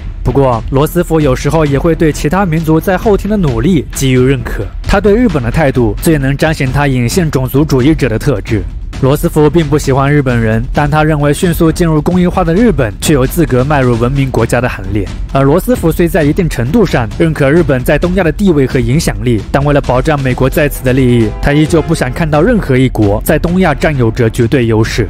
面对日俄在中国东北的激烈争斗，罗斯福为了维持在亚洲的门户开放政策，充当了一个和事佬，积极调停了日俄战争。1905年，俄罗斯和日本与美国缅因州的普茨茅斯签署了普茨茅斯合约，也是基于在调停日俄战争中发挥的重要作用。罗斯福在1906年获得了诺贝尔和平奖，也是第一位获得此奖项的美国人。日本在日俄战争中获得的大部分胜利，足以证明日本的强大实力，更标志着日本已经成为了太平洋地区一个令人畏惧的海上强国之一了。狂妄的日本在日俄战争后的几年里，开始在其控制的地区排斥美国贸易，这令美国人感到非常不悦。为了确保日本政府能够正确认识到美国的强大实力，当然也为了向整个世界展示新美国的力量，从1907年开始，罗斯福派遣了一支被称为大白舰队，既由16支战舰组成的舰队，开启了一次史无前例的环球之旅。大白舰队之后于1908年10月到达日本横滨，并受到了明治天皇的接近。在见识到了美国的强大和善意以后，1908年11月，美日签署了罗特高平协定。根据协议，双方正式承认两国领土现状，确认中国的独立和领土完整，维护自由贸易等商业机会。日本承认美国吞并夏威夷共和国并控制菲律宾，而美国则承认日本对朝鲜和满洲的控制。此外，面对当时美国西海岸地区强烈的仇日情绪，日本还答应了将限制日本移民到加利福尼亚。罗斯福执政时期，他虽然不遗余力地扩大美国在亚洲和太平洋的影响力，但总的来说，拉丁美洲仍旧是罗斯福，当然也是大多数美国人最感兴趣的地方。罗斯福对拉丁美洲的影响力远超他的任期。事实上，就是从这个男人开始，美国确立了直接干涉拉美地区的模式。罗斯福推论是罗斯福在1904年发表的一份讲话，也是美国对门罗主义的一次拓展。门罗主义主张反对欧洲列强干涉美洲事务，力图打造一个属于美洲人的美洲，它是一种被动的防御主义。而罗斯福推论则是一种主动干涉主义，他主张美国不仅有权利反对欧洲干涉西半球事务，而且在邻国无法维持秩序和保护主权的情况下，为了维护美洲地区的稳定，美国有权干预邻国内政。1902年委内瑞拉的财政危机是诱发罗斯福推论出现的一个重要原因。这一年初，由于财政状况不佳的委内瑞拉企图否认所欠欧洲各国国家银行的债务，于是英德等国为了迫使前者偿还债务和赔偿，在当年的12月组成了一支联合舰队，对委内瑞拉的海岸进行了封锁。德国人更是动用军舰对委内瑞拉的港口进行了轰炸，还有传言声称德国将要在委内瑞拉建立永久的军事基地。这场纷争之后虽然在美国的周旋下得到了解决，但这一事件的爆发也让罗斯福预感到，借由拉丁美洲本身的动荡和不负责任，欧洲国家可能会对拉丁美洲发动侵略，继而威胁到美国的利益。多米尼加共和国的危机是罗斯福推论的首次应用。由于新成立的多米尼加政府无力偿还拖欠欧洲诸国高达2200万美元的债务，美国政府为了阻止欧洲人干预美洲事务，美国宣布将承担并确保拉丁美洲国家履行其财政义务的责任。1905年，美国与多米尼加签署了一份协议，接管了多米尼加海关，并建立了一个由美国掌控的破产管理机构。根据协议，多米尼加关税收入的55%将用于偿还各国外债，另外的45%则归多米尼加政府所有。美国对多米尼加海关的控制权，未来将以不同形式延续30多年。建立世纪海运要道之一，连接太平洋与大西洋的巴拿马运河，可以说是罗斯福任职总统期间实现的最大成就了。在美国人拥有运河的几十年时间里，抛开政治利益不谈，美国仅从中获取到的经济利益就超过100亿美元。在美国人到来之前，巴拿马运河因其重要的战略位置以及延伸的巨大贸易潜力，很多势力都曾在这里有过建造运河的计划，但因为施工难度和耗资过大等原因，他们最后都放弃了。比如法国人就曾为建造巴拿马运河耗费了几十年的时间和上亿美元。由于罗斯福和美国国会都非常认可巴拿马运河对美国的重要意义，所以在1902年，美国从法国手中以4000万美元的跳楼价接过了完成进度接近40%的巴拿马运河。由于当时的巴拿马还属于哥伦比亚共和国的一个省，所以要修建巴拿马运河，还必须要与哥伦比亚商定好诸多事宜。在美国的压力下，1903年，时任美国国务卿海约翰与哥伦比亚临时代办托马斯签署了海爱兰条约。根据条约，美国将以1000万美元外加额外的分期付款的价格，获得可永续更新的巴拿马运河沿线地区租借权。而海爱兰条约在被美国国会通过以后，哥伦比亚议会却拒绝承认这份协议。哥伦比亚觉得临时代办签署协议时太过草率，损害了哥伦比亚的利益。他们要求美国提高价格，同时还要得到美国支付给法方费用的一部分。哥伦比亚的出尔反尔令罗斯福非常气愤，于是，在同年的11月1日，美国在巴拿马资助了一场革命，并出兵登陆到了巴拿马，以维持秩序。11月3日，巴拿马宣布独立，并马上得到了美国的承认。新组建的巴拿马政府随后马上接受了曾被哥伦比亚政府拒绝的条件，美国对巴拿马运河的建造也就此开展，并于1914年正式通航。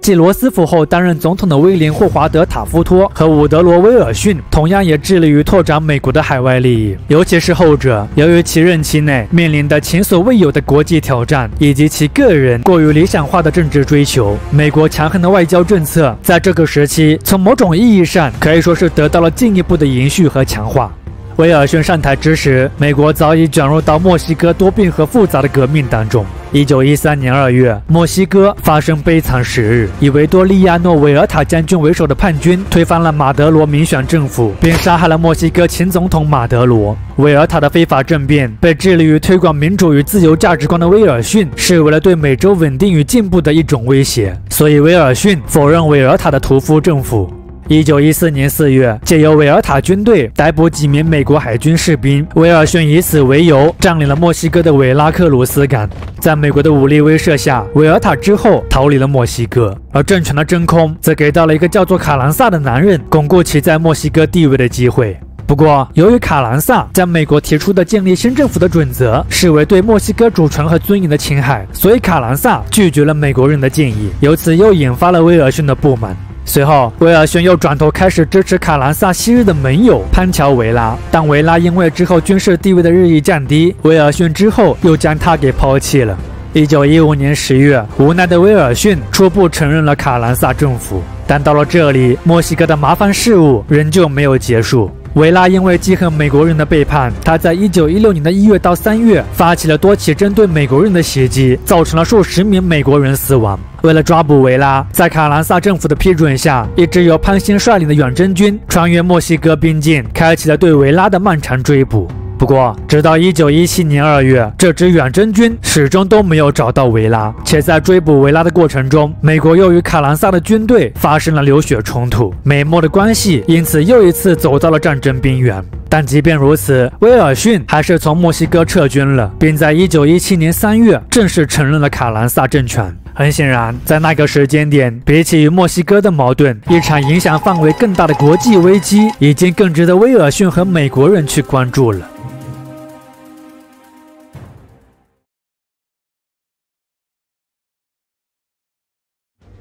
没人会忘记这场残酷的战争曾给这个世界带来的巨大伤害。6500万人参战，2000万人受伤，超900万名士兵死亡，以及受军事行动和连带的疾病、饥荒等原因死亡的500万平民，代价巨大的第一次世界大战，绝对算得上是人类历史上最具破坏力的战争之一。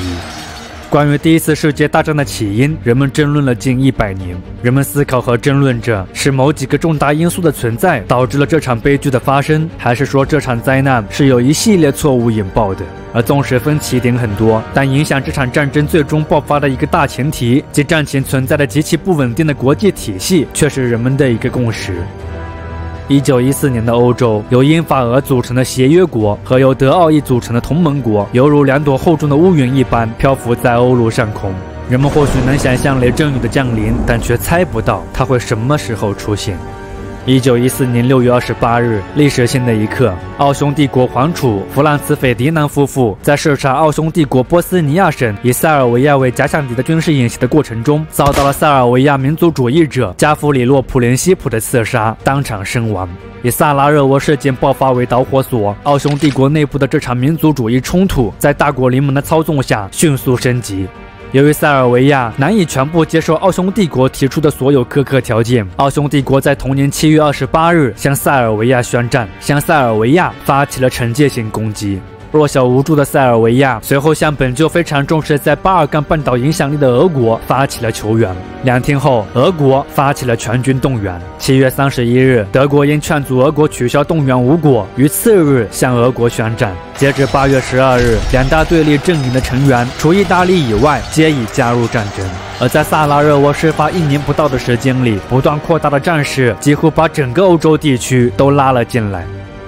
美国虽然是在1917年才加入协约国，正式参与到了第一次世界大战当中，但就与各交战国的经贸关系来说，美国其实早在战争爆发伊始就已经深深地卷入到了这场纷争当中，并且表现出了明显的倾向性。战争爆发以后，来自协约国激增的订单让美国人无法拒绝，而至于同盟国就相形见绌了。一组数据显示，受英国施行的海上封锁等因素影响，从1914年至1917年，美国与协约国的贸易额为32亿美元，而与同盟国的贸易额仅为0.01亿美元。通过扮演协约国主要供应商和债权人这一角色，美国经济在一战期间实现了急速增长，不断扩大的工业生产和制造业活动。美国的 GDP 从1914年的365亿美元增长到了1918年的758亿美元，翻了2倍还多。钢铁产量更是从1914年的2400万吨增加到了1918年的4500万吨，超过了英法德3国总和。在那个战争年代，欧洲大陆和美国国内展现出的景象是完全不同的。前者是频繁且紧张的军事调动，而后者则是因劳动力匮乏而出现的火热的劳动力大军的大侵袭。成千上万的黑人从南方农村向北方工业城市的大规模侵袭，是当时美国社会主要的变化之一。比如在芝加哥，就有多达7万多名的黑人新居民是来自阿拉巴马州和密西西比州等南方州的。当然了，黑人的大规模北迁，除了北方工业城市有更好的就业前景和自由氛围的拉力以外，南方黑人面临的恶劣生存环境，比如贫困、种族主义、暴力等因素，也是把南方黑人不断推向北方的重要原因之一。除了黑人，一战期间，美国女性、墨西哥人、亚洲人等群体也都获得了相比以往更多的就业机会。尤其是当美国参战以后，这些曾被美国社会轻视的群体，他们直接参与战争或是在后方劳动的行为，他们的牺牲与奉献显著提高了他们的社会价值和地位，更为美国之后一系列民权运动的开展创造了条件。为阻断英国的海上补给线，德国开展的被美国人称之为极其野蛮的非法战术无限制潜艇战，显然是激化美德关系的一个重要事件。无限制潜艇战让正在发着战争财的美国损失惨重。不过，受国内反战力量等因素的影响，贸易上的受阻并不是美国参战的直接原因。美国参战最主要的原因是德国煽动墨西哥反美，企图把战火引向美国本土的一个计划。1917年2月，英国截获了德国发给墨西哥政府的一份电报，并将这份电报传送给了美国。根据电报，德国已将在战后归还墨西哥曾失去的所有土地，包括德克萨斯和美国西南部大部分土地为回报，希望墨西哥能在美德战争爆发以后加入同盟国对美作战。这份电报随后被美国媒体大肆宣传，美国民众的反德情绪因此被极大的激发了。1917年4月，在威尔逊的请求下，美国正式对德宣战。美国参战之时，协约国与同盟国的伤亡已经非常惨重了，双方疲惫不堪。美国为了回应协约国的求援，在当年5月通过了义务编役法，征得了300万的新兵。这些新兵与另外的200万志愿者一起构成了美国的远征军。美国的出现彻底改变了一战的力量平衡，在法德纠缠了3年多、血腥且看不到尽头的西线战场，因美国人的到来，局势出现了变化。1918年8月，以协约国在法国亚明发动战役为标志，协约国进入到了战略进攻态势。此后的3个月里，疲惫的德军节节败退。面对军事上的不断失利以及国内动荡的加剧，德国向协约国发起了停战请求。11月11日，德国与法国签署了条件苛刻的看兵停战协定，由此标志着第一次世界大战正式宣告结束。另外有个非常有意思的事情是，当德国代表对看兵停战协定中淫酷的条款提出抗议之时，法国元帅福煦用一句“战争就是战争”回敬了德国代表。而这句话是1871年法国与普法战争失败以后，法国因弗朗克福条约太过苛刻，向德国表示抗议，时任德意志帝国首相俾斯麦作为胜利者对败者的一个回应。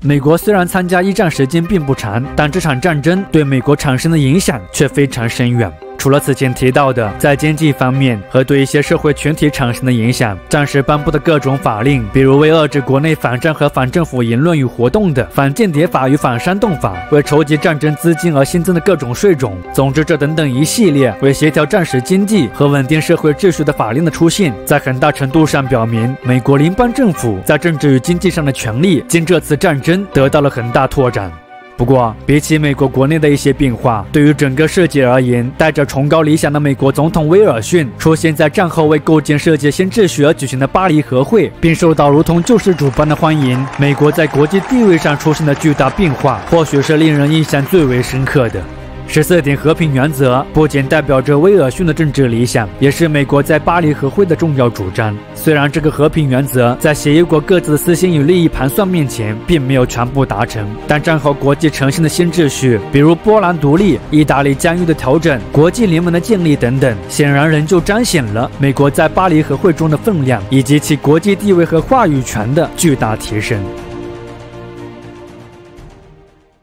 美国社会在一战以后出现的红色恐慌也是非常值得注意的一个历史事件。1917年俄国10月革命的成功，表明共产主义不再仅仅是一个理论，而是一种重要的政权形式了。1919年，苏俄成立了旨在推翻资本主义和帝国主义，想要建立世界范围的无产阶级专政和社会主义制度的共产国际以后，像美国这样的资本主义国家开始愈发担心共产主义的威胁。伴随短暂战后繁荣而来的严重通货膨胀，美国的物价在1919年到1920年期间上涨了超过 15%， 支撑战时经济繁荣的军需品订单的锐减，导致工业生产和出口遭遇了严重萧条，工厂被迫裁员甚至是倒闭，失业率和贫困的问题一时间变得异常凸显。严重的社会矛盾下，1919年，美国出现了前所未有的罢工潮，共计多达360多起，涉及400多万工人。罢工浪潮背后，占有着美国社会绝大部分财富和权力的中上层阶层慌了神，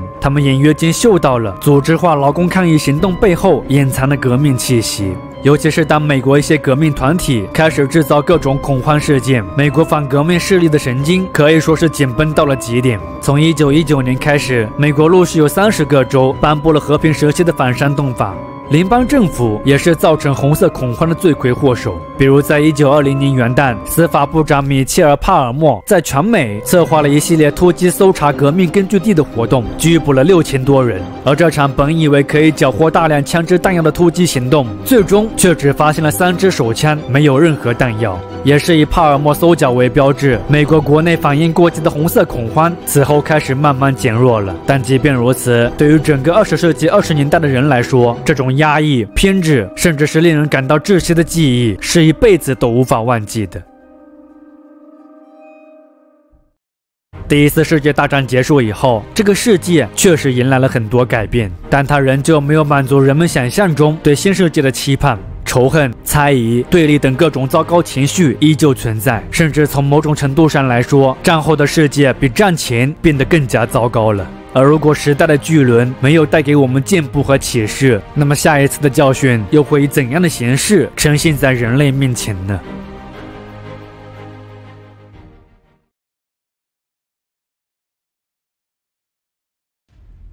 在经历了1921年至1922年短暂的经济萎缩以后，美国很快又迎来了一个繁荣时期，咆哮的20年代。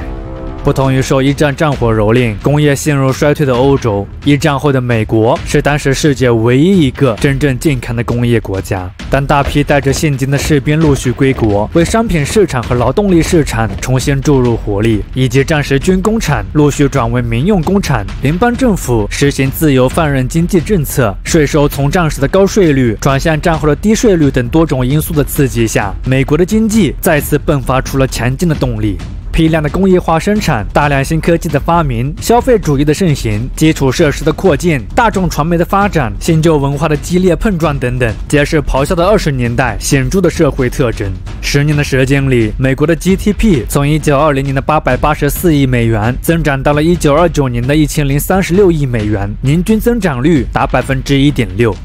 除了美国，其他国家的经济在20世纪20年代也都迎来了不同程度的快速发展。比如法国战后获得的美国贷款和德国的赔款，其经济也得到了恢复和发展。法国人将这段时期称之为疯狂年月。在德国，自其接受了道威斯计划、获得美国的援助和战争赔款的银付以后，德国也出现了一段相对繁荣的时期。这个时期被其称为黄金20年代。不过，这个被誉为历史上最多彩的时代，其硬力表象的背后，也存在着被大多数人所忽视的诸多隐患。美国以建筑业和汽车工业为主，缺乏多样性的经济结构，购买力分配不均，越来越大的贫富差距，经济发展对投机和信贷的过度依赖，又或是盛行的消费主义下，人们为维持富贵生活对消费的过度透支，这等等一系列社会现象，仿佛早已预示了这场繁荣的不稳定性。不清楚当时是否有美国人意识到了繁荣表象背后的各种异样，但很显然，时任美国总统胡佛没有察觉到危机的逼近。1929年，已奔腾了半年多的牛市，突然在当年的10月28日和29日连续出现大跌为信号，一场经济大恐慌就此来袭。虽然早在这场牛市崩溃以前，美国股市就已经出现了多次剧烈震荡。JP 摩根大通等一些金融机构为了恢复公众信心，还曾刻意拉升了股价。而胡佛总统则声称经济基本状况是健康的，美国人民应该保持信心和勇气。但很显然，这些挽救市场的努力最后都以失败而告终了。股票市场崩溃以后，一系列连锁反应开始出现，一举引爆了美国经济长期存在的弱点，并对整个世界产生了深刻的影响。由于股价暴跌，许多配资投资者因为资产的瞬间蒸发，开始无法偿还银行贷款，银行的资产和信用受到严重损失。尤其是那些曾在此前不计后果大规模投资股票市场或提供不良贷款的银行。当银行的风险开始显现，存款人为了避免风险，开始恐慌性的提取存款，继而导致银行的现金流变得异常紧张。挤兑风潮之下，1930年到1933年间，美国有多达9000多家银行破产倒闭，存款额损失超过250亿美元。银行的倒闭潮，加上受金本位制度的限制，以及美联储消极的应对策略，美国国内货币供应量急剧下降，在3年时间里减少了1/3。货币供应量下降以后，购买力也同步下降了，美国社会由此进入通货紧缩状态。1929年到1932年期间，美国的 GDP 从1036亿美元下降到了587亿美元，年均降幅超15%。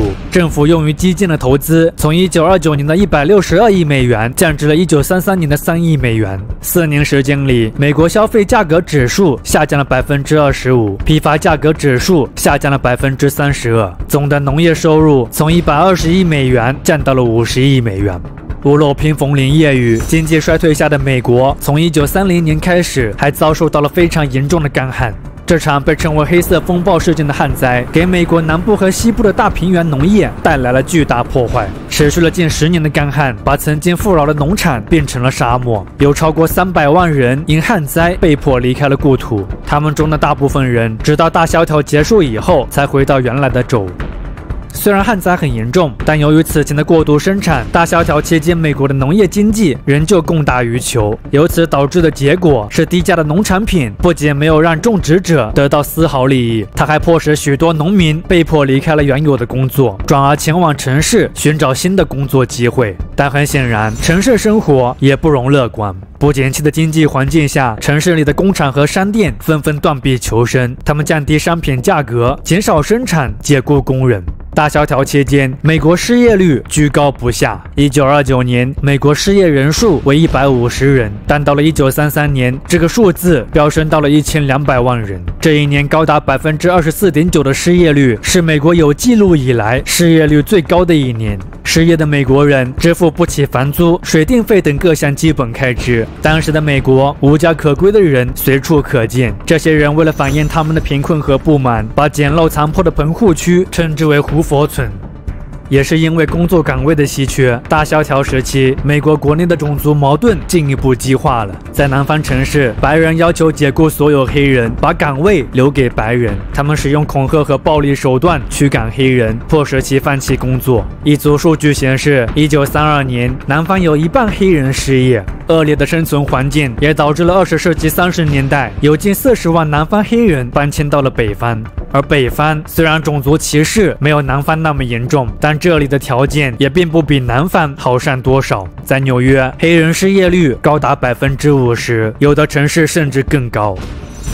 美国民众们当然有理由责怪他们的国家领袖赫伯特·胡佛，这个在上台前宣扬着今日的美国比历史上任何时期、世界上任何国家都更接近摆脱贫困的目标的口号的男人，没想到在上台仅半年就被啪啪打脸了。面对大萧条，胡佛政府并不是什么都没有做，他们确实有在努力应对这场危机，只是并没有取得太多效果而已。早在1929年4月，也就是股市崩溃以前，面对早已陷入困境的农业经济，胡佛提出了农产品购销法，以试图解决农产品过剩、价格过低的问题。胡佛还试图通过关税来保护美国农民免受国际竞争。1930年通过的霍利斯姆特关税法还提高了75种农产品的价格。不过，这2部法律之后不仅没有解决农民们的问题，它甚至还造成了大量粮食的浪费。而大萧条之下的美国，当时正有数百万人忍饥挨饿。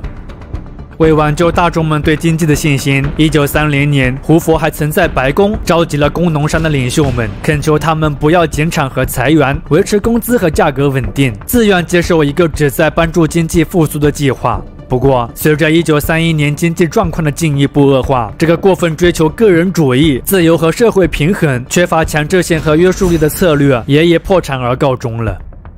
也是从1931年开始，借由美国的经济衰退，美国银行开始陆续减少了对欧洲国家的放款，这使得一些原本特别依赖美国银行给予的新贷款来偿还旧债的欧洲国家的金融体系开始解体。加之美国高额的关税保护，欧洲国家的产品难以在美市场销售，缺少资金来支付贷款的欧洲国家开始纷纷违约。而国际信贷结构的崩溃之后，也成为了美国的这场大萧条扩散到欧洲的重要原因之一，更为未来国际局势的恶化埋下了深刻的隐患。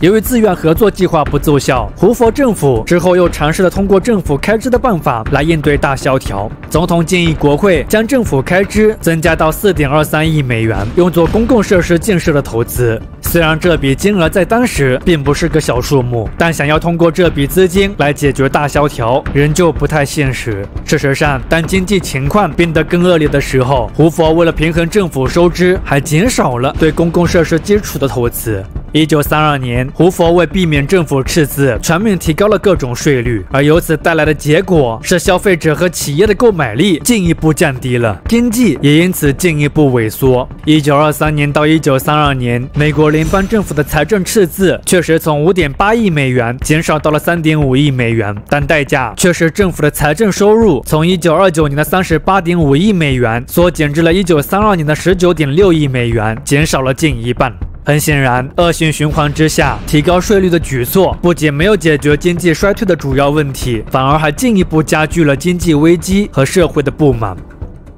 1932年又一年的总统大选，曾经志得意满的赫伯特·胡佛此刻神情黯淡，大会上阴沉的气氛似乎也已经预示了胡佛将不可能连任。而也正是因为胡佛的不受欢迎，这位来自一个哈德逊河谷的贵族西奥多·罗斯福总统的远房亲戚，名为弗兰克蒂·罗斯福的男人赢得这届大选创造了优势。当年11月的选举，罗斯福以获得57.4%名选票的绝对优势获得了胜利，而在选举人票上，罗斯福更是具有压倒性优势。1933年3月4日，心情愉快的罗斯福与闷闷不乐的胡佛一同乘车行驶在宾夕法尼亚的道路上。片刻之后，罗斯福宣誓成为了美国的第32任总统。那么，这位新领袖的到来是否能满足美国人的期待？他就职时愉快的情绪，未来又是否能传播到所有美国人身上呢？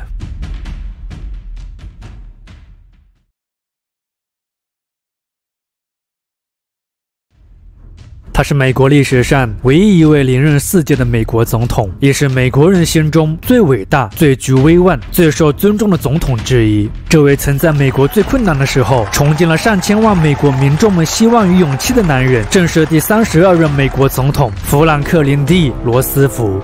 1933年上台执政的罗斯福面临的压力是巨大的。这一年是美国大萧条的最低谷，持续衰退的经济、高企的失业率、动荡的时局，这等等的一系列严峻的社会问题，无不时刻在提醒着罗斯福，他正在挑战一项挽救美国经济和社会的艰巨任务。罗斯福深知大萧条给美国人带来的恐惧，所以他热情洋溢的个性在最初就成为了支撑美国人战胜恐惧的一个重要力量。罗斯福被认为是美国历史上最会利用新闻媒介的政治家之一。罗宾谈话就是由其开创的一种广播发言形式。罗斯福通过这种亲民的交流方式，向美国人传达了积极的改革计划，很大程度上减轻了人们日益增长的绝望情绪。而精神力量虽然很重要，但在物质层面上实打实的帮助美国人渡过难关，显然是当时美国人最迫切所需的。为振兴经济，罗斯福和他的智囊团倾向于更积极地看待政府对经济的务实干预作用。于是乎，一系列被称为罗斯福新政的经济政策就此开启。罗斯福新政涉及上百部法令和数十个新机构，这些新政总结起来主要有3个目的，即针对穷人与失业者的救济，旨在将经济恢复到正常水平的复兴，以及针对金融系统预防大萧条再次发生的改革。从阶段上来看，新政又可以分为2个阶段，即从罗斯福上任的1933年开始到1934年结束，旨在恢复经济活力与稳定，涉及范围极广的第一次新政，以及从1935年开始大体至1938年结束，旨在巩固和扩大第一阶段成果，为改善社会公平与正义的第2次新政。1933年3月9日的紧急银行法是罗斯福上任后颁布的首部重要法令，为保护大银行不会被势单力薄的小银行拖垮，该法令授权财政部可以为某些困难银行提供联邦援助，并彻底重新改组了现存的特困机构。紧急银行法颁布以后，效果立竿见影。几天时间里，联邦储备系统3/4的银行重新开业，1个月内，价值10亿美元的现金和黄金储备也重新流入了银行，迫在眉睫的银行危机就此解除。为遏制通缩，罗斯福政府在4月18日用行政命令放弃了金本位制度，打破了金本位制度对货币供应量的限制以后，市场立即对此做出了良好反应，期望价格的下降开始停止，市场流动性得到了增加，消费和投资也得到了刺激。作为诱发大萧条爆发的重要原因之一，银行不负责任的投机行为揭示了当时美国在经济领域的各种不规范。所以在1933年6月，罗斯福政府颁布了格拉斯斯蒂高尔法，加强了政府对银行的控制。该法还成立了联邦存款保险公司，充分保证了2500万美元以下的所有存款。联邦存款保险公司的成立，维护了银行体系的稳定，更极大地提升了公众们的信心。而金融安全的提升，则为美国之后经济的复苏与社会的稳定起到了非常积极的作用。1933年5月通过的农业调整法，也是第一次新政期间颁布的一部重要法令。这部旨在通过减少农业生产过剩、提高农产品价格、保障农民收入的法令，很大程度上挽救了当时几近崩溃的农产品市场。在农业调整署的有效带动下，从1933年到1936年，美国农场的总收入增加了一半，农业经济相较于大萧条时期开始变得更加繁荣和稳定。不过，农业调整法虽有积极的作用，但它也存在一些负面影响，比如说浪费现象。政府为了迫使农业价格提升到平价程度，大量的粮食和牲畜因此被遗弃。农产品的浪费与当时仍处在饥饿和贫困的人民形成了鲜明的对比。此外，农产品调整法的颁布还加剧了农业经济的不平等。由于农业调整计划的管理权通常掌握在社区内最有权势的生产者手中，所以在农业调整署的操纵下，大农场往往更受关注，而小农场则经常受到忽视。遭受到更多压力的许多小农场在此期间纷纷破产或被迫迁移。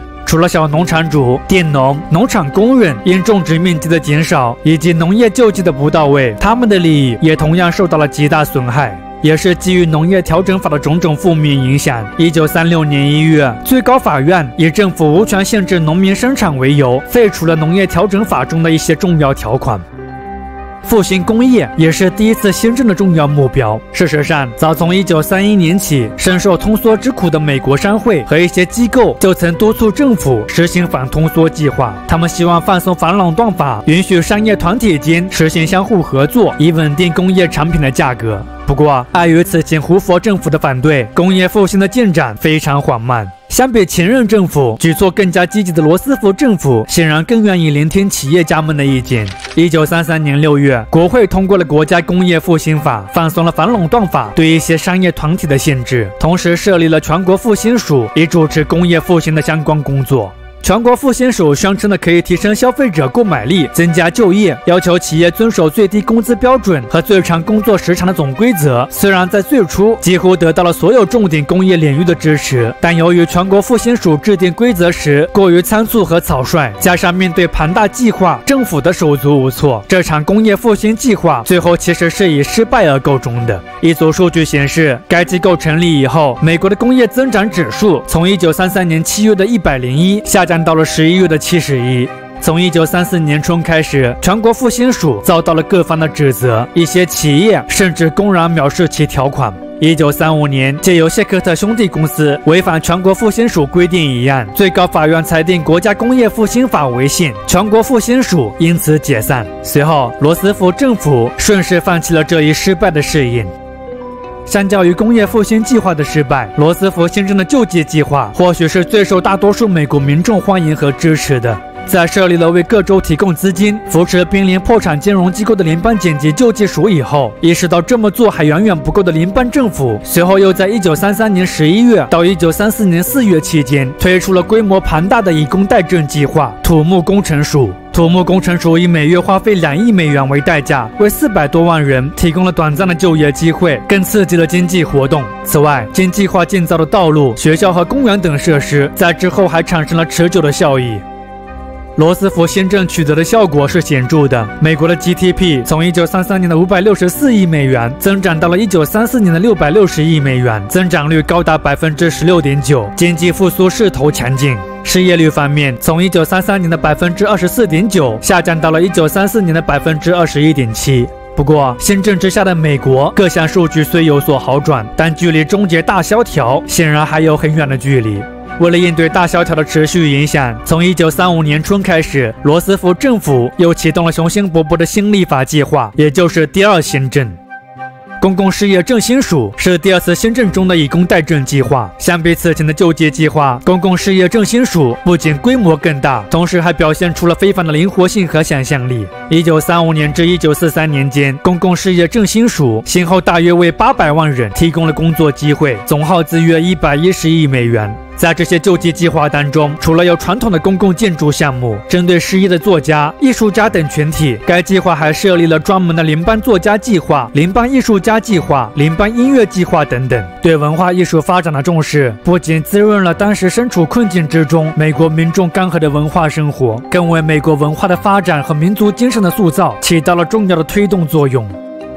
除了拥有规模更大的救济项目，第二次新政期间，美国社会大规模的工会运动同样引人注意。自1934年起，经济危机背景下，工人生活水平的不断降低，不仅致使人们对美国经济体系和政府的信心开始不断丧失，更让他们对资本家的不满和愤怒日益增加。不断激化的劳资矛盾下，工会组织的工人们为了反抗社会的不平等，发起了一系列规模浩大的社会政治运动。不同于此前坚持手工业行会思想，即以技能为基础组织工人的美国劳工联合会，新的产业工会概念提出者认为，工会不应当排斥非技术工人加入工会组织。此外，为增强工人们的力量，新的产业工会支持者认为，某一行业的所有工人都应组成一个统一工会，比如所有汽车制造工人都应属于汽车工人工会，所有钢铁工人都应属于钢铁工人工会。不过，面对新的工会组织概念，劳联的领导者们却表示反对。所以在1396年，在聪明能干、能言善辩的约翰 ·L· 路易斯的带领下，产业工会联合会从劳联中独立了出来。产联之后，通过吸纳更多的非技术工人，形成了比劳联更大的劳工运动影响力。一份数据显示，产联成立后，仅在1937年这一年，美国就发生了4720起罢工事件，其中80%都是以工会的胜利而告终的。1937年末，有超过800万名工人参加了资方公开认可的工会组织谈判，而在1932年，这个数字减为300万。可能也是认识到了工人的强大力量以及工人运动对政治与社会的影响力，极具政治智慧的罗斯福也相较于此前的一些美国总统更重视工人权益。1935年，联邦政府通过了全国劳工关系法，该法案保证了工人的组织、谈判、罢工等权利，并禁止雇主干涉工会活动。此外，该法还建立了一个国家劳资关系委员会，以监督和调解劳资纠纷。1938年年末，政府又通过了公共劳动标准法，建立了全国最低工资标准和40小时工作制，以及严格的童工限制制度。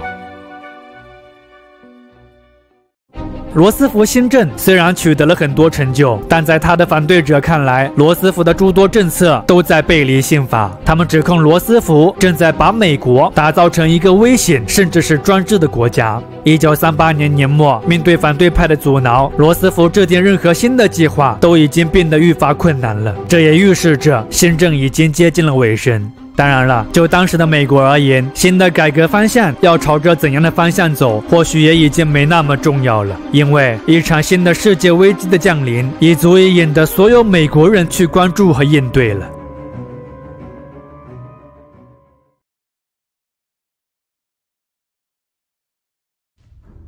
一战后崩溃的国际秩序、战胜国对战败国的过度打压，以及在经济危机与社会动荡背景下，把暴力作为实现国家利益和民族复兴重要手段的法西斯主义的崛起，这等等一系列因素的刺激下，20世纪30年代纷争不断的欧陆上空早已是乌云密布。1939年9月1日，以屡被国际社会纵容、野心不断膨胀的纳粹德国进攻波兰为标志。一战结束后21年不到，又一场世界大战就这样爆发了。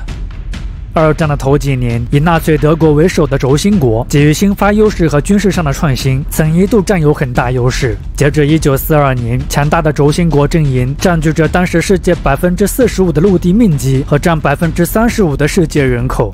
若不是美国人的加入，二战会朝着怎样的方向发展，或许很难预料。美国是在二战进行的第3个年头才正式加入战争的，3年的犹豫和权衡，很大程度上反映了当时大多数美国人对二战态度的一种变化。面对国内严重的经济危机和国际上日益严重的战争威胁，加上来自上一次大战的创伤，当时的美国孤立主义盛行。除美洲以外，美国人并不想过多参与到麻烦多变的国际事务当中。从1935年到1937年，美国通过了一系列诸如武器禁运等的中立法案。但也正如第一次世界大战一样，当联系日趋紧密的世界各国面对全球性的冲突，在利益与危机的交织下，他们显然很难做到独善其身，更何况是像美国这样在国际事务中拥有很大分量的大国。相比起多数采取保守立场的美国人，作为时任总统的罗斯福很早就意识到了现实情况是不允许美国长期奉行孤立主义的。事实上，从民主价值观、经济利益和安全威胁等方面考虑，罗斯福自战争的开始就偏向支持英法等同盟国。1939年，为了给予盟军军备支援，以对抗生产效率极高的德国军工业，罗斯福向国会发起了修改中立法案的请求。他希望可以放弃武器禁运，但碍于国内孤立主义者的强烈反对，中立法案随后被小幅修订成了允许交战国以现款自愿的方式购买武器。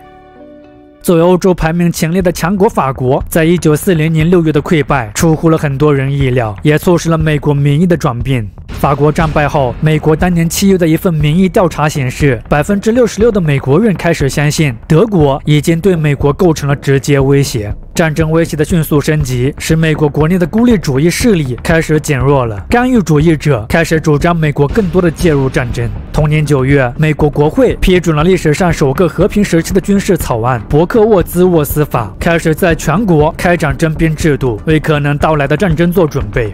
而在美国人的态度逐渐发生转变以前，有先见之明的罗斯福其实早已经加大了对盟军的援助了。当年5月，在向国会追加了10亿美元用于国防的支出以后，面对现任英国首相丘吉尔的求援，罗斯福在一些人不看好英国能够在德国的攻势下支撑住的情况下，冒着巨大的政治风险，为英国提供了战争物资。他绕开中立法，通过了基地驱逐舰协定，以为英国提供50艘驱逐舰为条件，换取到了美国在英属加勒比岛屿和纽芬兰的军事基本权利。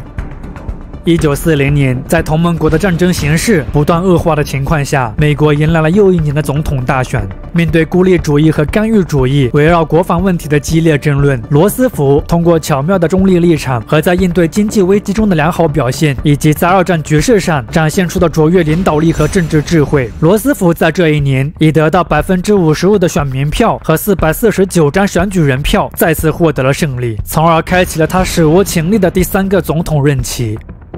赢得大选以后，罗斯福开始更积极地把美国往直接参战的方向推进。1940年12月，面对无法开展现款自运，实质上已经破产的英国，罗斯福提出了租借法，并得到了国会的批准。租借法案的实施，让美国在未直接参与战争的情况下，成为了同盟国的兵工厂，极大地缓解了同盟国的物资紧缺和经济困难，增强了他们的战斗力和抵抗力。根据资料显示，截至1944年，共有38个国家接受了租借法的援助，其总值超过480亿美元。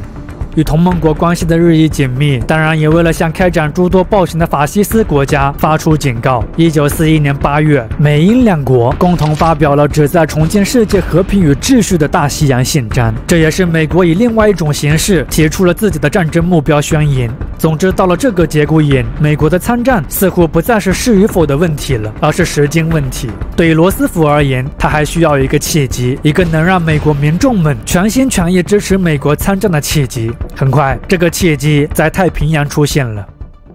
自日本从1940年入侵中南半岛以后，美国就对日本实施了全面的贸易禁运，由此导致日本的必需品，包括战争物资等的进口受到了严重影响。而面对修复日美关系，以恢复物资供应与继续扩张，进而获取到东南亚丰富资源，以解决当下困境的抉择，狂妄和冒进的日本选择了后者。1941年12月7日，为消除美国太平洋舰队对日本南舰计划的威胁，日本对美国夏威夷的珍珠港海军基地发起了突袭。毫无准备的美国人在短短2个小时内损失了10几艘舰船、上百架飞机和2000多名士兵。珍珠港事件的爆发让美国民众们爆发了强烈的愤怒和仇日情绪，他们的爱国热情和参战意志被彻底激发了，也让罗斯福知道美国是时候加入战斗了。12月8日，罗斯福在国会山发表了著名的国耻演说。他称12月7日是美国活在耻辱的一天，这一天后来也成为了美国的纪念日。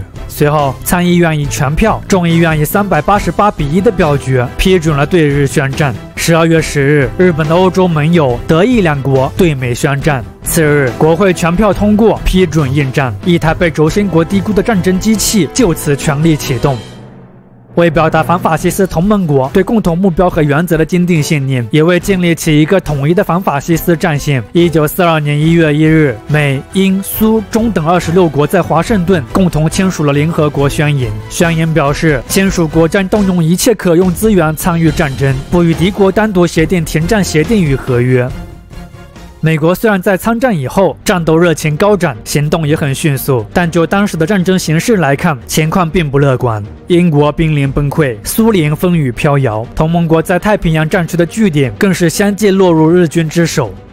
为遏制日本，美国兵分两路向日本发起了攻击，一路由道格拉斯·麦克阿瑟将军率领，计划由澳大利亚向北经新几内亚，最后迂回到菲律宾；另一路由上将切斯特·尼米兹率领，计划由夏威夷向西进攻太平洋中部的日本海岛基地，最后两路会合进攻日本本土。1942年5月的珊瑚海战役是美军自参战以来取得的首个战略性胜利，也是日军首次在进攻战略上的受阻。此役，盟军挫败了日军企图孤立澳洲与新西兰的莫尔斯比港行动，为日后的战略部署赢得了足够时间。同年6月爆发的中途岛海战，通常被视为太平洋战争的转折点。美军凭借在此役获得的决定性胜利，一举扭转了开战以来的被动，日军则失去了开战以来的战略主导权。此役过后，美日在西太平洋的海权力量开始恢复平衡。8月，为保护美国、澳大利亚和新西兰之间的运输航线，美军在西太平洋的瓜达尔卡纳尔岛及周边岛屿主动发起了进攻。经过6个月的激战，日军被迫放弃该岛，从而彻底丧失了在太平洋岛屿继续扩张的能力。1944年10月，盟军在菲律宾莱特岛附近与日军爆发了堪称历史上规模最大的一次海战。此役，双方投入了总和超200万吨位的船舰和超20万战斗人员的战力。虽然在日军近乎疯狂的进攻下，盟军损失惨重，但后者还是获得了决定性的胜利。此役过后，日本海军的战斗力几乎被瓦解，而美国则确保了在太平洋的优势，也为其之后迫使日本投降创造了条件。当美军在太平洋战场取得节节胜利之际，从1943年年中开始，盟军也相继在欧非战场阻断了轴心国的攻势。在非洲战场，1942年10月开始的第2次阿拉曼战役破灭了轴心国企图占领埃及、控制苏伊士运河及中东油田的希望。轴心国在北非战场由此开始转入战略撤退。1943年5月，盟军在突尼斯战役中取得了对轴心国的胜利。随着北非轴心国军队的全数投降，北非战场就此结束。与此同时，在东欧艰难对抗希特勒的苏联也传来了捷报。1943年2月，苏联在斯大林格勒战役中以巨大的代价成功遏制了德国的进攻，苏联全面崩溃的威胁就此解除。而轴心国因在此役的巨大消耗，此后无力继续东进。相继在各大战场取得主动权以后，盟军吹响了反攻的号角。1944年6月6日，人类史上迄今为止最大规模的抢滩登陆战在诺曼底爆发。仅一天时间里，面对纳粹军队的猛烈炮火，盟军依旧把15万名士兵输送到了诺曼底。而在整个诺曼底战役中，有超200万的士兵成功登陆法国，其中美军人数最多，约占盟军总兵力的25%。以仗着强大的战斗力，德军在1周内被逐出了整个诺曼底。8月25日，巴黎光复。9月中旬，几乎所有的德军都被赶出了法国和比利时。1945年1月，盟军突破西线，进入德国。与此同时，苏联也开始向着柏林发起了最后进攻。4月30日晚，苏军进入柏林，位于元首地堡内的希特勒自杀身亡。5月8日，德军无条件投降，欧洲战场就此结束。当其他战场相继结束之时，面对迟迟不肯接受无条件投降的日本，美军分别在当年的8月6日和9日，向日本的工业中心广岛和长崎各投下了一枚最新研制的可怕武器——原子弹。2次爆炸造成了近20万日本平民的死亡，最终迫使日本在8月14日宣布了投降。9月2日，日本在美国最后一艘战列舰密苏里号甲板上签署了投降文书，灾难性的第2次世界大战就此宣告结束。而一场浩劫虽然结束了，但紧张和危险的国际关系却并没有因此消失。加上极具破坏力的原子弹的出现，一场新的博弈和对抗即将在新的世界格局之下拉开序幕。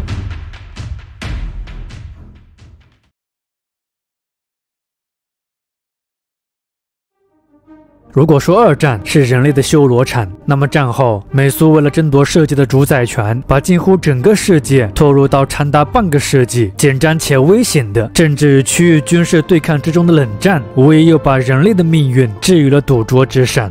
基于意识形态和对战后世界设想上的诸多分歧，美苏关系的破裂，这2个超级大国间的冲突，从某种意义上来说，好像是不可避免的。事实上，早在二战还未结束的1943年的德黑兰会议上，美苏未来分歧的苗头就已经显现了。德黑兰会议中，3巨头除了达成了向纳粹德国发动第2波攻击的共识以外，围绕波兰、伊朗等国家的问题，他们也进行了广泛讨论。尤其是波兰前途的问题，美英为了获得苏联的支持，他们虽同意了苏联边境的西移，兼并一些原属于波兰的领土，但在有关战后波兰政府限制的问题，美英与苏联之间产生了尖锐的分歧。美英支持1940年以来活跃在伦敦的波兰流亡政府，而苏联则希望扶持另一个亲共产主义的流亡政府。为了避免德黑兰会议的失败，这个问题最后被搁置了下来。1945年2月，继德黑兰会议之后，第2次同盟国首脑会议在雅尔塔举行了。在这场影响了诸如联合国的成立、东欧诸国成为苏联卫星国、朝鲜半岛南北分裂、外蒙古独立等诸多战后世界格局的会议当中，有关战后波兰政府的问题再次被提起。在当时，苏联已经占领了波兰，并扶持了一个亲共产党的波兰人政府，美英则坚持亲西方的波兰人应当在华沙政权中占有一席之地。之后，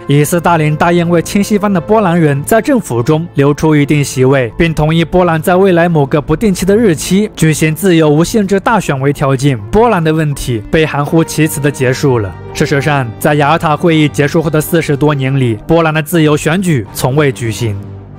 除波兰的问题以外，雅尔塔会议上有关德国的未来也是一个重要议题。罗斯福想要建立一个崭新的统一德国，而斯大林则希望德国做出巨额赔偿，并永久将其分割。同波兰问题一样，有关德国的最终协议也是草率收场。会议决定美英法苏4国分区占领和管制德国，包括首都柏林，并在未来某个不确定的时间让德国实现统一。而至于如何统一，会议没有产生有效的方案。不同于对苏联有一定信任的罗斯福，在罗斯福病逝后，由副总统升任为总统的杜鲁门不仅是个坚定的反共产主义者，他对斯大林本人更是充满了怀疑和厌恶。1946年的土耳其海峡危机与希腊危机是直接导致美国对苏联开始采取遏制政策的主要诱因。在土耳其海峡危机中，苏联向土耳其政府施压，要求对连接黑海和地中海的土耳其海峡进行联合军事控制。在土耳其政府对此表示拒绝以后，该地区的紧张局势瞬间升温。在希腊，由共产党控制的游击队则开始对国际公认的希腊政府发起了威胁。以苏联为首的社会主义阵营接二连三的动作，引发了美国和其盟友的深深顾虑。1947年3月，以著名外交家乔治·凯南撰写的倡导遏制苏联、具有强烈的反共主义政策的长电报为基础，杜鲁门在国会发表了著名的演说，视为杜鲁门主义。杜鲁门表示，美国将支持所有反抗共产主义的国家和人民，以遏制苏联的扩张。美国第一次公开地将遏制政策作为国策，也就此揭示了冷战的序章。针对欧洲的经济复兴计划，即马歇尔计划，是美国为抗衡苏联和共产主义势力在欧洲进一步渗透和扩张而提出的一项庞大计划。由于担心战后力量薄弱的欧洲国家会被迅速扩大的共产党所控制，国务卿乔治 ·C. 马歇尔在1947年6月公布了这项计划。这项计划在最初也曾计划给予苏联及其在东欧的卫星国以相同的援助，但碍于该计划在政治改革方面等的要求，苏联和东欧各国最后都拒绝了该援助计划。同年7月，马歇尔计划正式启动。在接下来的3年里，美国向参与该计划的16个国家提供了超120亿美元的援助资金，极大地刺激了西欧经济的复苏。截至1950年底，欧洲的工业生产总值增长了64%，农业生产也已经超过了战前水平。与此同时，受援各国内的共产党势力也减弱了，他们与美国关系的日益紧密，也为日后北约的建立创造了条件。由于杜鲁门相信重建德国对西欧经济的复苏有着非常重要的作用，因此在1948年3月，美英法3国达成了协议，决定将3国分别管理的德国领土合并，组成一个新的西德共和国。针对这个事件，苏联方面迅速做出了回应。同年6月，苏联对西柏林实施严密封锁，并暗示如果德国正式分裂，西德政府必须放弃在东德的核心区域。杜鲁门不愿放弃西柏林，但同时他也不想因柏林封锁挑起战事。于是，为了给被封锁的西柏林民众们提供生活物资，一场人类史上迄今为止规模最大的空中运输行动——柏林空运就此展开。空运持续的10个多月里，美国及其盟友为西柏林的200万民众提供了将近250万吨的物资，其中美国提供的物资超过70%。到了1949年春，柏林空运的物资甚至超过了之前通过铁路向城市运送的货物。柏林空运的成功不仅让苏联方面感到震惊，它也迫使后者在同年放弃了毫无意义的封锁。而柏林危机中，美国展现出的道义和责任，不仅提高了其在柏林和西欧国家中的声望和影响力，更赢得了西欧人民的信任和支持。与西欧国家联盟关系的进一步巩固，促使美国在1949年4月与英法等11国成立了旨在针对苏联及其盟国的军事战略同盟——北大西洋公约组织。为对抗北约，1955年，除南斯拉夫以外的所有东欧社会主义国家组建了华沙条约组织。2个针锋相对的军事组织的出现，这与2次世界大战前曾出现的景象真的太过相似了。危机的不断升级，也促使美国的冷战政策在20世纪50年代开始变得更加强硬和主动。NSC-68 号文件是美国冷战政策最重要的文件之一，它由美国国务院和国防部起草，于1950年4月被提交给了杜鲁门。该报告概述了一个新的扩张主义外交政策，即美国不能仅依靠其他国家来抵御共产主义，而是必须要在非共产主义世界确立起更坚实和积极的领导地位。他主张，无论共产主义出现在哪里，只要它出现扩张势头，美国就必须采取全面的遏制手段。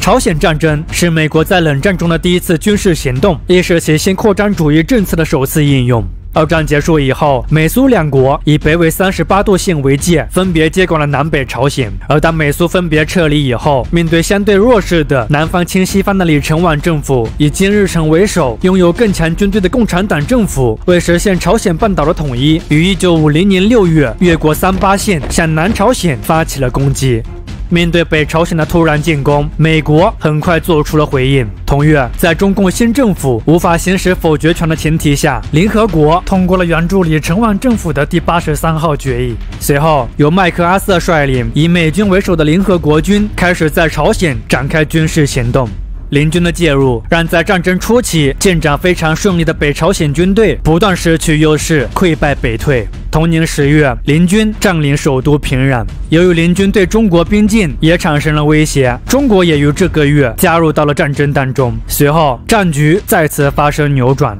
1951年3月，对战双方再次回到了38线的两侧，战争进入相持阶段。由于短时间内双方都无法取得胜利，越来越大的战争代价，加上各方基于自身利益的考虑，1953年7月，中朝与联合国军在板门店签署了停战协议，结束了战争状态。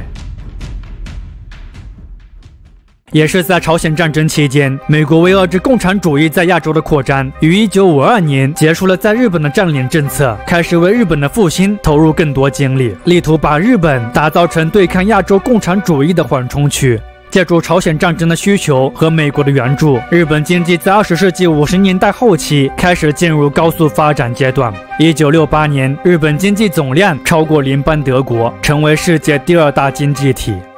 而无论是来自朝鲜战争的僵局，还是被美国人视为苏联势力延伸的新生的中共政权，亦或是苏联对原子弹的成功研制，总之，对20世纪50年代的美国人而言，共产主义已不是想象中的敌人，而是实际存在的威胁。加上美国内部的党派之争，共和党借题发挥，在国内掀起了一场反共狂潮，这便是麦卡锡主义。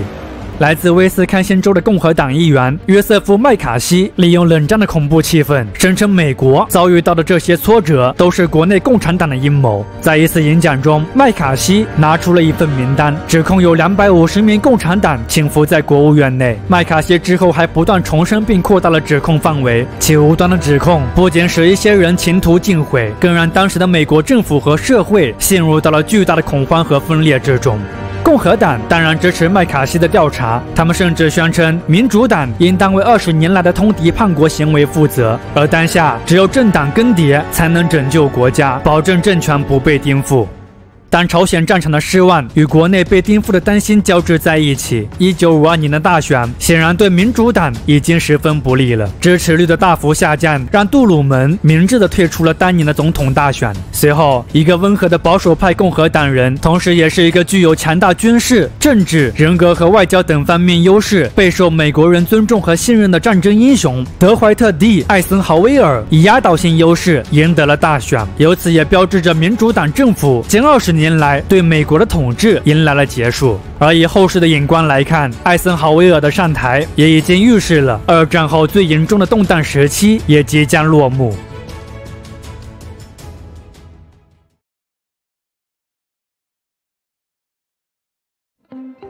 1953年，艾森豪威尔上任总统的首年，批准了一份名为 SC-162-2 号有关美国国家安全基本政策的文件，由此奠定了美国在冷战时期一个新的全球战略——新面貌战略。新面貌战略虽说是新的，但实质上它的根本目标并没有改变，它仍旧是为了遏制以苏联为首的共产主义在世界扩张的一种战略。新面貌的新主要体现在遏制手段上的创新。艾森豪威尔曾对杜鲁门政府不计成本的遏制政策提出过批评。当然了，投入近1000亿美元军费，付出10几万人伤亡的巨大代价，却依旧没有取得胜利的朝鲜战争，确实让美国人感到失望和愤怒。它更让艾森豪威尔意识到，使用代价如此高昂的对抗，早晚会让美国的资源被苏联所涉及的地区冲突中所耗尽。于是，为平衡冷战期间美国的军事与国家财政，艾森豪威尔政府开始主张减少常规军事开支和联邦财政赤字，以最小的经济代价取得对共产主义的最大限度威慑。核威慑是新面貌中最主要的一种手段。作为当时世界上极少数拥有核武器的国家，艾森豪威尔政府相比前任政府更加重视战术核武器。基于不同的行为状态，美国有2种核威慑政策，即被动防御型的大规模报复政策和主动进攻型的战争边缘政策。大规模报复政策的核心思想是，如果苏联及其盟友对美国或其盟友发动任何形式的侵略，美国将使用其核武器进行毁灭性反击，不分目标性质和规模。战争边缘政策是主张美国要在国际危机中采取有风险的行动，把事态推到战争边缘，以说服对方服从美国的政治要求。而无论是哪种政策，核3位一体都是核威慑政策中非常重要的硬件组成。从20世纪50年代开始，美国发展出了包含洲际弹道导弹、潜射弹道导弹和战略轰炸机3种具有全面性核武器威慑能力的打击方式。而核3位一体虽增强了美国核威慑力的可信度和有效性，但很显然，它也大大提高了核战争的风险和代价。尤其是当苏联也拥有了核3位一体以后，美苏之间不计代价和后果的对抗，互相确保毁灭的原则，无疑也连带着把整个世界都拖入了一种恐怖平衡当中。根据已经解密的美国战略空军司令部档案，1959年原子弹需求研究显示，美国曾假设了一场与苏联爆发的全面战争，届时美国将会使用核武器全面打击苏联及其同盟，对中苏和东欧投下超3000件核武器，预估消灭3亿至4亿人口。这个可怕计划之后幸好因美苏关系的缓和被搁置了。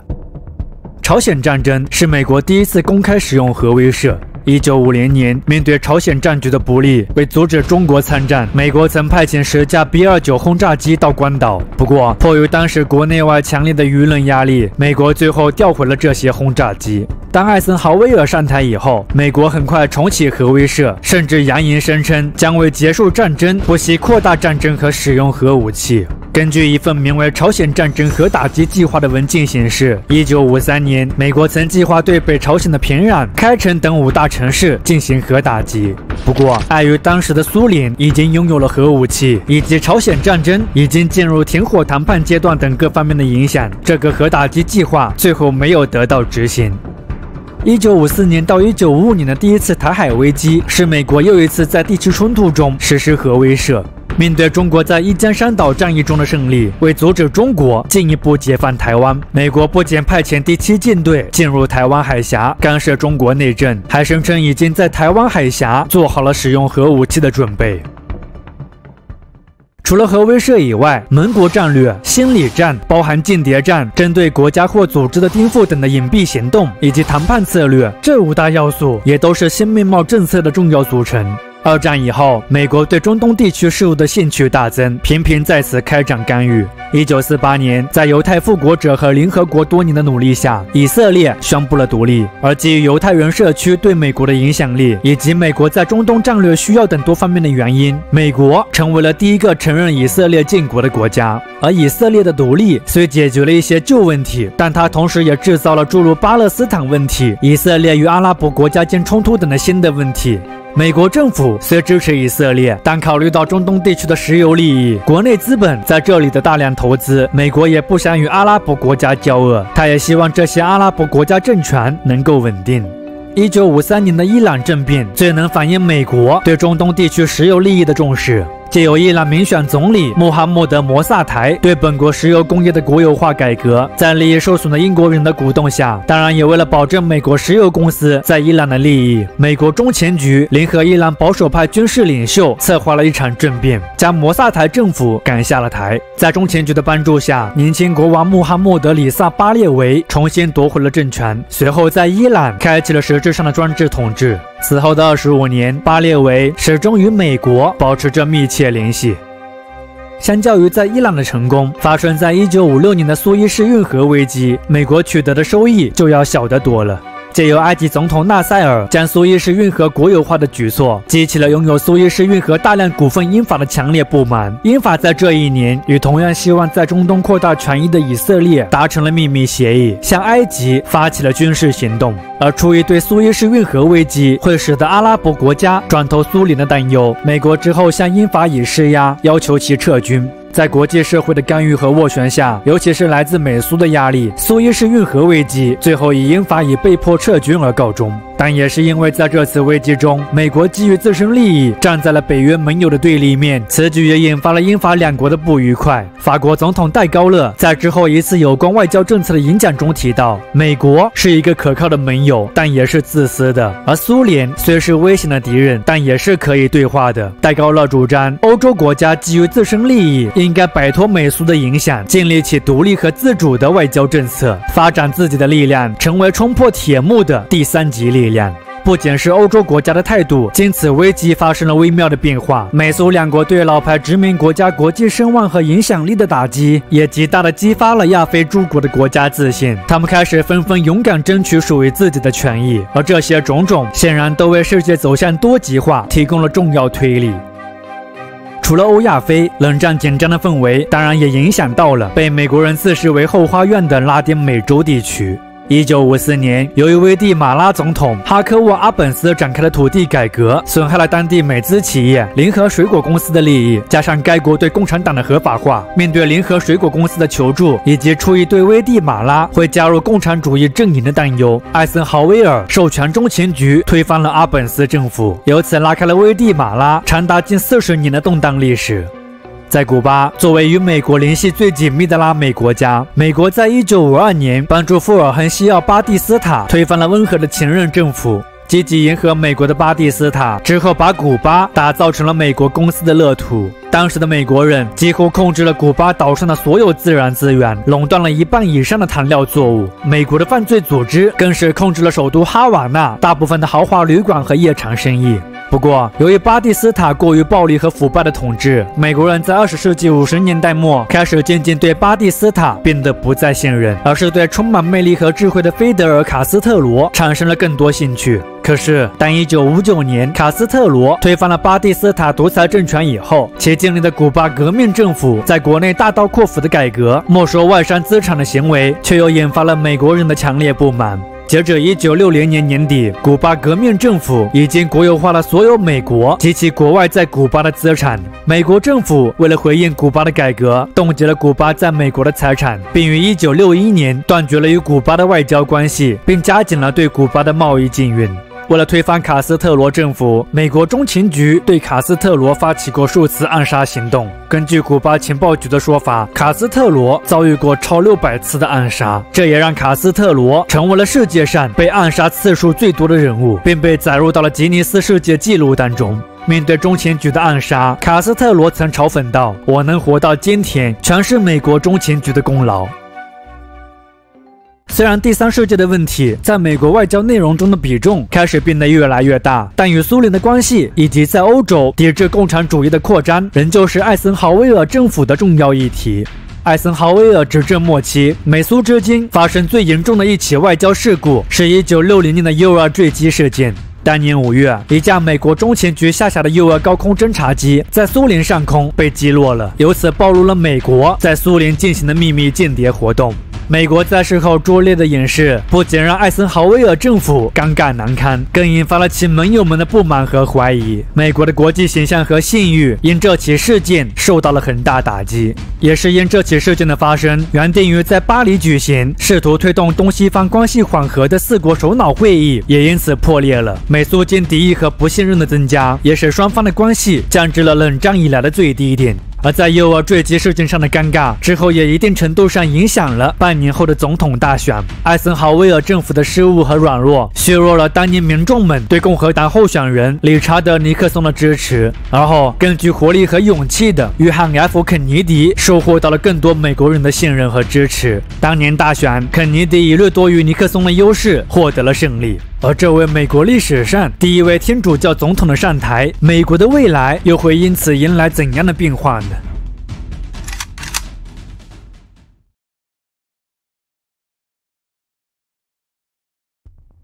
在20世纪的下半叶里，关于这个时代的记忆绝对是令人印象最为深刻的。凝聚着数百万美国人之理想的肯尼迪总统的遇刺身亡，几乎要引发核战争的古巴导弹危机，因各种民权运动而陷入分裂的社会，进退两难的越南战争，这等等的一系列历史事件，你可以感受到这个时代的活力与变革。但同样的，这个时代的暴力与分裂也会让你心有余悸。这个充斥着希望与幻灭、理想与碎梦的矛盾时代，就是美国的60年代。充满魅力的青年总统肯尼迪的上台，以及其提出的改革方案新滨江政策，为60年代的最开始定下的是一个活力与乐观的基调。虽然从当时被两党保守派所把持的国会来看，围绕着内政与外交两大方面的新滨江政策，其中的一些计划是很难实现的，但依旧不妨碍肯尼迪的新滨江政策仍被一些人视为了自罗斯福新政以来最具雄心的改革方案。保障黑人权益、改善民权状况是新滨江政策中的一项重要内容。无论是通过赢得大量黑人选票上台前对黑人群体许下的政治承诺，还是面对非裔美国人为争取公平与平等兴起的民权运动，继而导致美国社会出现的紧张气氛，肯尼迪非常清楚当时美国种族问题的严峻性和紧迫性。1963年6月，面对愈演愈烈的民权运动，肯尼迪提出了旨在消除种族歧视的新立法提案。为了支持新立法案，壮大民权运动的力量，当年8月，在肯尼迪的公开支持下，超20多万人沿着华盛顿哥伦比亚特区的购物中心举行了美国历史上规模最大的一场民权示威游行。随后，他们又聚集在林肯纪念堂，聆听了著名的黑人民权运动领袖马丁·路德·金发表的震撼人心的“我有一个梦想”的演讲，把这场和平跨种族的民权运动推向了高潮。1964年7月，在各方努力下，美国在民权和劳动法上的标志性立法，宣布因种族、肤色、宗教信仰、性别或来源国而有的歧视性行为为非法的。1964年民权法案正式生效。但可惜的是，积极推动美国民权发展的肯尼迪本人却没能见证这部历史性法案的诞生，因为早在几个月前，肯尼迪在德克萨斯州出席政治活动的过程中，遭到了一个名为里哈维·奥斯瓦尔德迷茫和愤懑的马克思主义者的暗杀，不治身亡。离奇的是，这个杀人动机不明、声称自己是替罪羔羊的奥斯瓦尔德，在几天后于众目睽睽之下，又遭到了一个名为杰克·卢比的夜总会老板的离奇杀害，而卢比则又在3年后于狱中患癌而死。总之，肯尼迪遇刺案看起来似乎存有很多疑点，这也使得关于这起案件的真相至今都是争议不断。肯尼迪死后，副总统林登·约翰逊便升任为了新的美国总统。同他的前任相似，约翰逊也相信应当让政府的权力发挥更加积极的作用。在这种信念的加持下，约翰逊成为了自罗斯福以来立法提案最多的总统。其任期内，国会一共通过了435项立法。约翰逊把自己的改革计划称为伟大社会计划。该计划涉及多项内容，包括消除贫困、保障民权、实施医疗保险、教育改革、保护环境等多个国内政策。总的来说，伟大社会计划取得的效果是显著的。受益于该计划，许多美国人的生活水平得到了显著提高。统计显示，从1964年到1969年，美国的贫困率从19%降至了12%，约有1200万人实现了脱贫。同时，美国的失业人数也大为减少。从1966年到1969年，美国的失业率一直保持在4%以下。医疗援助方面，接受医疗援助的人数从1967年的1000万增至了1973年的2300万。不过，伟大社会计划一系列瞩目成就的背后，代价也很大。从1961年到1970年，联邦政府支出从944亿美元飙升至了1966亿美元。到了70年代，受越战、科技革命等因素的影响，伟大社会的后遗症开始显现。通货膨胀、社会福利负担过重、经济低迷等症状，也使得之后更经济的新自由主义政策开始成为美国社会的主流。除了在内政上有更积极的行动，相比历届政府，60年代的美国政府在外交上也采取了更加主动和积极的方式。不过，这种方式虽然为问题的解决带来了更多的可能和想象空间，但相应的新的行事逻辑有时候也意味着事情的发展可能会超出预料。而美国在60年代遭遇的一系列外交事件就导向了这种可能。肯尼迪政府时期同样致力于扩大美国在全球的影响力，但在策略上，肯尼迪则从以核威慑为主导的策略转向了用更加灵活的方式来应对共产主义的扩张。这种策略主张建立多样化的军事力量，包括常规兵力和核武器。肯尼迪相信，只有这样才能在保持对苏联的核威慑基础上，增加对第三世界的影响。猪湾事件是肯尼迪政府第一次试探性的实施其外交政策。为推翻古巴革命政府，恢复美国在古巴的影响力和利益。1961年4月，在肯尼迪的许可下，一支由2000人组成、经中情局训练过的全副武装的反卡斯特罗古巴流亡军队，在古巴西南海岸的猪湾登陆。不过，面对装备精良的卡斯特罗军队，这次行动仅在短短2天内就宣告了失败。猪湾事件的失败不仅让美国的国际形象和信誉受到了严重损害，更让古巴产生了强烈的危机感。出于对美国再次进攻的担忧，古巴开始与苏联靠近，接受了苏联的经济和军事援助，甚至同意苏联部署导弹在其领土之上。1962年10月，为了回应美国在意大利和土耳其部署弹道导弹对苏联产生的威胁，苏联开始在古巴部署进攻性核武器。美国在发现了苏联的举动以后，要求苏联撤出导弹，并对古巴实施了海上封锁。双方随后展开紧张的外交和军事博弈，把人类的命运拖入到了一个最惊险的时刻。但好在这场危机中，理智战胜了冲动。经过13天的紧张对峙，美苏最后还是达成了一致。苏联同意撤走古巴的导弹，美国则同意不再入侵古巴，并暗中撤走了在意大利和土耳其的导弹。除了古巴导弹危机，美国对第2次越南战争的介入，也是20世纪60年代美国外交内容中的一个重大话题。自第一次越南战争结束，把法国人赶走以后，越南根据日内瓦会议，暂时以北纬17度线为界，分割了由共产主义者胡志明为领导的越南独立同盟控制着的越南北部，以及控制着越南南部以吴廷印为领导的亲西方政权。日内瓦会议决议，南北越要在1956年7月以前实行普选，由普选再统一南北越。但很显然，有着更多人数优势的北越是能够轻易赢得1956年大选的。所以，在美国支持下，吴廷印拒绝举行大选。同时，为了遏制共产主义在越南的扩张，美国也开始为南越提供军事和经济援助。1959年，在莫斯科强调共产主义民族解放斗争新政策的鼓舞下，胡志明决定开启为实现国家统一的武装斗争，开始向南越派遣大量军事人员进行推翻吴廷印政权的颠覆工作。同年，南越的越门骨干创建了民族解放阵线，开始在南越进行武装斗争。1961年，民族解放阵线有效控制了南越的大量农村地区，吴廷印政权受到剧烈动摇。1963年，面对吴廷印的残暴统治以及其无法满足美国的政治要求，在美国的默许下，南越军官推翻了吴廷印政权，建立了新的政府。此后的几年时间里，南越政变频发，领导层混乱，这也使得反共的压力开始越来越多地落到美国人身上。而在缺少外交经验的约翰逊上台以后，他为了继承肯尼迪的遗志和60年代遏制政策的规定，把越南战争视为美国反共决心考验的约翰逊，开始在越南不断扩大干涉规模。1965年底，已经有超18万美军在越南作战，2年后，这个数字又进一步攀升到了50万之多。但是，巨大的投入并没有给美国换来足够的回报。1967年年底，尽管北越所有可识别的战略目标都已经被美军摧毁了，但距离胜利仍旧遥遥无期。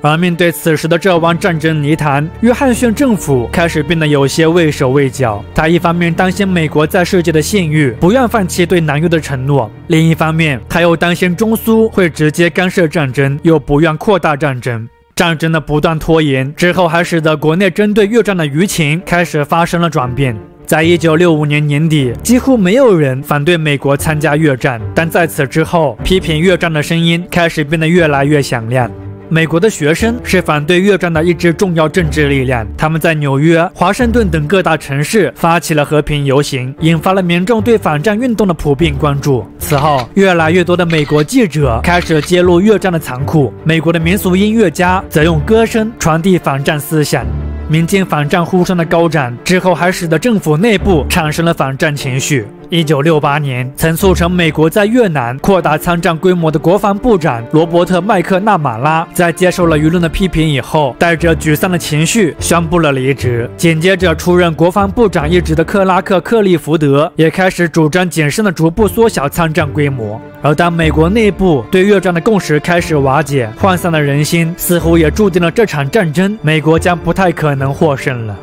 民意支持率的不断下滑，迫使约翰逊在1967年3月宣布暂停轰炸北越，同时他还决定了退出次年的总统大选。1968年大选在阴郁和痛楚的气氛中举行，当年马丁·路德·金以及备受民众喜欢的总统候选人罗伯特·肯尼迪的双双遇刺，不仅让美国人感到悲痛和愤怒，更动摇了他们对国家的信心。可或许也是因为这种动荡和分裂的社会状态，这位曾在此前的总统大选中失利、形象温和和务实的理查德·尼克松创造了机会。尼克松以“让我们团结起来”为主要口号，赢得了民众的信任和支持，最后以微弱的优势赢得了当年大选。1969年1月，尼克松在他曾经的政治对手、首席大法官厄尔沃伦面前宣誓了就职。现在，这个男人看起来似乎已经做好了要为所有美国人缔造一个稳定和祥和的新时代的准备了。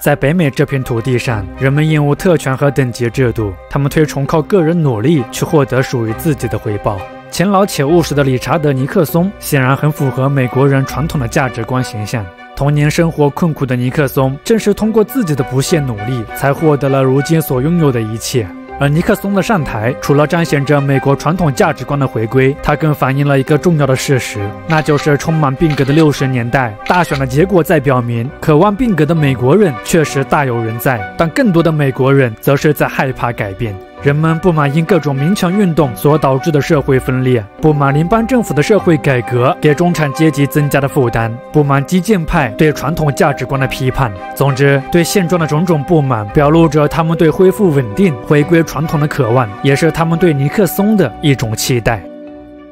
尼克松任职总统时期，他所面临内外部的挑战，显然都比其前任更巨。从内部来看，除了非裔美国人的民权运动以大学生为主导，有着反战、反种族和性别歧视、反传统政治制度等思想的新左派运动，公然藐视中产阶级价值观和传统的新青年文化和反主流文化。在非裔美国人反抗运动鼓舞下，印第安裔美国人、西班牙裔美国人、同性恋者等其他少数群体为谋求自身权利而新发起的民权运动，以及在各种民权运动中汲取到力量、更加激进的新女权主义，这等等一系列更加多样化的民权运动，在促进美国走向更加多元和民主的过程中，也空前地引发了美国社会的分裂和冲突。此外，因越南战争、社会改革、能源成本提高等因素造成不断攀升的通货膨胀率，以及受到国外挑战、陷入衰落的制造业等日益严峻的经济问题，也都是尼克松在国内需要面对和解决的问题。通货膨胀问题在最初被尼克松政府认为是他们可控的事情。为抑制通货膨胀，尼克松政府专注于控制货币，他们大幅提高利率，收缩货币发行量。但是，紧缩性货币政策并没有有效抑制通货膨胀。1969年到1970年，美国通货膨胀率持续攀升，从 5.46% 上升到了 5.84%。与此同时，经济增速也开始下降了。1969年到1970年，美国经济增长率从 3.08% 下降到了负的 0.25%， 美国陷入滞胀状态。1971年8月，尼克松在全国电视上宣布，下令对美国工资和价格进行为期90天的冻结，以应对通货膨胀。薪资物价管制计划在实施以后，确实取得了一些效果，通货膨胀得到了短暂抑制，经济也开始复苏。1971年到1972年，美国通货膨胀率从 4.29% 降至了 3.27%， 经济增长率从同期的 3.29% 升至了 5.25%。不过，主要受1973年石油危机的影响，欧佩克对在赎罪日战争中支持以色列的美国等工业化国家开启的石油禁运的报复，石油价格的大幅上涨，也使得对进口石油有着高度依赖的美国再次陷入到严重的通货膨胀和经济衰退当中。1973年到1974年，美国通货膨胀率从 6.18% 飙升至 11.05%， 经济增长率则从 5.64% 下降到了负的 5.1%。而无论是面对经济上的困境，还是让社会陷入巨大分裂和争议的反战情绪，亦或是维护美国在国际社会上声誉的需要，如何体面地解决在越南的僵局，都是尼克松政府非常关注和需要迫切解决的一个问题。将越南战争越南化，即训练和装备越南军队，替代美国在越南作战的新政策，是尼克松和其非常信任的政治伙伴亨利·基辛格想到的一个可接受的解决越南僵局的办法。1969年，美国开启了在越南的第一次撤军。这一年，美军在越南的人数多达54万之多。而在越南化新政策的进行下，1972年，美国在越南的人数缩减至了6万人。与此同时，美国在越南投入的战争资金也开始逐年减少，国内的反战情绪也得到了一定程度上的缓解。不过，美国与北约自1968年起，连同越南南方民族解放阵线和南越，在巴黎进行旨在结束越南战争、恢复和平的四方谈判的僵局，却没有因越南化政策而得到改善。面对此情形，尼克松政府决定施加新的军事压力，以迫使北约做出让步。1970年3月，在美国默许下，柬埔寨以懒惰将军为首的等人发动政变，推翻了中立的西哈努克政府，建立了新的亲美政权高棉共和国。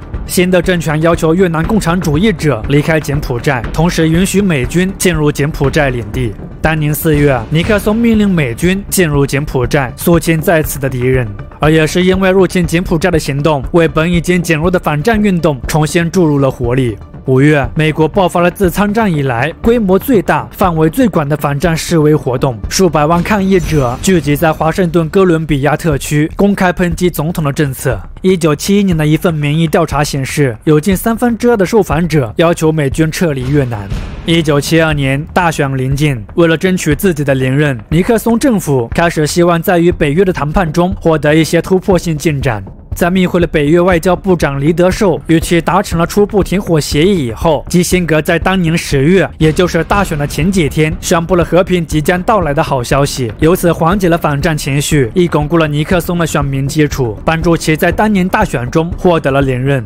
1973年1月，在经历了一些波折以后，互相做出了一些让步的对战双方，终于签署了关于在越南停止战争、恢复和平的巴黎和平协约。根据协议，双方即可停火，南越的阮文绍政权将继续保留，已经进驻南越的北越军队则可以原地待命。协约签署后的2个月，美军完成了从越南的撤军，仅保留了一些军事顾问和外交人员。而无论是协约的签署，还是美军的撤离，北越与南越之间的冲突并没有因此终结。1975年3月，借由南越内部的动荡以及美国对其援助的减少，面对实力大幅削弱的南越，北越向南越发起了全面进攻。同年4月，北越军队进驻南越首都西贡，这场让美国付出了近40万人伤亡、投入军费超2000亿美元、代价巨大的越南战争，最后因美国的失败，北越统一越南为结局，正式宣告了结束。也是在越南战争结束之际，红色高棉也推翻了懒惰政权。在红色高棉近乎偏执的统治下，据传有近1/3的柬埔寨人死在其集体屠杀政策之下。而这段血腥的历史，显然也是美国多年参加越战所遗留下的残酷结果。除了结束在越南的战争，不让美国过分陷入到地区争端的事务当中，尼克松政府时期的对外政策还有一些其他变化。这些不同于以往的设想和主张，一般被称为尼克松主义。根据尼克松的设想，以美苏为主导的两极化世界已经过时了。无论是基于对抗苏联的需要，还是为了让世界变得更加安全，美国必须适应新的多极化国际结构，重视其与中国、日本、西欧等独立力量的关系。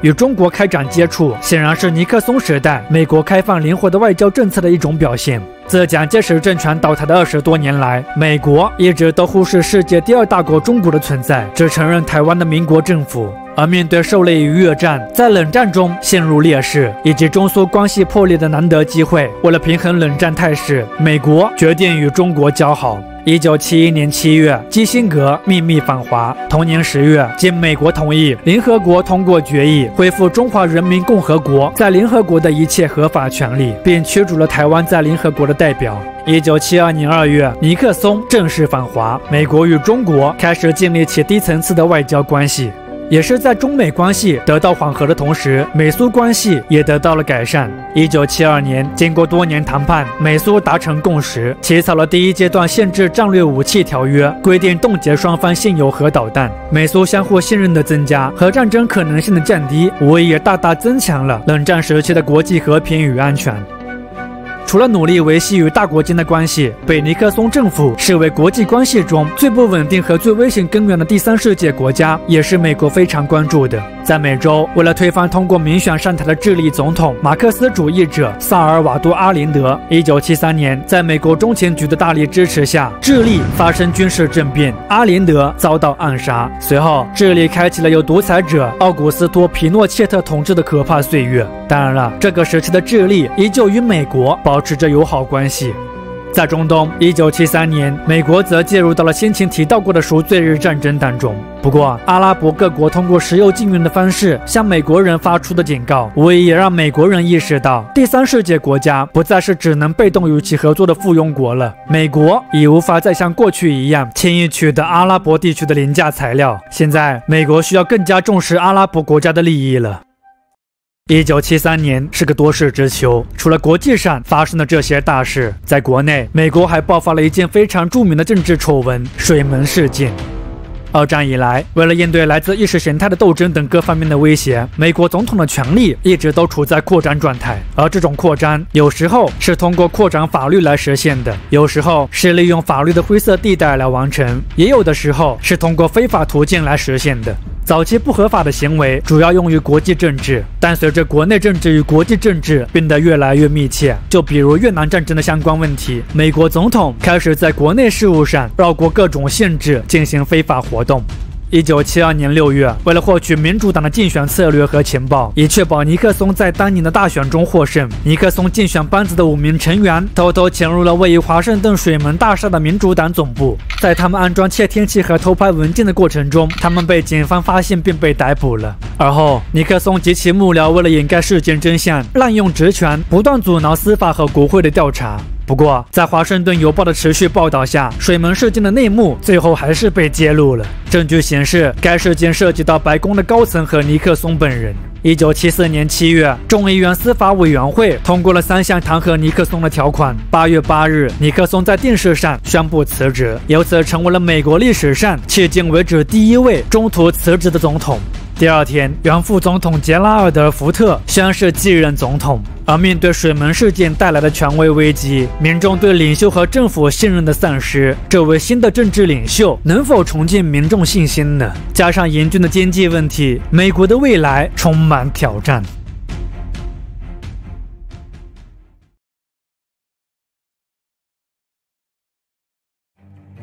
20世纪70年代对于美国人而言，显然是一个糟糕的时代。政治丑闻、战争失败、经济困境，这等等一系列事件的发生，不仅沉重打击了美国人的自信，更给美国的未来蒙上了一层厚厚的阴霾。沮丧和失落的情绪之下，当时一些美国评论家甚至都感叹道：美国即将迎来一个有限时代，而美国人必须要学会在金钱、能源、机遇、国际地位等因素都开始纷纷减少和降低的情况下生存下去。如何重振国人信心？经济复兴要如何实现？与苏联的对抗又要如何取得优势？这是在尼克松匆匆离任后，现任总统杰拉尔德·福特需要面临的来自内外部的诸多严峻挑战。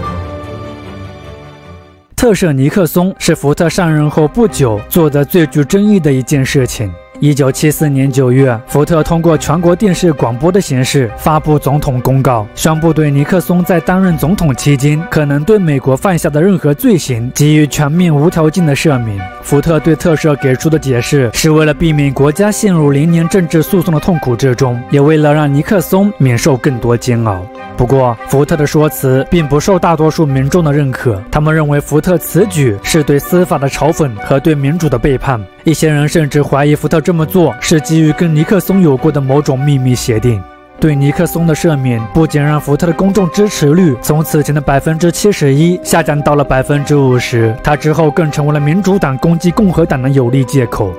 除了没能缓解民众对政府的信任危机，面对国内经济问题，福特政府同样收效甚微。福特上台的第1年，美国陷入了自本世纪上半叶大萧条以来最严重的经济危机当中。当时美国的通货膨胀率不仅高达11%，失业率也居高不下。为了抑制通货膨胀，福特没有采取薪资物价管制的手段，而是通过以自愿的形式呼吁人们为抑制通胀努力。为此，福特政府发放了带有 Win 意为打击通货膨胀的各类产品，希望能够唤起人们的团结和自愿精神。但无奈的是，由于缺少国会和公众的支持，空洞的打击通货膨胀计划几乎没有取得任何效果，它之后只沦为了一个无效的口号。相较于在国内的失败，在外交事务上，福特政府还是取得了一些成果。外事经验丰富的基辛格在福特就任总统时期，依旧被邀请至内阁之中担任国务卿。尼克松时代的基本政策也因此得到了继续执行。1974年年末，福特与勃列日涅夫签署了新一轮的战略武器控制条约。该条约之后成为了第2阶段限制战略武器条约的基础，亦实现了尼克松政府长期追求的目标。1975年，美苏以及几乎所有的欧洲国家都参与签署了旨在缓解东西方阵营之间紧张关系的赫尔辛基协议，由此实现了冷战时期世界安全与合作的一次重大跨越。在中东，美国则又促成了一项有关中东安全的新协议。1975年9月，在美国的斡旋下，埃以签署了西奈临时协议。根据协议，以色列将归还西奈半岛的大部分与埃及，同时两国承诺不再以武力解决争端。西奈临时协议不仅缓和了当时中东地区的紧张局势，更为之后埃以历史性的和解创造了条件。1976年的大选可以说是美国历史上最激烈、最紧张的大选之一了。这届大选中，借由对经济的不满和对福特的失望，福特最终以2.1%的普选票、57张选举人票的微小差距，败给了以坦诚、清公面貌示人、积极迎合大众对政府不满和质疑的民主党人吉米·卡特。另外，福特的落败也使其尴尬地成为了美国历史上迄今为止唯一一位在没有赢得总统大选的情况下成为过美国总统的人。如同其前任一样，卡特就任总统时面对的也是一堆国内有待解决的烂摊子。在这种不利的形势下就职总统，很多人或许都是难有所为的。但卡特的问题在于，他缺乏弹性的政策，让其处境变得更加糟糕了。以质疑联邦政府立场竞选总统的卡特，代表着美国民众对根深蒂固官僚作风和傲慢自大公职人员的质疑。就任总统以后，卡特也把质疑带到了白宫。由于他不愿与华盛顿的政治体制和利益集团妥协和合作，导致他的一些重要法案和倡议屡遭国会阻挠。经济问题是卡特政府时期重点关注的一个问题。1979年，受中东地区局势动荡的影响，第二次石油危机爆发。欧派克对能源价格的持续提高，这使美国通胀率一路飙升。1979年到1980年间，美国年均通货膨胀率超过10%。为了在反通胀和促进经济增长之中寻找到一种平衡，卡特政府采取了一种将尼克松与福特的经济政策相结合，即紧缩货币和呼吁自觉限制物价的经济政策。维持高利率是卡特政府抑制通胀的一种重要手段。1980年，美国利率达到历史最高水平，当年1月，联邦基金利率达到20%。而高利率虽对通胀起到了一定的抑制作用，但它也导致了失业率的上升和经济增长的放缓。这一年，美国的失业率为7.1%，比前一年高出了1.3%。重建美国外交是卡特竞选总统时期许过最多的承诺。在美洲，卡特政府促成了将巴拿马运河主权归还巴拿马政府的谈判，签署了托里霍斯卡特条约，结束了美国自1903年以来对运河的控制权。在亚洲，美国积极回应了希望向世界敞开大门的中国，与其在1978年12月正式恢复了外交关系。而要说起卡特政府时期美国外交实现的最大成就，单属其促成了埃及与以色列的和解。1978年9月，卡特邀请了埃及总统安瓦尔·萨达特和以色列总理梅纳赫姆·贝金参加戴维营首脑峰会。在卡特的斡旋下，埃以原本陷入僵局的和平谈判出现了转机。经过12天的会议讨论，卡特在同月宣布埃以就和平条约的框架达成了协议，并签署了著名的戴维营协议。次年3月，萨达特和贝金双双再次回到美国，在卡特的见证下，埃以双方正式签署了对中东和平进程有着非常积极且深远影响的条约——埃以合约。根据合约，两国互相承认对方的合法性，关系步入正常化。此外，以色列还将完全撤出自1967年6日战争期间以来占领西奈半岛的其武装部队和平民，恢复埃及对该地区的主权，而埃及则同意将西奈半岛打造成非军事区。以色列船只可以自由通行苏伊士运河，并承认地朗海峡和亚喀巴湾为国际水路。卡特政府在埃以和解过程中的积极推动作用，为其赢得了国际社会的赞誉和尊重。卡特本人更是被誉为和平使者，而埃及总统萨达特和以色列总理贝金则分别在1978年获得了诺贝尔和平奖。而在埃以和解为中东地区带来一线和平曙光和可以期待的美好未来之时，伊朗人质危机的爆发则又把人们的视线带回了动荡的现实世界。自50年代开始，美国通过为伊朗的巴列维政府提供各种支持，将其打造成为了抵御苏联在中东扩张的堡垒。不过，在巴列维政府专制和腐朽的统治，以及宗教与世俗派之间的矛盾等诸多因素的影响下，伊朗从1978年起就陷入到了严重的国内危机当中。伊朗民众们掀起的反对巴列维政府的运动，让伊朗陷入了瘫痪状态。1979年1月，轰轰烈烈的革命运动下，沙阿巴列维逃离伊朗。同年2月，巴列维政府倒台。2个月后，新宪法公投通过，政教合一的伊朗伊斯兰共和国由此正式成立。而作为伊朗的新领袖阿亚图拉赛义德·鲁霍拉霍梅尼却非常痛恨曾支持沙阿政权的美国，他把美国政府称之为伊斯兰的敌人，这使得伊朗的这个新政权不再可能与美国建立起任何正常关系。1979年11月，借由被罢黜的巴列维前往美国治疗癌症，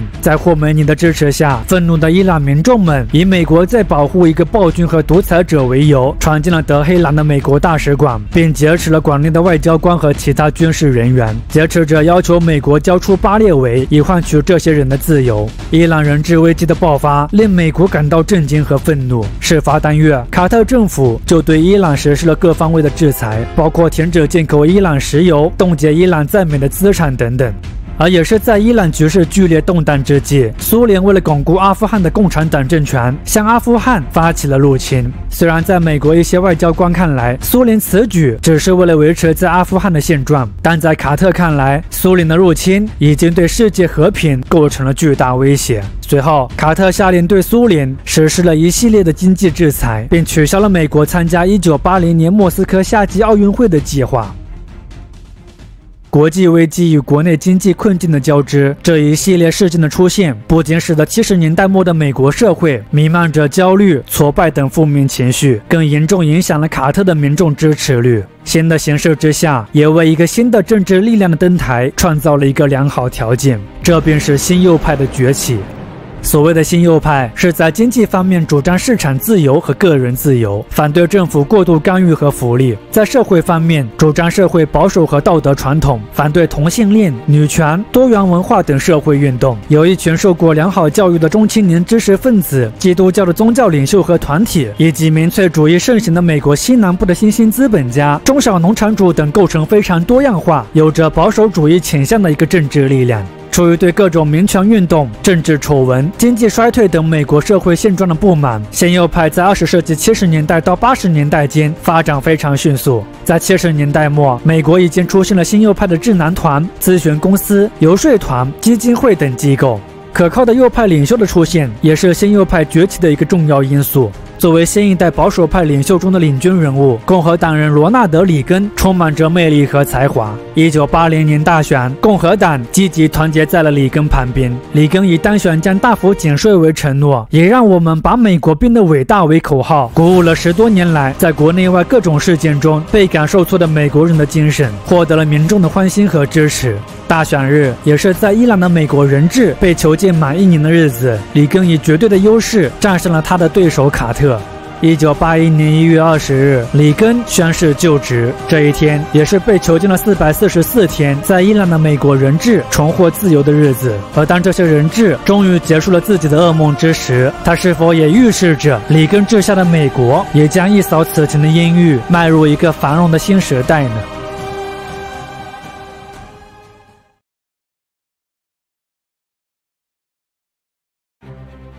里根的成功离不开民众对卡特的失望以及保守势力的不断壮大。作为保守派势力达到鼎盛的标志，罗纳德·里根的上台冥冥之中注定了美国将会开启一个全新时代。事实上，历史学家和政治观察家为了强调里根任职总统时期以及其留下的政治遗产对美国产生的深远影响，通常将建制20世纪的整个80年代远至先7年以前的这段时期称之为里根时代。面对20世纪60年代以来美国在国内外遭遇的多重危机，以及美国民众们逐渐丧失的信心，里根在上台前承诺要在美国开启一场史无前例的改革，要让美国变得再度伟大。不过，承诺也好，口号也罢，他或许可以振奋人心，但真正要带领美国人走出困境，里根政府仍旧需要做出更积极的举措。里根上台之时，摆在他面前的是非常严重的经济问题。受全球高通胀率、美国和其他发达国家为应对而开启的紧缩货币政策等诸多因素的影响下，20世纪80年代，整个世界都陷入到了一场严重的经济衰退当中。1980年，美国经济增长率为负的0.3%，通货膨胀率高达13.5%，失业率年均超7%。面对如此严峻的经济形势，里根提出了一个大胆的经济政策，这便是著名的里根经济学。不同于以往为了平衡预算或增加社会福利而提高税率的政策，在里根经济学中，减税是一个关键词。根据里根的设想，美国现今经济之所以如此困难，跟过度征税有很大关系。当时美国联邦政府对个人征收的最高税率平均高达67%，过高的税率导致了用于投资经济增长的资本出现了极度匮乏。所以要想解决美国经济问题，减税就是第一步。只有降低了个人和企业的税负，刺激供给端的生产和创新，经济才有可能出现改善。在里根经济学的主导下，1981年8月，美国颁布了经济复苏税法，开启了美国历史上规模最大的一次减税。根据这部法案，美国将在未来3年内降低30%的个人和企业税率。1986年，美国又颁布了税制改革法案，进一步降低了个人和企业税负。这部法案还简化了税制结构，扩大了税收基础，减少了税收漏洞，提高了税收的公平性和效率。也是基于税制改革法案带来的积极影响，它通常也被视为美国税收史上最重要和最成功的一次改革。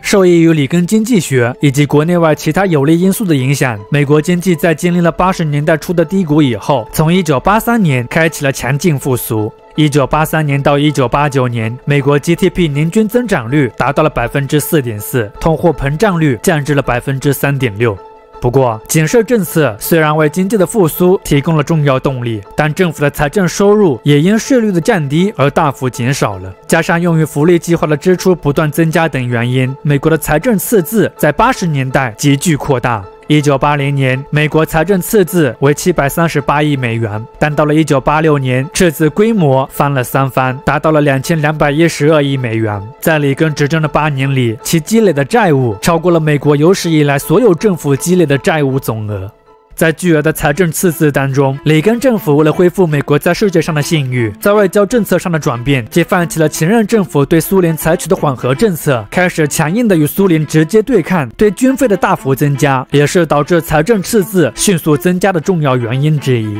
里根执政期间，美国军费投入连年增加，从1981年的1817亿美元增长到了1989年的3326亿美元。根据里根的设想，他认为苏联在70年代的势力已经生长过长了，其当下内外交困的局面会使其难以巩固已经取得的进展，而美国应当在苏联很难投入更多资源的情况下，与苏联开展新一波的军备竞赛，从而拖垮苏联，赢得冷战。星球大战计划是美国在80年代提出的一个重要军事战略防御计划。出于对控制军备的怀疑态度，以及保障美国战略和力量的生存和威慑能力，在这项预算高达1万多亿美元的昂贵计划中，美国计划开发出如微波、激光、高能力子束、电磁动能武器等多种攻击敌方外太空的洲际战略导弹和外太空航天器的手段，以防止敌对国家对美国及其盟国发动核打击。面对星球大战这项如此庞大和先进的计划，苏联高层感到了极大恐慌。虽然他们也不太确定美国人是否能实现这项计划，但他们非常清楚的是，他们肯定办不到。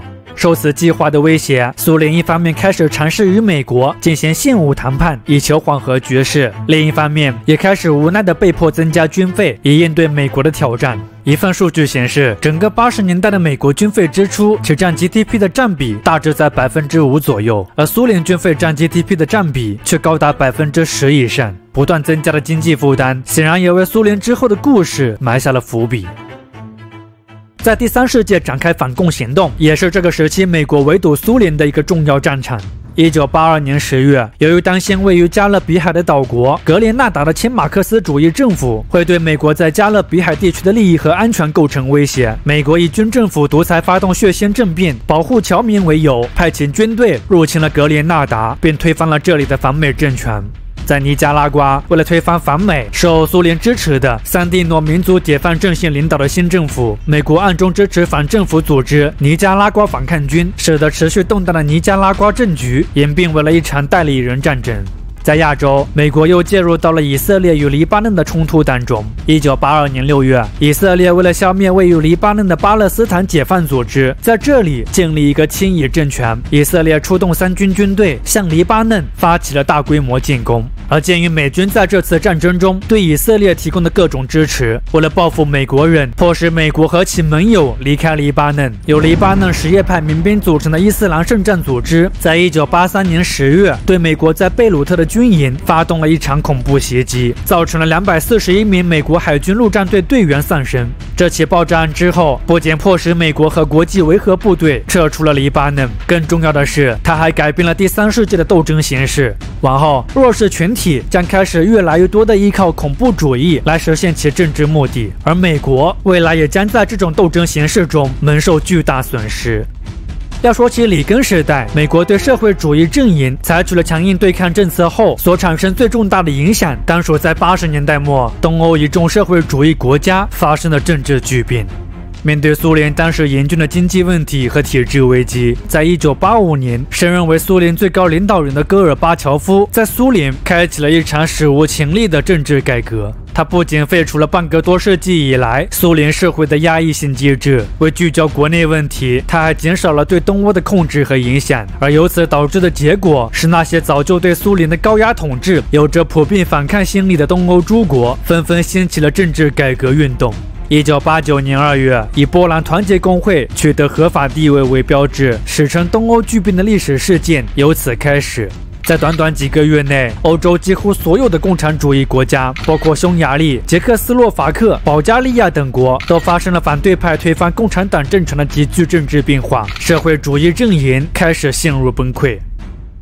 也是在国际局势发生剧烈变化之际，美国国内的政局也早已发生改变。1988年的大选被称为20世纪最消极的大选。在这届大选中，对总统宝座发起角逐的分别是名不见传的民主党人迈克尔·杜卡基斯和原副总统乔治·布什。两人在竞选过程中充满攻击性的言论和负面广告，让选民们对这两位候选人的形象和政策都感到了失望和厌倦。这届大选的最后结果是布什获得了胜利。1989年1月，布什在首席大法官威廉·伦奎斯特面前宣誓就职。在就职演说中，布什说道：“极权主义时代正在过去，而新风之下，一个因自由而焕然一新的国家正随时准备向前迈进。”也正如布什所说，80年代末出现的一系列事件，确实正在引领美国，或者说是整个世界，迈入一个全新的格局当中。1991年，历史性的一年，这一年，共产主义在其诞生地苏联崩溃了。为了避免剧烈的政治动荡引发苏联境内爆发内战，苏联最高领导人戈尔巴乔夫在当年年底宣布了辞职，随后将国家权力移交给了俄罗斯总统叶利钦。当鲜红的苏联国旗从克里姆林宫降下，他宣告的是存续了69年作为主权国家的苏联从此将不复存在。而苏联的离去也让美国成为了世界上唯一的超级大国。那么面对苏联的威胁已不复存在的新时代，布什政府又要如何运用和处理原先用于对付苏联的强大政治和军事力量？美国和这个世界又将迎来怎样的改变呢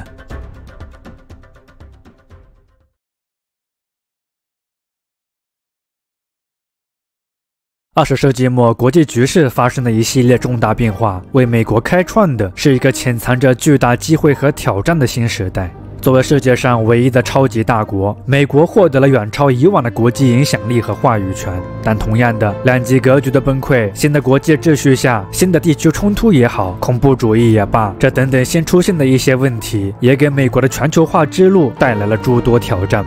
而当大部分美国人在惊奇和兴奋于国际局势的风云变动之时，布什政府却面临着令人头疼的内政问题。事实上，无论是不断增加的财政赤字，还是90年代初开始的经济衰退，对此束手无策的布什政府却是很快就冲淡了美国人对获得冷战胜利的喜悦。90年代的这场经济衰退持续了9个月左右，它造成了美国的 GDP 在1990年到1991年间出现了负增长。而在导致这场衰退出现的诸多原因当中，海湾战争的爆发、战争期间国际油价的飙升、全球经济遭受到的重创，显然是一个重要因素。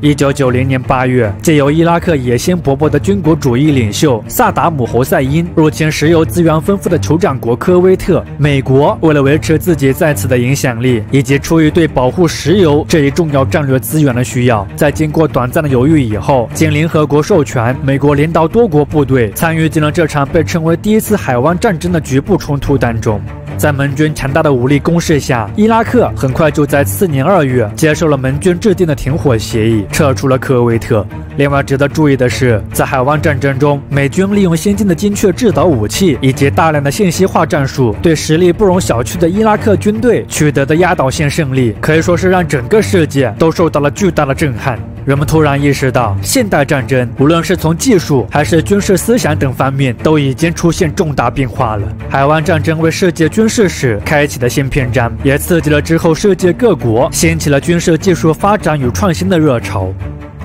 漂亮的海湾战争结束以后，布什总统的支持率也达到了新高，但与此同时，经济衰退的问题也依旧在困扰着这届政府，而这则为布什在1992年的总统大选中寻求连任留下了些许变数。这一年的大选在最初，布什的支持率仍旧很高，这导致民主党内很多重要人物都拒绝参加竞选。随后，前阿肯色州州长年轻的比尔·克林顿获得了一个难得的机会。克林顿运用灵巧的政治技巧，避免谈论曾造成民主党分裂的种族和文化问题，这使民主党在竞选过程中一路领先。虽然突然杀出来的独立候选人来自德克萨斯的富翁罗斯佩洛特曾一度在民意调查中领先于布什和克林顿，让竞选的局势变得复杂起来。但随着佩洛特因各种原因退出了竞选，而布什又因经济问题不再受到欢迎，克林顿最后以比较明显的优势赢得了当年大选。1993年1月，年仅46岁，带着30年来最为宏大的国内工作计划的克林顿，在国会大厦西面宣誓了就职。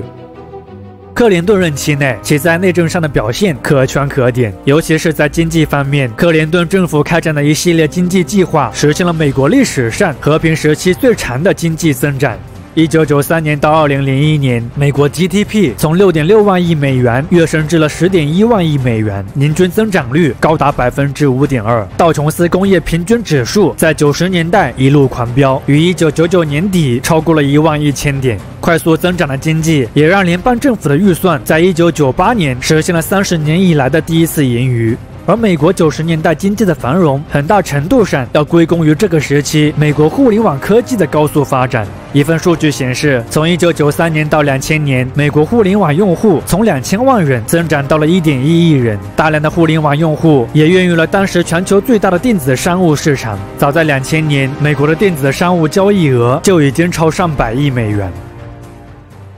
相比在内政上的卓有成效和影响，对于克林顿政府在外交方面的评价，国内外则褒贬不一。面对高度有利的国际形势，这个时期的美国外交政策主要围绕3个目标：一、维护美国的霸权领导地位；二、扩大全球市场经济，提高美国的经济利益；三、促进全球人权和民主的进步与发展。1998年，在美国推动下，英国、爱尔兰和北爱尔兰签署了贝尔法斯特协议，由此有效地终结了北爱尔兰几十年来的暴力冲突，为该地区的和解与和平创造了重要条件。1999年的科索沃战争是美国遭遇到的最严重的外交危机。1998年，曾存在于巴尔干的联邦制国家南斯拉夫联盟共和国其境内的科索沃地区阿尔巴尼亚族与塞尔维亚族愈演愈烈的冲突，致使科索沃爆发了一场惨烈的内战。在这场战争中，借由塞尔维亚人在科索沃开展的残暴行径以及和平谈判的失败，美国在1995年5月领导北约部队发起了对南斯拉夫的大规模空袭。经过数十天的轰炸，迫于北约强大武力与威胁的南斯拉夫终于在当年6月接受了停火。而以美国为首的北约部队对科索沃战争的介入，虽确实有效地结束了科索沃战争，但在其行动过程中，大量无辜平民的丧生，也让美国和北约的这次行动备受争议。根据人权观察估计，北约的空袭造成了至少488名平民死亡，尤其是对中国驻南联盟大使馆的轰炸，造成馆内3人死亡、20人受伤，更引发了当年中国大规模反美示威游行的爆发，中美关系一时间受到了严重的冲击和损害。根据北约和美方的说法，这次轰炸因采用了美国中情局及美国国家地图局提供的过时地图，属于一次军事失误。不过，也有一些猜测认为，地图定位错误是一种谎言，轰炸大使馆的背后可能有来自中情局官员的指令。未能有效干预卢旺达爆发的种族灭绝事件，通常也被克林顿政府自视为外交政策的失败之一。在这场胡图族针对图西族造成了近100万人丧生的可怕大屠杀当中，美国一方面鉴于美军之前在索马里行动中的失败，另一方面鉴于美国在卢旺达也没有直接利益，克林顿政府最后选择不介入卢旺达的事务。虽然面对因大屠杀事件而出生的上千万难民，美国也为其空投了大量的物资帮助，但就没有及时且有效的制止大屠杀。克林顿政府和联合国仍旧受到了广泛批评。而要说起克林顿的执政生涯当中最值得玩味的事迹，当属涉及他的私生活、商业交易、政治决策等的一系列政治丑闻。白水门事件是涉及克林顿及其妻子希拉里的一起丑闻。在该事件中，针对克林顿夫妇在阿肯色州的一项房地产投资，他们被怀疑存有金融欺诈嫌疑。在经过多年调查，耗费了联邦政府数千万美元以后，白水门事件最后导致克林顿的一些合作伙伴和朋友多达10余人被判处了罪行，但唯独案中的关键人物即克林顿夫妇却没有被查出有罪。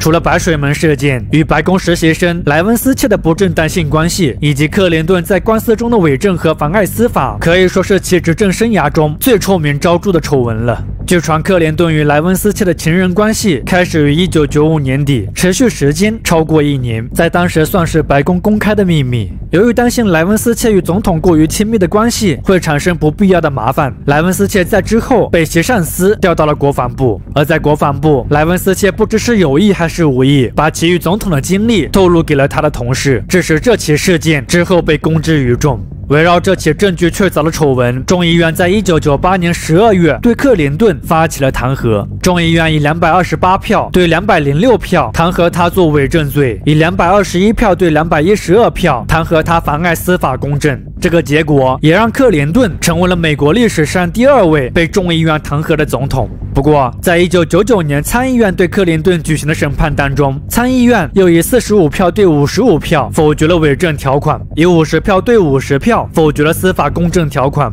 由于对克林顿的弹劾没有达到所需的2/3多数，克林顿最后被宣告无罪，继续担任总统。而贯穿克林顿执政生涯的丑闻，虽对克林顿政府及其个人形象造成了很大影响，但得益于克林顿时期美国令人震惊的经济繁荣以及其较为成功的外交政策，克林顿在其8年任期将满之际，他的支持率反而比他刚担任总统的时候还要高。公众对克林顿的认可度也一直都排在战后一众总统当中最高的位置。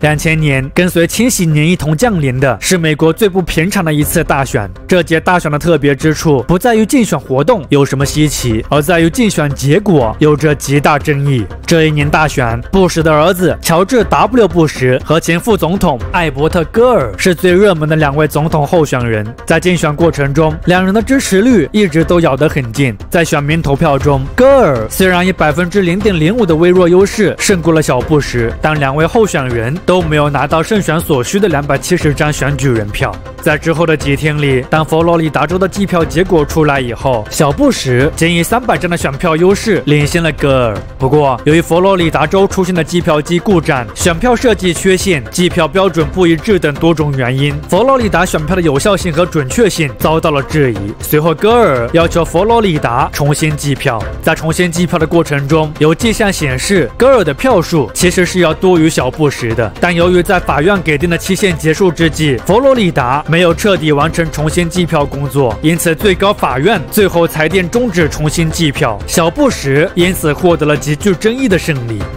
2001年1月，小布什像他的父亲一样，在国会山宣誓了就职。那么，这个在某种程度上倚仗着强大家族背景、顶着巨大争议上台的新总统，又会给美国的历史产生怎样的影响呢？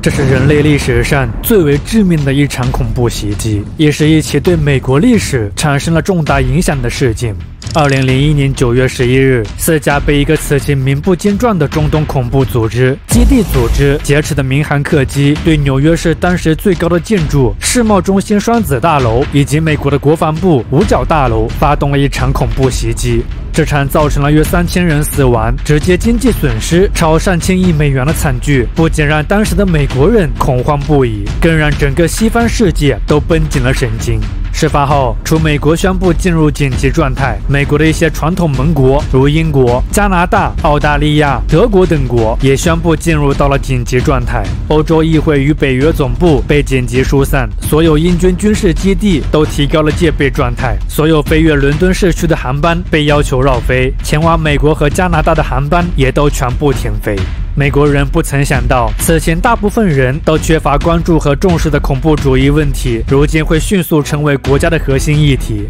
事实上，针对美国及其盟国的各种恐怖活动，早在10几年前就开始了，只不过当时的恐怖主义袭击大多是在美国的本土之外，诸如1983年的贝鲁特军营爆炸、1988年的洛克比空难、1998年的美国驻菲大使馆爆炸等等。小布什也不会想到，曾在大选中备受争议的他，会因反恐战争一举成为拥有广泛民意支持的战争领袖。2001年9月20日，小布什在国会联席会议上发表讲话，开始正式使用反恐战争一词。他说道：“我们的反恐战争从基地组织开始，但不会就此结束，直到每一个具有全球影响力的恐怖组织被找到、制止和打败。”小布什向阿富汗塔利班政府、阿富汗伊斯兰酋长国发出最后通牒，要求交出在该国活动的基地组织领导人奥萨马·本·拉登，否则将面临攻击。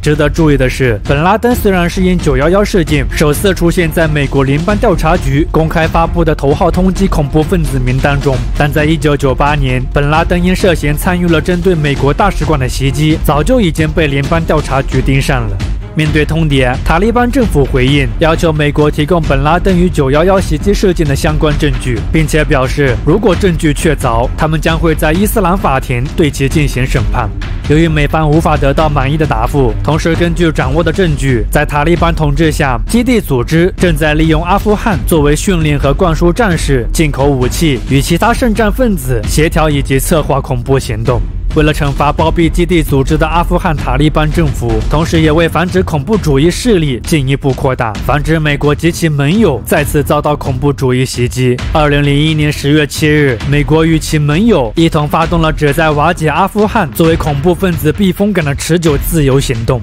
由此，未来将持续数年之久，让美阿双方都付出了巨大代价的阿富汗战争正式拉开了序幕。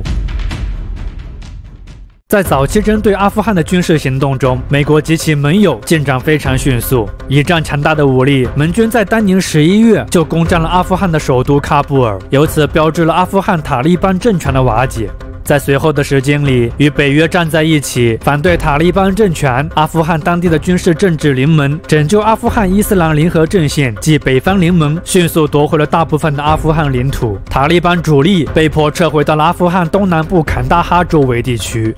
在获得初步的胜利以后，为稳定阿富汗局势，避免政权陷入真空的阿富汗重新爆发内战，在联合国主持下，根据波恩协定，阿富汗随后重组了以哈米德·卡尔扎伊为领导的新政权，并授权北约在阿富汗成立国际安全援助部队，以保护这个新生政权。2004年1月，临时总统卡尔扎伊签署新宪法，定国号为阿富汗伊斯兰共和国。同年10月，在阿富汗历史上的第一次自由总统选举中，临时总统卡尔扎伊以获得55.4%选票的压倒性优势，成为了阿富汗的第一任民选总统。也是借由早期在阿富汗战争中获得的成功，倚仗对美军强大军事力量的信心，自海湾战争开始就一直不太受美国及其盟友待见，被怀疑与基地组织有着密切联系的伊拉克侯赛因政府，随后被小布什视为了下一个重点打击的目标。2002年1月，小布什在国情咨文中将伊拉克、伊朗和朝鲜称之为了拥有反美政权和拥有或试图获取核武器的邪恶轴心国，并表示美国不会允许这些世界上最危险的政权利用世界上最具破坏性的武器威胁世界和平。虽然小布什当时并没有明确提到要进攻伊拉克，但大部分政治家和观察家都已经将其这番表述理解为了美国很快就要做出推翻伊拉克侯赛因政府的行动了。2003年3月，在酝酿了1年多的时间以后，美国以伊拉克支持与美国为敌的恐怖组织拥有或正在开发大规模杀伤性武器，以及侯赛因政府严重侵犯人权为由，在缺少其他国家充分支持和联合国全部授权的情况下，美国同其盟友发动了对伊拉克的入侵。1个月后，联军占领巴格达，终结了萨达姆侯赛因24年来在伊拉克的独裁统治。当年年底，联军发动红色黎明行动，在伊拉克境内提克里特南部的一个偏远农场抓获了侯赛因。3年后，侯赛因因制造了1982年的杜贾尔村屠杀事件，被判决触犯反人类罪，于当年的12月30日被处以了绞刑。行刑这一天是伊斯兰最神圣的节日古尔班节的第一天。而在小布什骄傲地宣称伊拉克战争已经胜利之际，美国人却并没有在伊拉克找到总统曾积极宣称的伊拉克拥有大规模杀伤性武器的证据。加上有关美军在伊拉克开展屠杀、强奸平民、虐待伊拉克囚犯等反人道行径的报道，越来越多的人开始质疑和反对美国对伊拉克的入侵行为。事实上，在美国决定发起伊拉克战争之前，全球就已经爆发了不同规模的反战示威游行，而颇具争议的伊拉克战争之后也极大地损害了小布什在国内的声望和公众形象，以及美国在国际上的声誉，尤其是在中东地区。根据阿拉伯美国研究所进行的民意调查显示，在伊拉克战争4年后，83%的埃及人、68%的沙特阿拉伯人、96%的约旦人、70%的阿拉伯联合酋长国人以及76%的黎巴嫩人皆对美国在伊拉克的作用持负面看法。在欧洲，大多数国家，包括德国、法国等民意调查显示，大多数人认为世界在伊拉克战争前更加安全。很显然，小布什政府对美国以往合理且克制的遏制政策的抛弃，美国为宣扬其价值观和理念而频繁发动的军事行动，不仅给美国烙上了一个傲慢和冒险的标签，新的地缘政治和安全问题下，更引发了全球人民深深的不安和顾虑。在小布什执政末期，借由以保障伊拉克的稳定和重建为由，依旧在伊拉克进行军事活动的美军，致使这里的形势不断恶化，以及小布什在内政上诸如应对极具破坏力的卡特里娜飓风的不利、退出监督议定书、对环境保护的忽视，以及在2008年金融危机中人们对经济预期的低迷态度。在这些诸多不利因素的影响下，小布什的支持率在2008年年中跌到了历史最低点，其支持率只有28%，反对率却高达66%。2008年大选，现任总统和副总统自1952年以来第一次没有继续参选。同时，民众对共和党政府的不满和失望，也影响了共和党候选人麦凯恩的竞选策略和效果。即使麦凯恩已经试图与小布什政府刻意保持了距离，而共和党的进退两难，则显然给民主党创造了良好的机会。在这一年的民主党初选中，前第一夫人、纽约州参议员希拉里·克林顿和伊利诺伊州参议员巴拉克·奥巴马是2位非常热门的候选人。一边有可能成为美国第一位女总统，另一边则可能是美国的第一位非裔总统。无论是哪位候选人当选，那都是足以见证历史的重大事件。选民对2位候选人给予的厚望和热情，也致使民主党初选相比以往持续了更长时间。最后是年富力强的奥巴马被确定提名为了总统候选人。在2008年的总统大选中，有很多因素影响了最后的结果。除了前任政府留下的不利影响，作为麦凯恩竞选搭档的萨拉·佩林也没有俘获选民们的欢心。而围绕解决金融危机的问题上，奥巴马和麦凯恩虽都没有提出令人信服的解决办法，但前者利用小布什的不得人心，让选民们相信了有着共和党传统形象的麦凯恩会继续推行小布什的相关政策，美国不会迎来更具活力的改变。而如果他能当选，大多数美国人的利益和诉求将会得到实现。成功的演说加上有着更加充足的竞选资金，奥巴马之后得到了越来越多人的支持，民意支持率一路领先。2008年11月4日，奥巴马以压倒性的优势战胜了他的对手，获得了通往白宫的通行证。2009年1月20日，历史性的一刻，奥巴马在首席大法官史蒂文斯面前宣誓了就职。而作为首位登上总统宝座的非裔美国人，奥巴马又会给美国带来怎样的改变呢？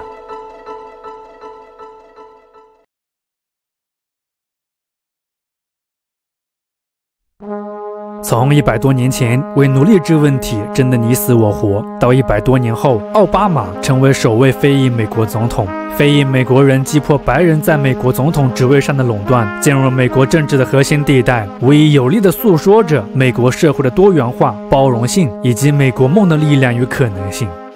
而当美国人，尤其是非裔美国人满心欢喜地期待着一个新时代的开启之际，奥巴马却面临着上任来的第一个重大挑战。2008年9月，以美国第4大投资银行雷曼兄弟宣布破产为标志，一场自上个世纪30年代以来最严重的经济危机席卷全球。事实上，这场危机早在几年前就已经出现端倪。2000年以来，在美国政府实行低税率政策的刺激下，美国次贷泡沫就一直都在不断膨胀，尤其是房地产行业过于宽松的授信标准下过度借贷，美国房贷的巨大泡沫早已为这场危机的爆发埋下了伏笔。2006年，随着美国房价应声下跌，大量次级借贷开始出现违约，金融市场全球化的大背景之下，全球性的金融危机一触即发。奥巴马就职总统当年，正值大萧条最严重的一年。2009年，美国 GDP 创下了自1946年以来最大的年度降幅，下降了2.1%。失业率在当年10月达到了自1983年以来的最高水平，上升到了10%的峰值。美国股市同样遭到重创，标普500在当年3月触底，比2007年的峰值下降了57%。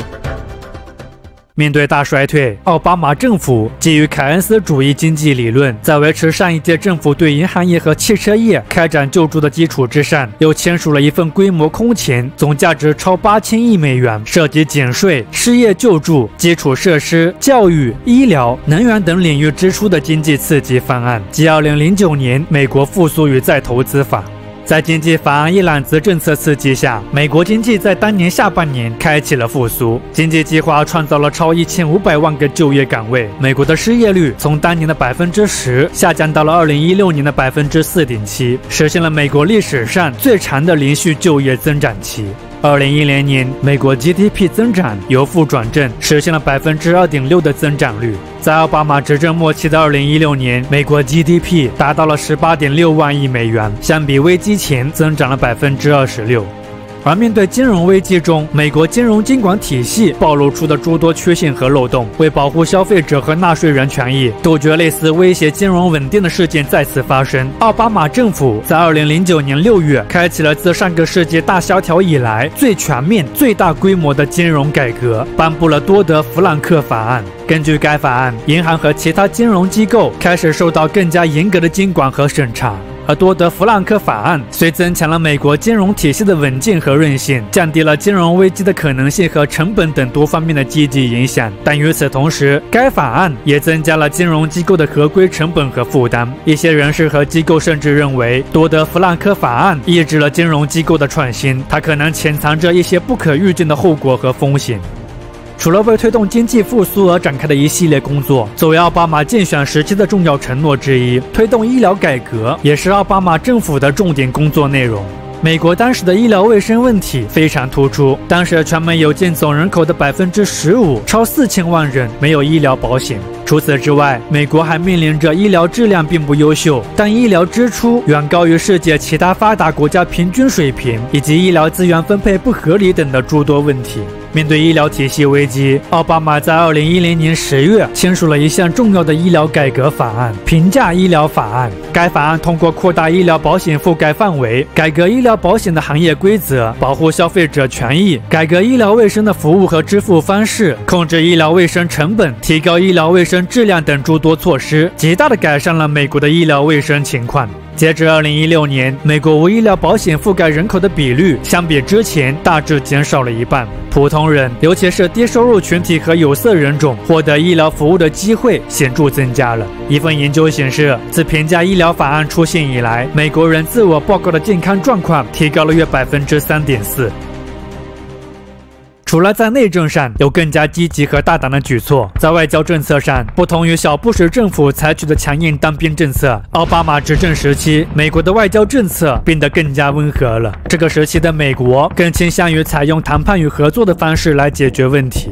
伊拉克战争、阿富汗战争以及反恐战争是奥巴马从前任政府手中接过，现在需要他来重点应对的一系列问题。针对伊拉克战争，无论是在竞选期间还是在就职总统以后，奥巴马都曾多次且明确地表示要尽快和负责任地结束这场错误的战争。截至奥巴马上任的2009年，美军在伊拉克战争中已经付出了过万的人员伤亡代价和超6000亿美元的直接支出。2009年2月，奥巴马宣布要在18个月内结束伊拉克战争，只留下5万人负责训练和支持伊拉克军队。2010年8月，美军在伊拉克的人数从14.4万人减少到了5万人，美军单方面宣布伊拉克战争已经结束。2011年12月，最后一批美军从伊拉克撤出，驻伊美军部队在巴格达举行了降旗仪式，历时近9年的伊拉克战争正式全面结束。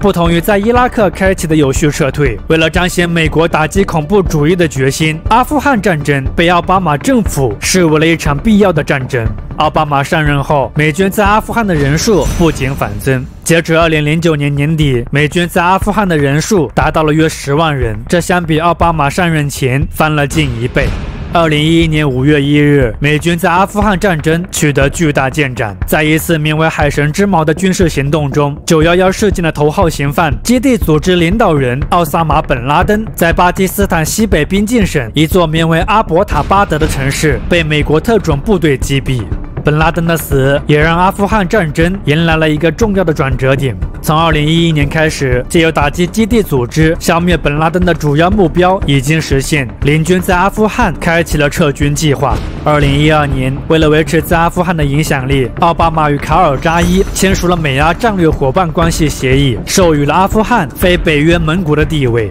2014年12月28日，北约正式结束了在阿富汗的战斗行动，作战任务被移交给了阿富汗安全部队。不过，北约的离开并没有让阿富汗的局势得到改善，卷土重来的塔利班让阿富汗的安全形势再度恶化。截至2016年年底，不断升级的战事让阿富汗有近半数的省份处在了高风险或极高风险之下，超100万的国内流离失所者依旧在诉说着这里的苦难还远没有结束。奥巴马政府时期，他虽然强调美国在全球的领导地位，但他也同样非常重视与大国间的联系。对于自己的传统盟友欧盟，美国与其总体保持了友好和合作的态度。但是，围绕贸易、隐私、安全等问题，美国和欧盟也存在着一些分歧和摩擦。大西亚贸易与投资伙伴协定是欧美为打造欧美自贸区，旨在促进贸易和多边经济增长的一份贸易优惠协定。根据研究预测，这份有史以来最大的双边贸易倡议，如果可以实现，它将有可能使双方的经济增长率提高0.5%。不过，碍于双方在一些关键领域，比如农业、知识产权等方面的分歧和利益冲突，以及谈判过程缺乏透明度和公开性，不受民众信任与支持等多方面因素的干扰，美欧双边自由贸易协定的谈判至今仍然没有取得成功。美国棱镜计划的曝光也是这个时期影响美欧关系的一个重要事件。2013年6月，前美国国家安全局雇员爱德华·斯诺登向媒体曝光了当局通过获取美国境内各大互联网公司的用户数据，开展了一项绝密的电子监听计划。该事件曝光以后，不仅引发了全球的震惊和愤怒，更让欧美的关系一时间陷入到了严重的信任危机。面对全球第一人口大国、经济增长迅速的中国，这个时期的美国与其维持了一种微妙的合作竞争关系。在一些有着共同利益的领域，比如气候变化、伊朗核问题、朝鲜半岛等问题上，双方进行了充分的合作；但在一些敏感和有争议的问题上，比如网络安全、南海等问题上，双方又保持了一种竞争关系。此外，为平衡中国的快速崛起，美国也愈发的开始将战略重心往亚太转移，加强了与日本、韩国、印度等国家的同盟和伙伴关系。对于有限的合作伙伴俄罗斯，奥巴马任期内则与其经历了2个不同的阶段。在奥巴马第一任期，美国与俄罗斯签署了旨在减少战略核武器库存的新削减战略武器条约，同时在伊朗核问题、阿富汗战争、反恐等方面，双方也展开了合作。但是在奥巴马的第二任期，借由俄罗斯入侵乌克兰、吞并克里米亚半岛、干预叙利亚内战以及俄罗斯对美国的网络攻击等问题，美俄关系在此期间急剧恶化了，双方互相制裁、互相指责，甚至被一些人视为了新冷战的开启。在美俄关系恶化的一系列事件中，针对俄罗斯干涉美国2016年大选的指控，或许是最值得玩味的。根据美国情报界的说法，在俄罗斯总统普京的授权下，俄罗斯通过网络黑客攻击和社交媒体宣传，试图干预2016年美国总统选举。俄罗斯试图通过影响希拉里的形象，提升特朗普的支持率，以破坏美国的民主信誉。尽管调查没有找到足够证据证明特朗普竞选团队与俄罗斯政府存在某种利益关系，但调查指出的特朗普本人和他的一些助手曾试图妨碍和影响调查，以及围绕这一事件引发美国政治和社会的激烈争论，无疑也加剧了美国政治和社会的分裂与紧张。而要说起2016年这届充满争议，甚至是前所未有的大选，没有任何政治经验、没有任何军政背景的特朗普能够击败有着丰富政治基因的前国务卿希拉里，绝对是最令人意外的。事实上，在大选结果出现以前，大多数的民意调查和统计模型都预测了希拉里是会赢得选举的。2017年1月20日，这位美国历史上最富有，同时也是极具争议的总统特朗普，在大法官罗伯茨和家人的观礼下宣誓了就职。就职典礼次日，美国爆发了有史以来最大的单日抗议活动，数百万民众，尤其是女性群体，出现在了美国各大城市街头，反对特朗普总统和其政府的政治立场。而如此沸腾的景象，是否预示着特朗普治下的美国将会开启一个分裂和动荡的新时期呢？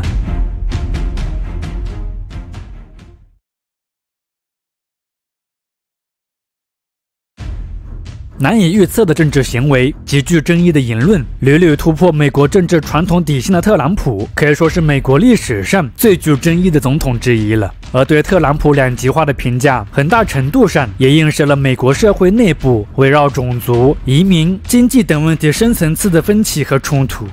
特朗普任职总统时期实行的诸多政策都饱受争议，比如他就职总统后签署的第一项重要立法——减税和就业法案，就曾引起了国内的广泛讨论。特朗普上任之时，美国的经济形势一片大好。2009年到2019年，美国经历了史上最长的经济扩张期，10年时间里，美国年均 GDP 增长率约为 2.3%。为了让美国的经济实现进一步增长，让美国的企业在全球更具竞争力，特朗普在2017年年底签署了减税和就业法案。而该法案通过降低企业和个人税率等形式，确实短期内促进了美国经济的增长。但法案对税收的大量减免，美国的财政赤字也显著增加了。2017年到2019年，美国联邦财政赤字从6650亿美元上升到了9844亿美元，增长率高达48%。根据联邦预算委员会估算，新的税收计划在未来10年内可能还将为联邦增加超2万亿美元的债务。此外，法案中诸如取消个人免税额、遗产税豁免翻倍等措施，也被一些分析家认为，税收减免政策事实上更多惠及的是富裕阶层和企业主，而这将可能导致美国的社会财富集中度进一步增长，社会的贫富差距恐将进一步扩大。作为美国的低收入群体，他们确实有理由相信特朗普政府忽视了他们的利益，因为在减税和就业法案中，法案还规定了将取消与平价医疗法案个人授权相关的处罚。作为奥巴马时期的标志性立法，平价医疗法案已经为相当数量的美国人提供了医疗保险覆盖和获得医疗服务的机会。不过，由于该法案在实施过程中，政府在医疗保健市场中的过分干预，对个人自由和市场竞争的限制，以及给联邦财政增加的经济负担，平价医疗法案也被一些群体视为了一部难以承受的法案。特朗普早在竞选时期就许下了要废除和取代平价医疗法案的承诺，除了在减税和就业法案中做了相关规定，特朗普此前还先后通过了2项行政命令，以试图将平价医疗法案的经济负担降至最低。不过，碍于平价医疗法案多年来在美国社会深远的影响，以及特朗普政府提出的医保替代法案没能在参议院达成一致，平价医疗法案的作用和影响力虽然受特朗普政府一系列政策的影响受到了削弱，但该法案仍旧没有被完全废除，其核心部分至今仍然有效。围绕移民的相关问题，也是特朗普政府一个非常标志性的议题。有着强烈本土主义倾向的特朗普，一直以来就非常反感美国宽松的移民政策，尤其是面对美墨边境不断涌入的非法移民，特朗普更是将这些人定性为了罪犯。尽管一些研究表明，这些非法移民的犯罪率和经济率要低于土生土长的美国人。为确保移民合法有序地进入美国，特朗普执政时期实施了多项限制移民的政策。2017年1月，特朗普以安全问题为由签署旅行禁令，暂停接纳难民120天，同时还禁止了包括叙利亚、伊拉克、伊朗等多个穆斯林国家的公民进入美国。由于该禁令是在没有事先警告的情况下立即生效的，它之后导致了美国各大机场陷入混乱，反禁令的抗议活动也是此起彼伏。2018年4月，为表达对非法移民的零容忍态度，特朗普政府颁布了一项更为严格的法令——家庭分离政策。根据该政策，联邦当局将把非法一同入境美国的父母或监护人与其儿童和婴儿分开，成年人将遭到起诉并被关押在联邦监狱或被驱逐出境，而儿童则将被安置在美国卫生与公共服务部的监督下。在家庭分离政策实施的2个月里，有超5000名儿童，包括婴儿被带走。由于该政策的反人道性，它之后在美国引起了广泛批评。迫于巨大的舆论压力，特朗普政府在2018年6月签署行政命令，结束了美墨边境的家庭分离政策。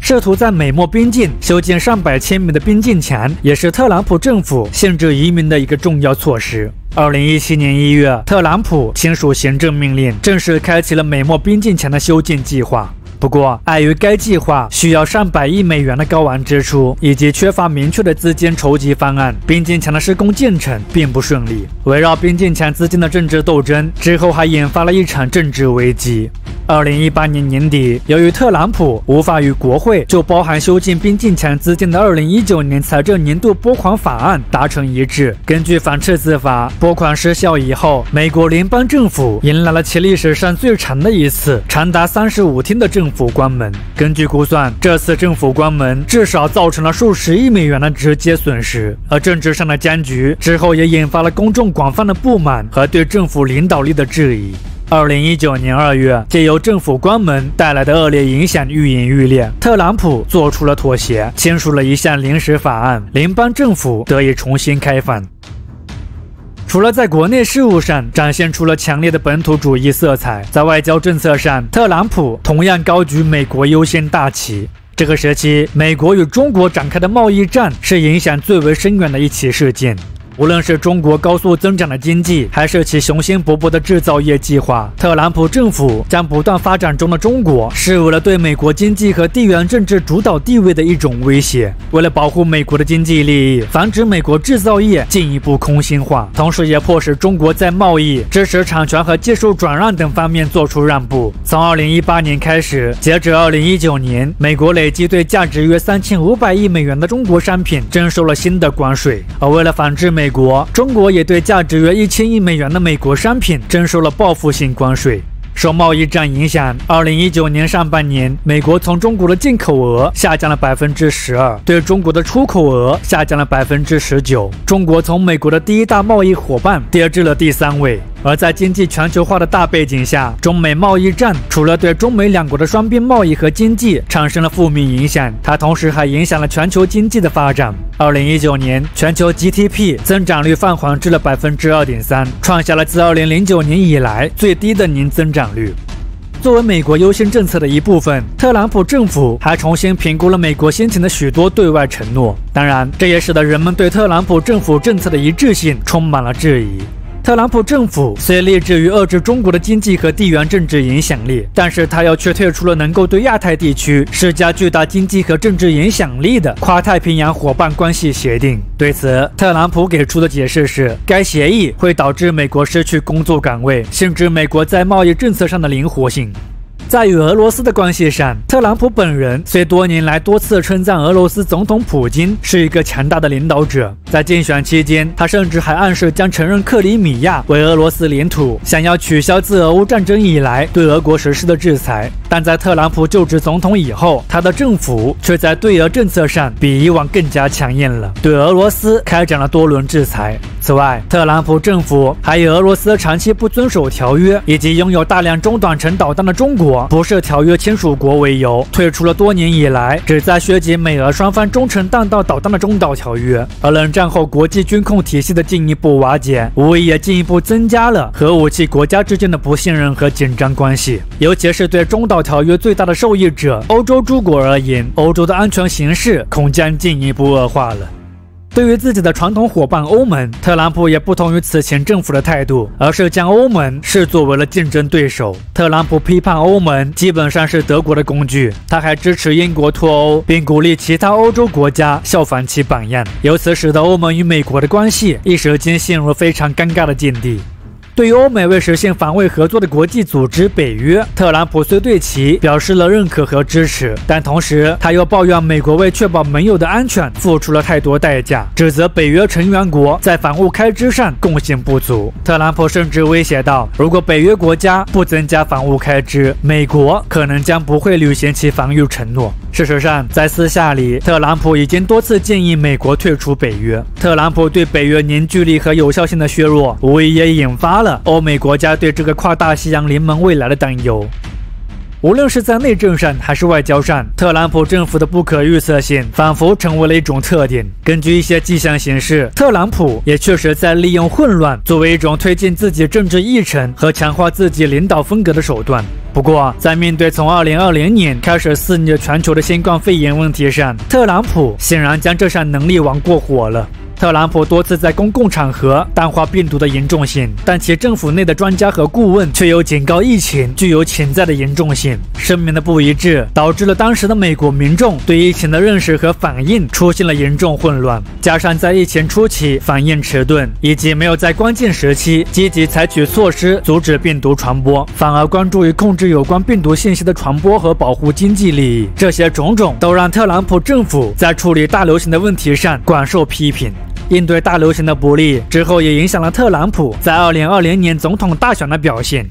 这一年大选，民主党候选人乔·拜登将新冠疫情作为竞选的核心议题。他利用特朗普政府在处理危机方面的失误，以及选民们对特朗普本人在任期内发表的具有争议性的言论的反感，拜登获得了这届大选的决定性胜利。而面对大选结果，特朗普不仅毫无根据地指控选举舞弊，拒绝承认选举结果，他甚至试图通过法律挑战和法外努力来颠覆选举结果。在特朗普的呼吁下，2021年1月6日，约有2000到2500名特朗普支持者为了打断国会为认证2020年总统大选结果而召开的临时会议，他们向国会发起了冲击。这起自19世纪英国人焚烧华盛顿以来，美国国会遭遇到的最严重的暴力事件，之后造成了5人死亡，170多人受伤。因国会山骚乱事件，特朗普之后被由民主党领导的众议院以煽动叛乱为由弹劾，而这也是其任期内第2次遭遇弹劾。在此前，特朗普曾因滥用权力和妨碍国会遭到弹劾，不过2次弹劾，特朗普最后都在参议院的审判中被宣告无罪。2021年1月20日，这位被一些学者和历史学家们称之为美国历史上最糟糕总统之一的特朗普，在安德鲁斯空军基地举行了告别仪式，结束了自己不平凡的4年任期。同日，时年78岁，美国历史上年龄最大的总统乔·拜登在国会山宣誓了就职。而这位有着传统政治形象的总统的上台，似乎也预示着一个堪称魔幻的时代结束了，一个人们更加熟悉的美国回来了。从最初清贫的北美殖民地到如今的世界第1强国，美国区300年不到的历史，却给人留下了很多印象深刻的片段。那么，如何用一句话去概括美国的国家形象和其历史呢？我想，借用美国宪法的序言，或许是最合适不过了。这是一个立志于组建更完善的联邦，确立正义，保障国内安宁，提供共同防卫，促进公共福利，为自己及后代确保自由和幸福的国家。而所谓的美国历史，就是这群有着坚定信念、不断追逐着这些崇高目标之人所经历的种种挑战与变革的故事。